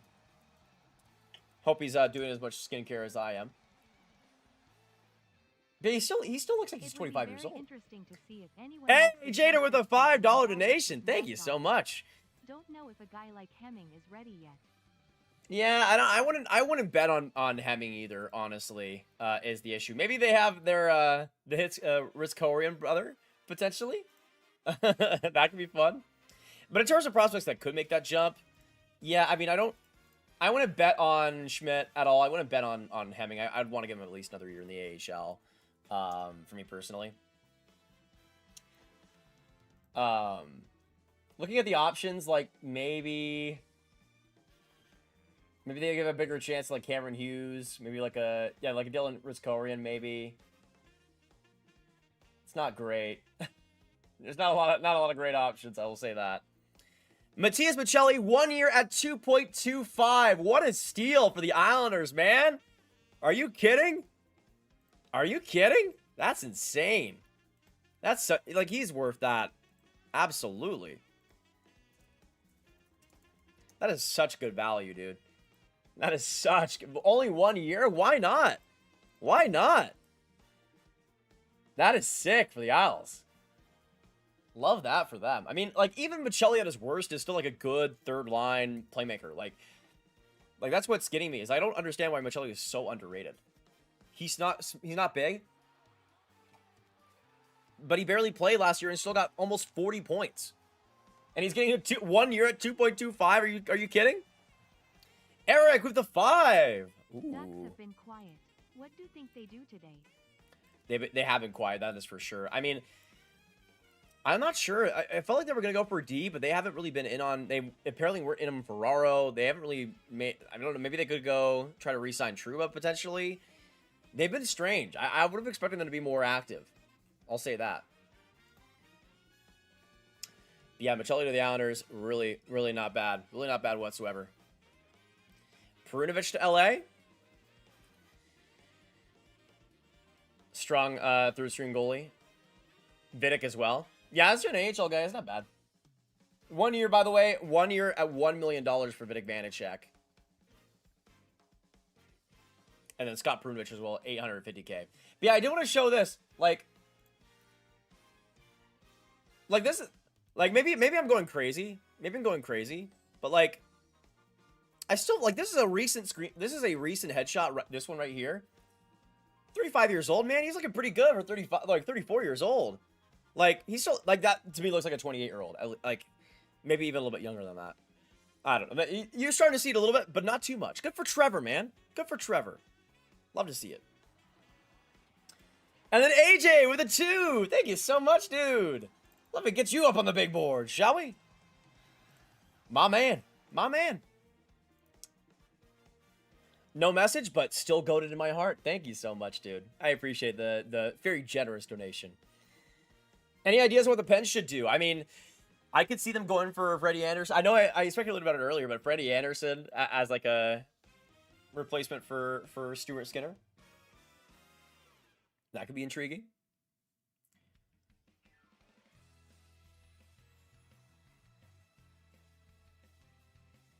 Any wonder what it will take to get Jagger Firkus to Dallas. Oh, wow.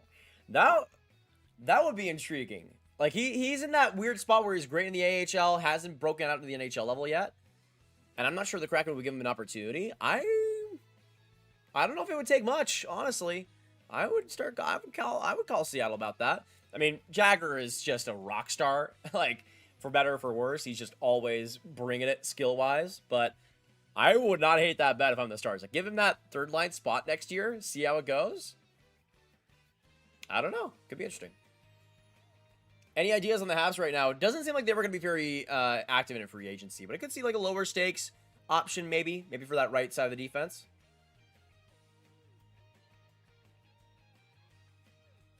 I would say more likely is Toronto at this point. For Zach Werenski. Like, I just have a feeling about it. What other signings of the weeks made besides Arvidsson? Apparently, Larkin trade a mini only has one upskull. Matt Boldy must be included. Just do a mini. Yeah, that would be a steal and a half for Detroit. Yeah, I don't think they made anything else besides Arvidsson, which I think is a good deal. For at least if he plays like he did last year, right? Like if he plays like he did last year, I could absolutely see it.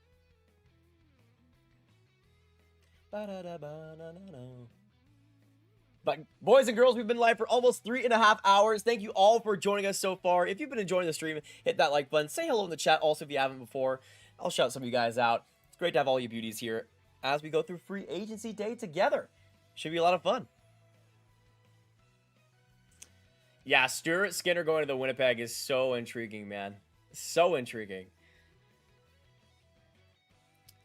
Right, Ryan? Wake up, Dallas. What the heck? Jasmine, have a good time with your chores. Thank you for coming by. Lavitz with a 5 Canadian. Given the lack of options for the Stars and Dubas seeming all the way in on him, is there any way that the Penguins don't end the day with Robertson? Given the I mean, options for the Stars and Dubas seeming all in on him, is there any way that the Penguins don't end the day with Robertson? I feel like he's got the Penguins have to be one of the most likely bets at this point, right? Like they have been. I think they already were one of the more intriguing options, just in terms of like the opportunity they can give him, the prospects they could potentially give back. But obviously having Nick, his brother, makes things a lot more intriguing. That's for sure.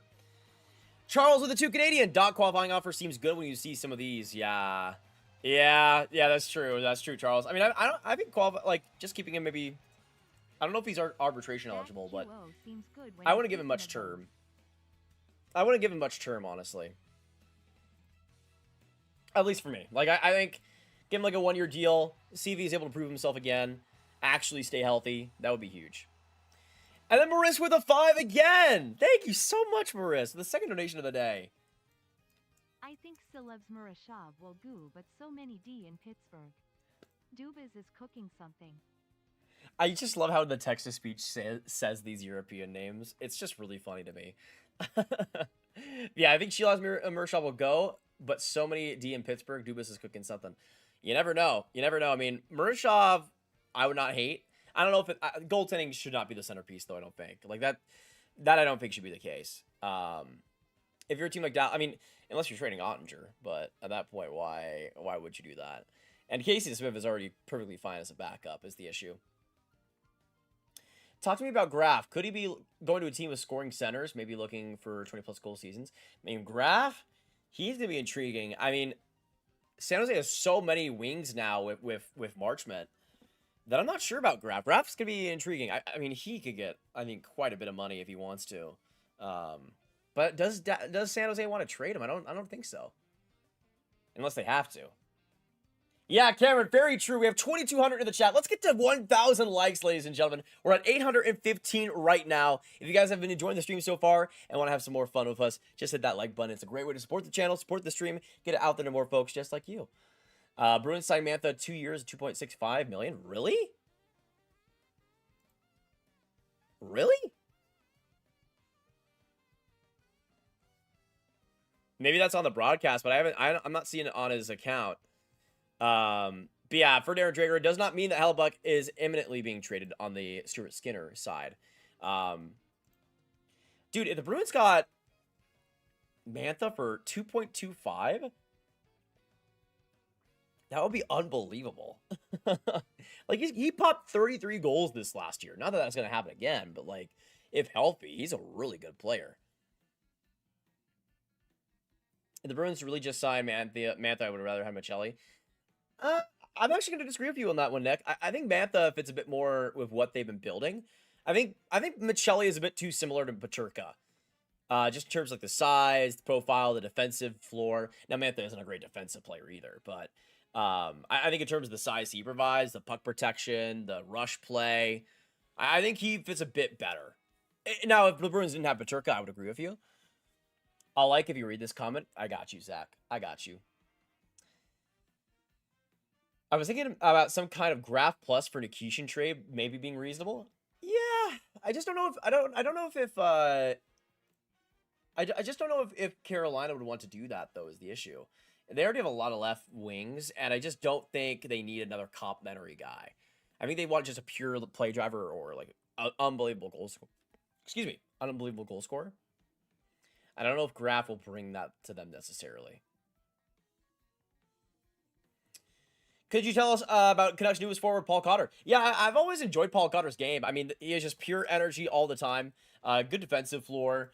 Shootout champion, as Govich said earlier. But still 26 years old. I think Cotter is a good bet. I mean, didn't put up massive numbers last year, 15 points in 79 games. But I think he's like a 20, 25-point guy. You could go a lot worse for the energy he provides.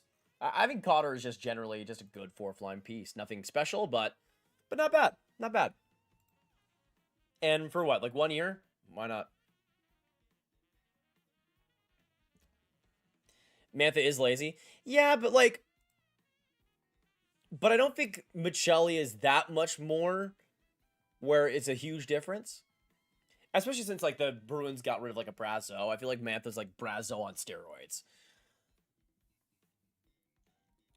Could Renski go Philly? I feel like we've heard a lot about the Flyers being interested, but not a lot about the Blue Jackets. I'm not sure what the Flyers would actually offer that Columbus would be interested in, that they would realistically offer. They're not going to get rid of, like, a Portone or something. But in terms of the D, they don't really have a ton that's, like, super young. Like, Cam York, maybe. Or, like, a Jamie Drysdale, potentially. Maybe? Michelli is not that good. I mean, he put up almost 40 points with limited minutes last year. He's not like first line player or anything, but a solid third line scorer.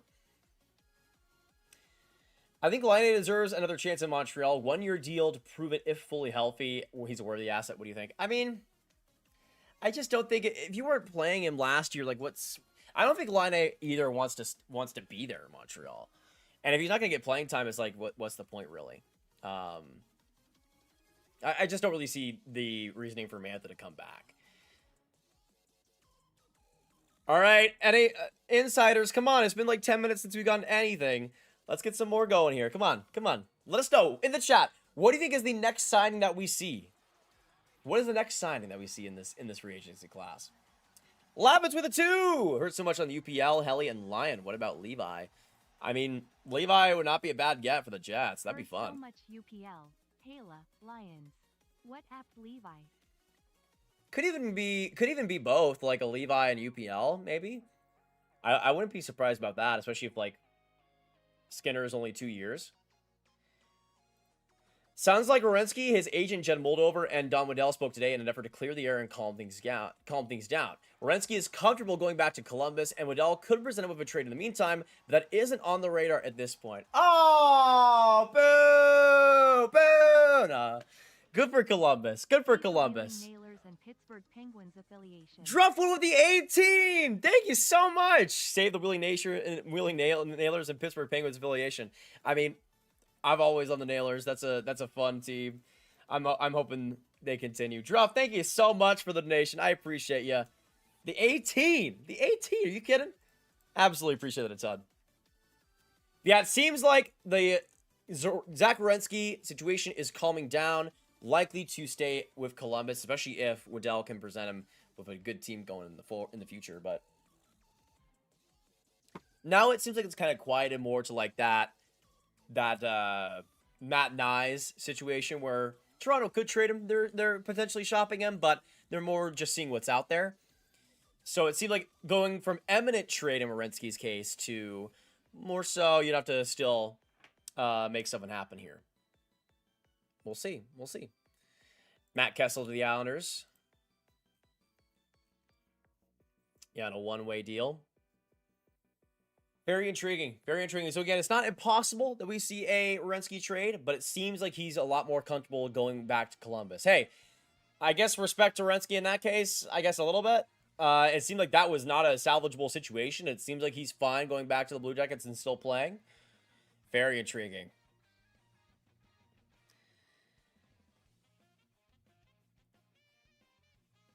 Is Marchenko rumored? I wouldn't expect it at this point now. I mean, if they're going to keep Werenski, you'd want to build around him for next year, and not really a point in trading a Marchenko at that point.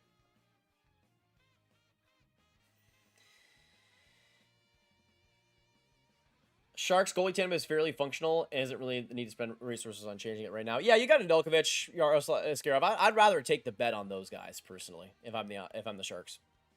Now, if Askarov doesn't perform again next year, like if he's again having a disappointing season, then I can understand it.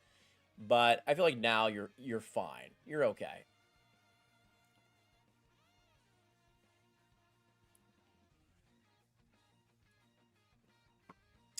Luke Schenn is back to the Canucks at $2.25 million, 1-year contract. Luke Schenner back to Vancouver. Seems like Dallas will keep Robo or make a big free agency splash. I mean, I don't think they're going to be doing much in free agency. I think like their whole priority now is Robertson. And it better be, dang it. It better be. Added me on Twitter. Okay, let me see. Let me see here. What do you got from me, Andreas? Probably hope you're doing well, dude.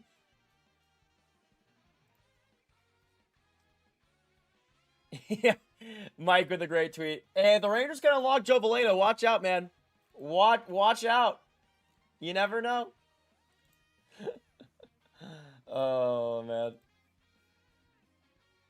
Take a shot every time Grav says intriguing. Yes, very intriguing, yes. Hey, I like being intrigued. Who can blame a guy? Ravensburgen is the future. His name is too cool to fail. You know what? That's fair. That's fair. I gotta be honest. That's fair. Rustash with the 2 Canadian. Could Eric Carlson 65 be in a Robertson deal? I hope not. I hope not. I would have liked that like 10 years ago.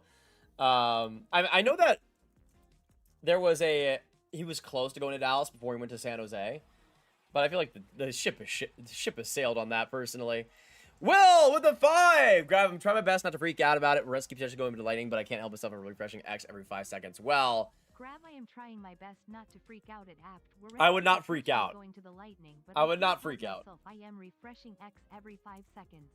I would say right now, relax. It'll be okay. It'll be okay. It doesn't seem like Werenski is imminently getting dealt.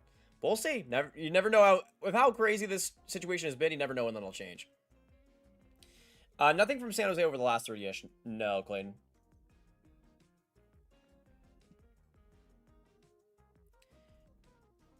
Marchment Wenberg to fully insure what 25 million guys for guys all 30 plus with 2 to 5 years left. Is that rebuilding or old age home? I mean, it's not horrible. I mean, Toffoli only has 2 years left. Yeah, I mean, Marchment is it's not great, I would say, but it's not. I don't think it's devastatingly bad. It's just they're going in a more of a NHL now direction rather than likely giving time to a Musty or a Chernyshov. Because I would imagine you have Stenberg and him as your top 2 left wings, and then maybe Sherwood as the second left wing, or like Graf. Maybe you have Graf as your 3rd left wing, and then Sherwood on your 3rd line, maybe something like that. Though I will say, if I'm San Jose and if I have a plan on like putting Graf more as a bottom 6 forward long term, I'd just sign him to a less term contract now. Because I don't think his value would be higher than it is now at this point. With how great of a support player he was last year for Celebrini. Where do you see Bobrovsky going, Grav? I'm still thinking Toronto, man. It's been rumored, it's been heavily talked about, but I think it's going to happen. Hopefully Machellia isn't a bust like Duran. I mean, you never know, but I thought he was better than Duran last year for sure. Fell asleep, found out the Kings are sending half the UFAs. Pretty much, Mike. I mean, half of the UFAs that are over 35. No, nothing has been confirmed on Mantha.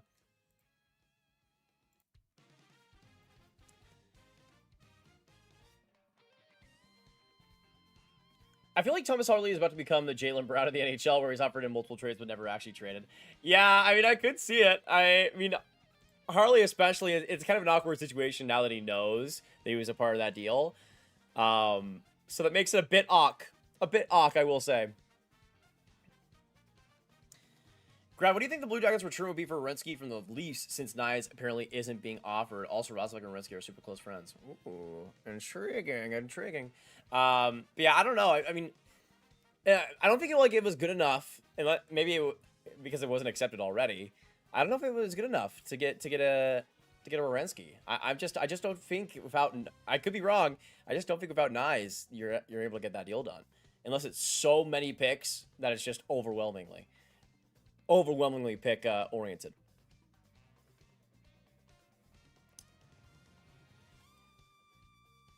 Machelli is a defensive liability but has great offensive upside. Yeah, true. Where's Kane going? I thought Toronto, but it kind of cooled off on that. I wouldn't be surprised. I know people were speculating Buffalo. I just don't see it. At least for me personally.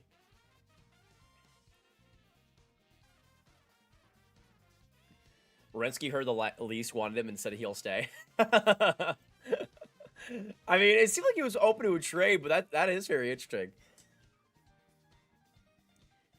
Who's still left? Ducks need players still. I mean, going to the list from Frank Saravalli.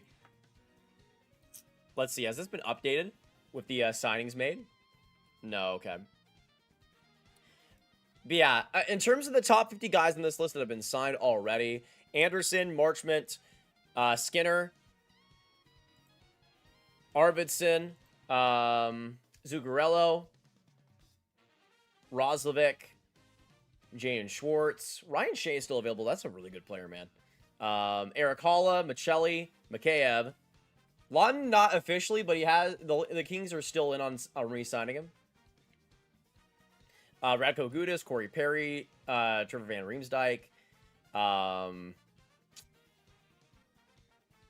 Outside of that, Ian Cole to Chicago. Luke Shen back to Vancouver. But yeah, still some options. Still some options available. I mean, for Anaheim, Ryan Shea would not be bad, I don't think. But I could also see, like, maybe Carson Suzy. I don't... There isn't much that I think the Ducks would really be interested in terms of those guys, especially if they aren't going to re-sign, like, a Trouba or a Carlson. Which, by the way, I'm shocked that, like, Trouba, Carlson, we haven't heard more about them. That's intriguing to me. Oh, another shot. Another shot. Oh, Will of the Five! Thank you so much, dude! Coming through again! The Lightning signings are extremely concerning to me. Vale and Ilya are going to take ice time away from the young guys. Yeah, I mean, Ilya made sense at the AV. Veal, I just don't... Especially for this term, man. Like... I don't know. That term was so strange. 5 years? 5 years for Veal? It's like, come on. Come on. What are we doing? What are we doing here? Anything on Trocheck? Not right now, Jay Spira, which is strange because I don't feel like how are the Rangers not traded Trocheck yet? Like that's ridiculous. All right, y'all. I gotta get some more water real quick. And load back up on here. But I'll be right back, and we'll get to some more free agent action after this. Yeah, I'm slowly running out. You guys know I'm a true water drinker, so I'll be right back.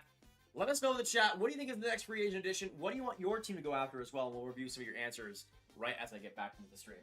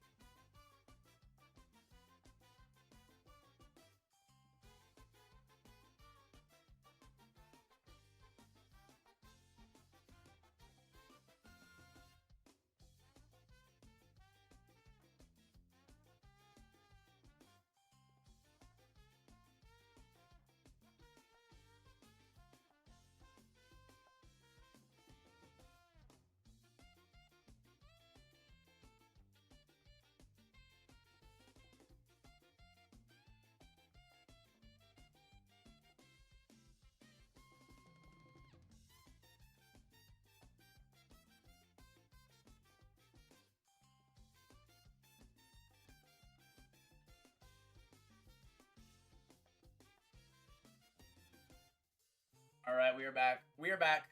The water has been acquired. The water has been acquired, ladies and gentlemen. I know your pranks. You guys can't say Robertson anywhere without me refreshing. Don't worry.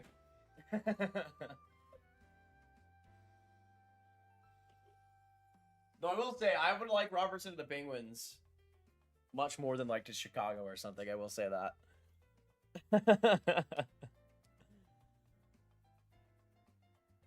What would you give up if you were the Leafs for Harley? For Harley, I mean, he would solve a lot of issues, I think, for that team long term. I would give up. Oh my goodness! Cameron with a 2, and then Maurice with a 20. Are you kidding me?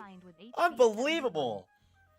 Thank you so much. I mean, HP 71. That's a good club right there. That's a good club. Thank you guys. I appreciate it. I would love Merzlikins in Edmonton. Florida free up some space for Vilmanis, Valinskis. As Latvian, I like it. But poor Traumax in Detroit organization. Wasted year. Lockmellis in Boston. Bad for Latvians. Bad for Latvians. I mean, you get Merzlikins Edmonton, and then you also get Burles Collins as well in Edmonton. It could be a Latvian reunion there in Edmonton. That could be fun. But yeah, Lockmellis, I think, should get an opportunity. He's fun. He's fun. Yeah, Cameron with the donation as well. Thank you, buddy. I appreciate it. Thank you guys both for the donations. Big ones there. But yeah, I would say for Harley, for the Leafs, Like, I'm at least giving up Cowan, a first rounder, like Danford. Like, I'm giving up a bunch of that farm without even thinking about it, honestly. Any team surprise you with how active or quiet they've been? I mean, somebody said it earlier, but Anaheim, I'm surprised has been this quiet. Boston, I'm surprised has been this quiet. Outside of that, nothing crazy. The Penguins keep signing defensemen, and I don't understand where they're getting this space for them. Oh, the Sharks get Trouba! The Sharks get Trouba! 4 years at $8.25 million. The Sharks do get a right D. Oh my god. Oh my god. From Elliot Freeman as well. It is confirmed, boys and girls. The Sharks get Trouba. Wow. Will, thank you so much, brother. Rasmus Anderson prediction? Oh, he's already off to Vegas, Will. He's already off. Oh, like Freddie Anderson, maybe? I'm still saying Pittsburgh. I'm still saying Pittsburgh. Yeah, Trouba, though, to San Jose. I will say that is huge. That is huge. A little bit of an overpay, I think. Like, I would have given him more like 7, I would say. But that is perfect term. That is perfect term for San Jose. It gives you the room to not just have Verhoff come in, but it gives you the room to let Lynn really ruminate in the AHL. That is a perfect timeline. If it was 5 years, I'll say this. If it was 5 years, I'd be not on it that much. I wouldn't like it that much. 4 years, I think, is a good sweet spot. I feel like that's a good sweet spot. And I will say this. Trouba, I've really changed in terms of my opinion on him. I think he was really quite solid defensively for Anaheim last year. I think in that defensive role, he's actually quite consistent physically. And that allows his physical game to really, really grow. For San Jose, you're getting a big hitter. You're getting somebody that just brings some hurt to other teams. As a right D, you can play all over the lineup too. Penalty kill, power play. That's really intriguing. That's really intriguing, man. A little bit much on the AAV, but also I don't think it's massive because of the term. That's the thing. Griffins, thank you for the $5 donation. Appreciate that, dude. Let me get you up here. Yeah, if it was like 5 or 6 years, I don't know if I would have liked it, but the term is perfect. That's what makes it a lot better, I think, for the Sharks here. But yeah, in terms of what the Islanders could do, they already went for Michelli, so I think that's kind of like their Lee replacement in ways, but I could see them going for a D, like a Nick Blankenberg still. I don't know. Go for somebody younger on the right side, maybe. But yeah, that is huge for San Jose, man. Jacob Trouba is off to the San Jose Sharks.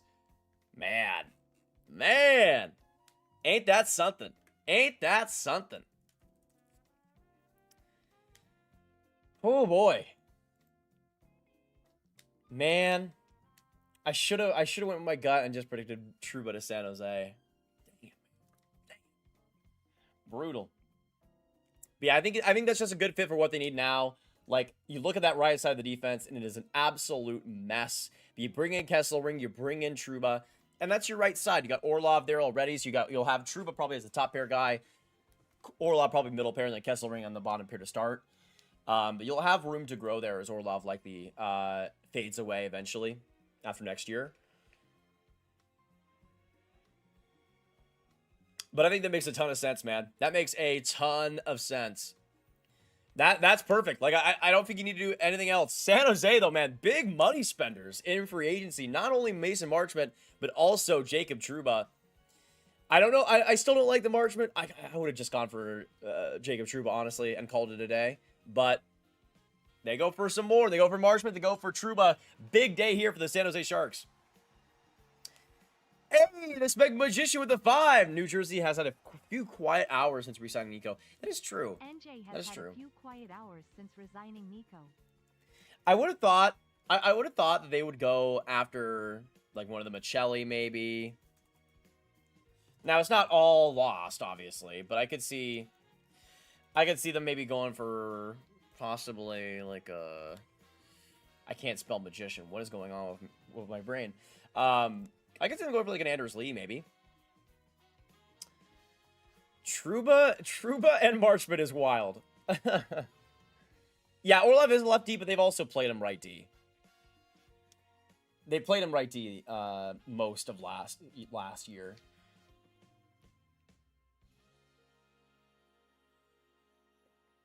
We're building an unction, bro. Insane. That's the thing, is that I feel like for San Jose, I wouldn't have done both, I don't think. I wouldn't have done both. But they had an insane amount of cap space this year. Like, to take that into account, they had an insane amount of cap space. But again, once you sign Celebrini, it's like, okay, well, where is that going to be coming from? So yeah, with Trouba and, let's see, wait. With the Jacob Trouba contract and not the Marchment one, the Sharks have $31 million in cap space. That'll be down to around 24 million with the Marchment deal on top of that. So still a decent amount of cap space, but you will have Macklin Celebrini coming up, of course. After that, you're going to have Will Smith. You're going to have Graf. You're going to have a couple other options like Luca Castagnoni after next year. Skarov after next year. It's not. Again, I'm just something about it. I'm a little bit off in terms of, like, I do believe that Sergei Bobrovsky to Toronto arrival is upon us. Bobrovsky to Toronto, as was pretty much everybody was expecting, really. Everybody was expecting. Sergei Bobrovsky is off to the Toronto Maple Leafs, ladies and gentlemen. Very intriguing. Very intriguing. But we all knew this was happening, though, right? We all knew this was happening. Jacob with the 2! Where's the Bedard extension? That's what I'm thinking. I would have thought we would seen it already. I know we saw the Heishier one, but where is Connor? Where is the Bedard extension? Also so real. So freaking real. What do you guys think the Bobrovsky contract's gonna be? Are we thinking more than 3 years? What are we thinking? What are we thinking? By the way, from Dave Pagnotta, San Jose has over $31 million salary cap space. They've still been engaged in talks for Nurse and Riley. Does Trouba still keep them in play for one of those? Why? Why would you? What? No! Why would you do that? Stop, please. Don't do that. What? Like, no. What's the point?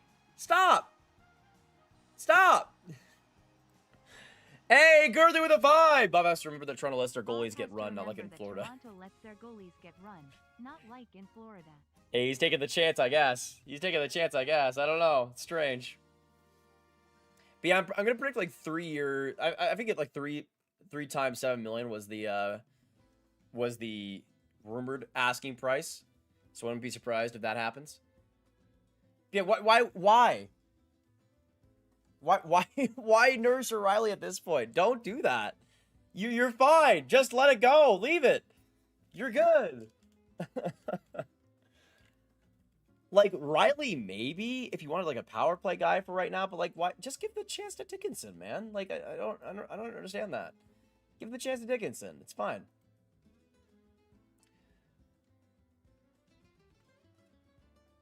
But Nurse, no. Why? Like, what would be the point of the Sharks getting Nurse? That would be so stupid. Bob wants 6 years. That would be a massive W for everyone else in the Atlantic if Jacob makes it happen. You never know, man. With this free agency, you never know. You truly never know. Oh, boy. Oh, boy. Things are getting interesting, ladies and gentlemen. Jacob Trouba to San Jose is confirmed. Sergei Bobrovsky to Toronto as well. Seems to be coming up shortly.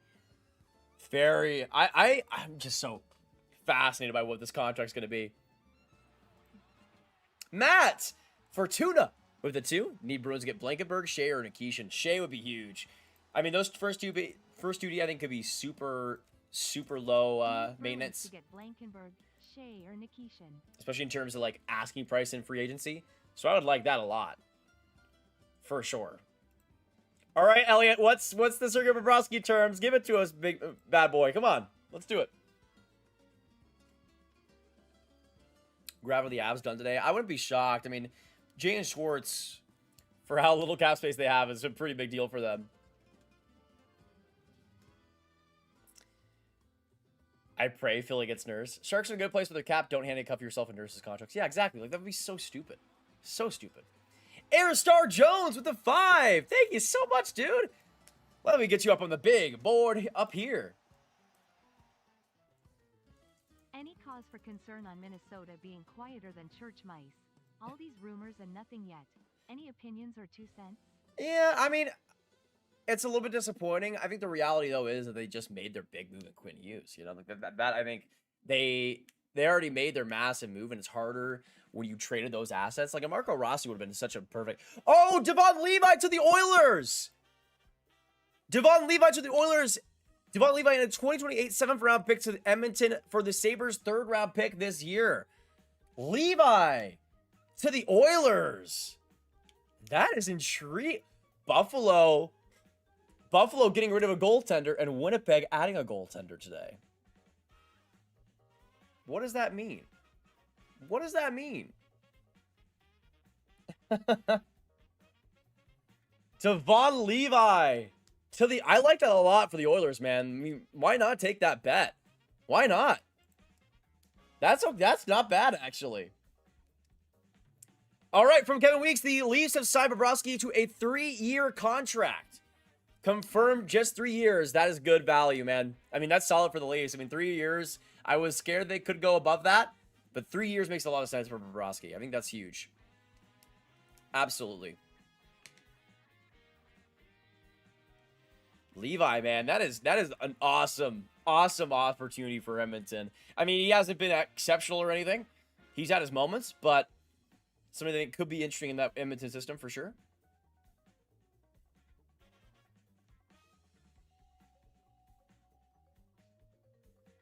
All right, boys. What are we thinking? What are we thinking about this Bobrovsky deal? What are we thinking? 3-year contract. I think that makes sense though. That is huge. I'm so happy they didn't give him like a 5 or 6 year contract. That would have been insane. That would have been absolutely insane. Oops, all goalies. All goalies.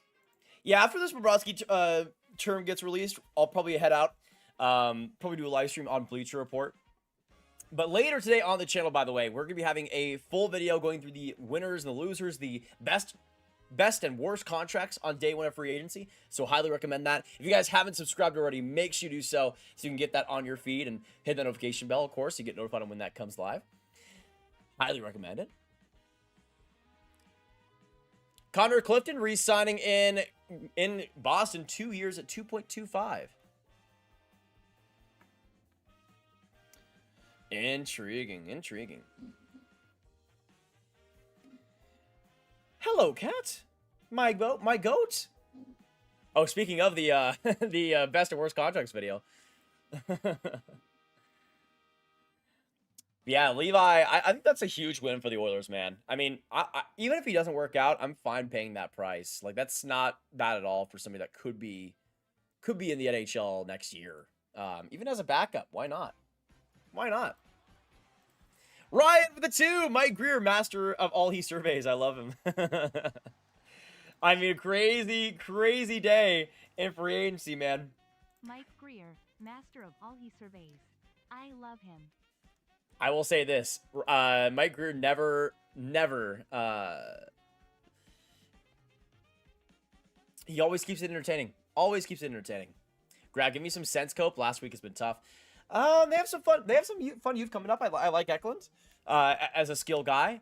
I think if they bring in another addition on from that forward group, that could be just what they needed. But Urson, I don't know if I can give you any cope, honestly.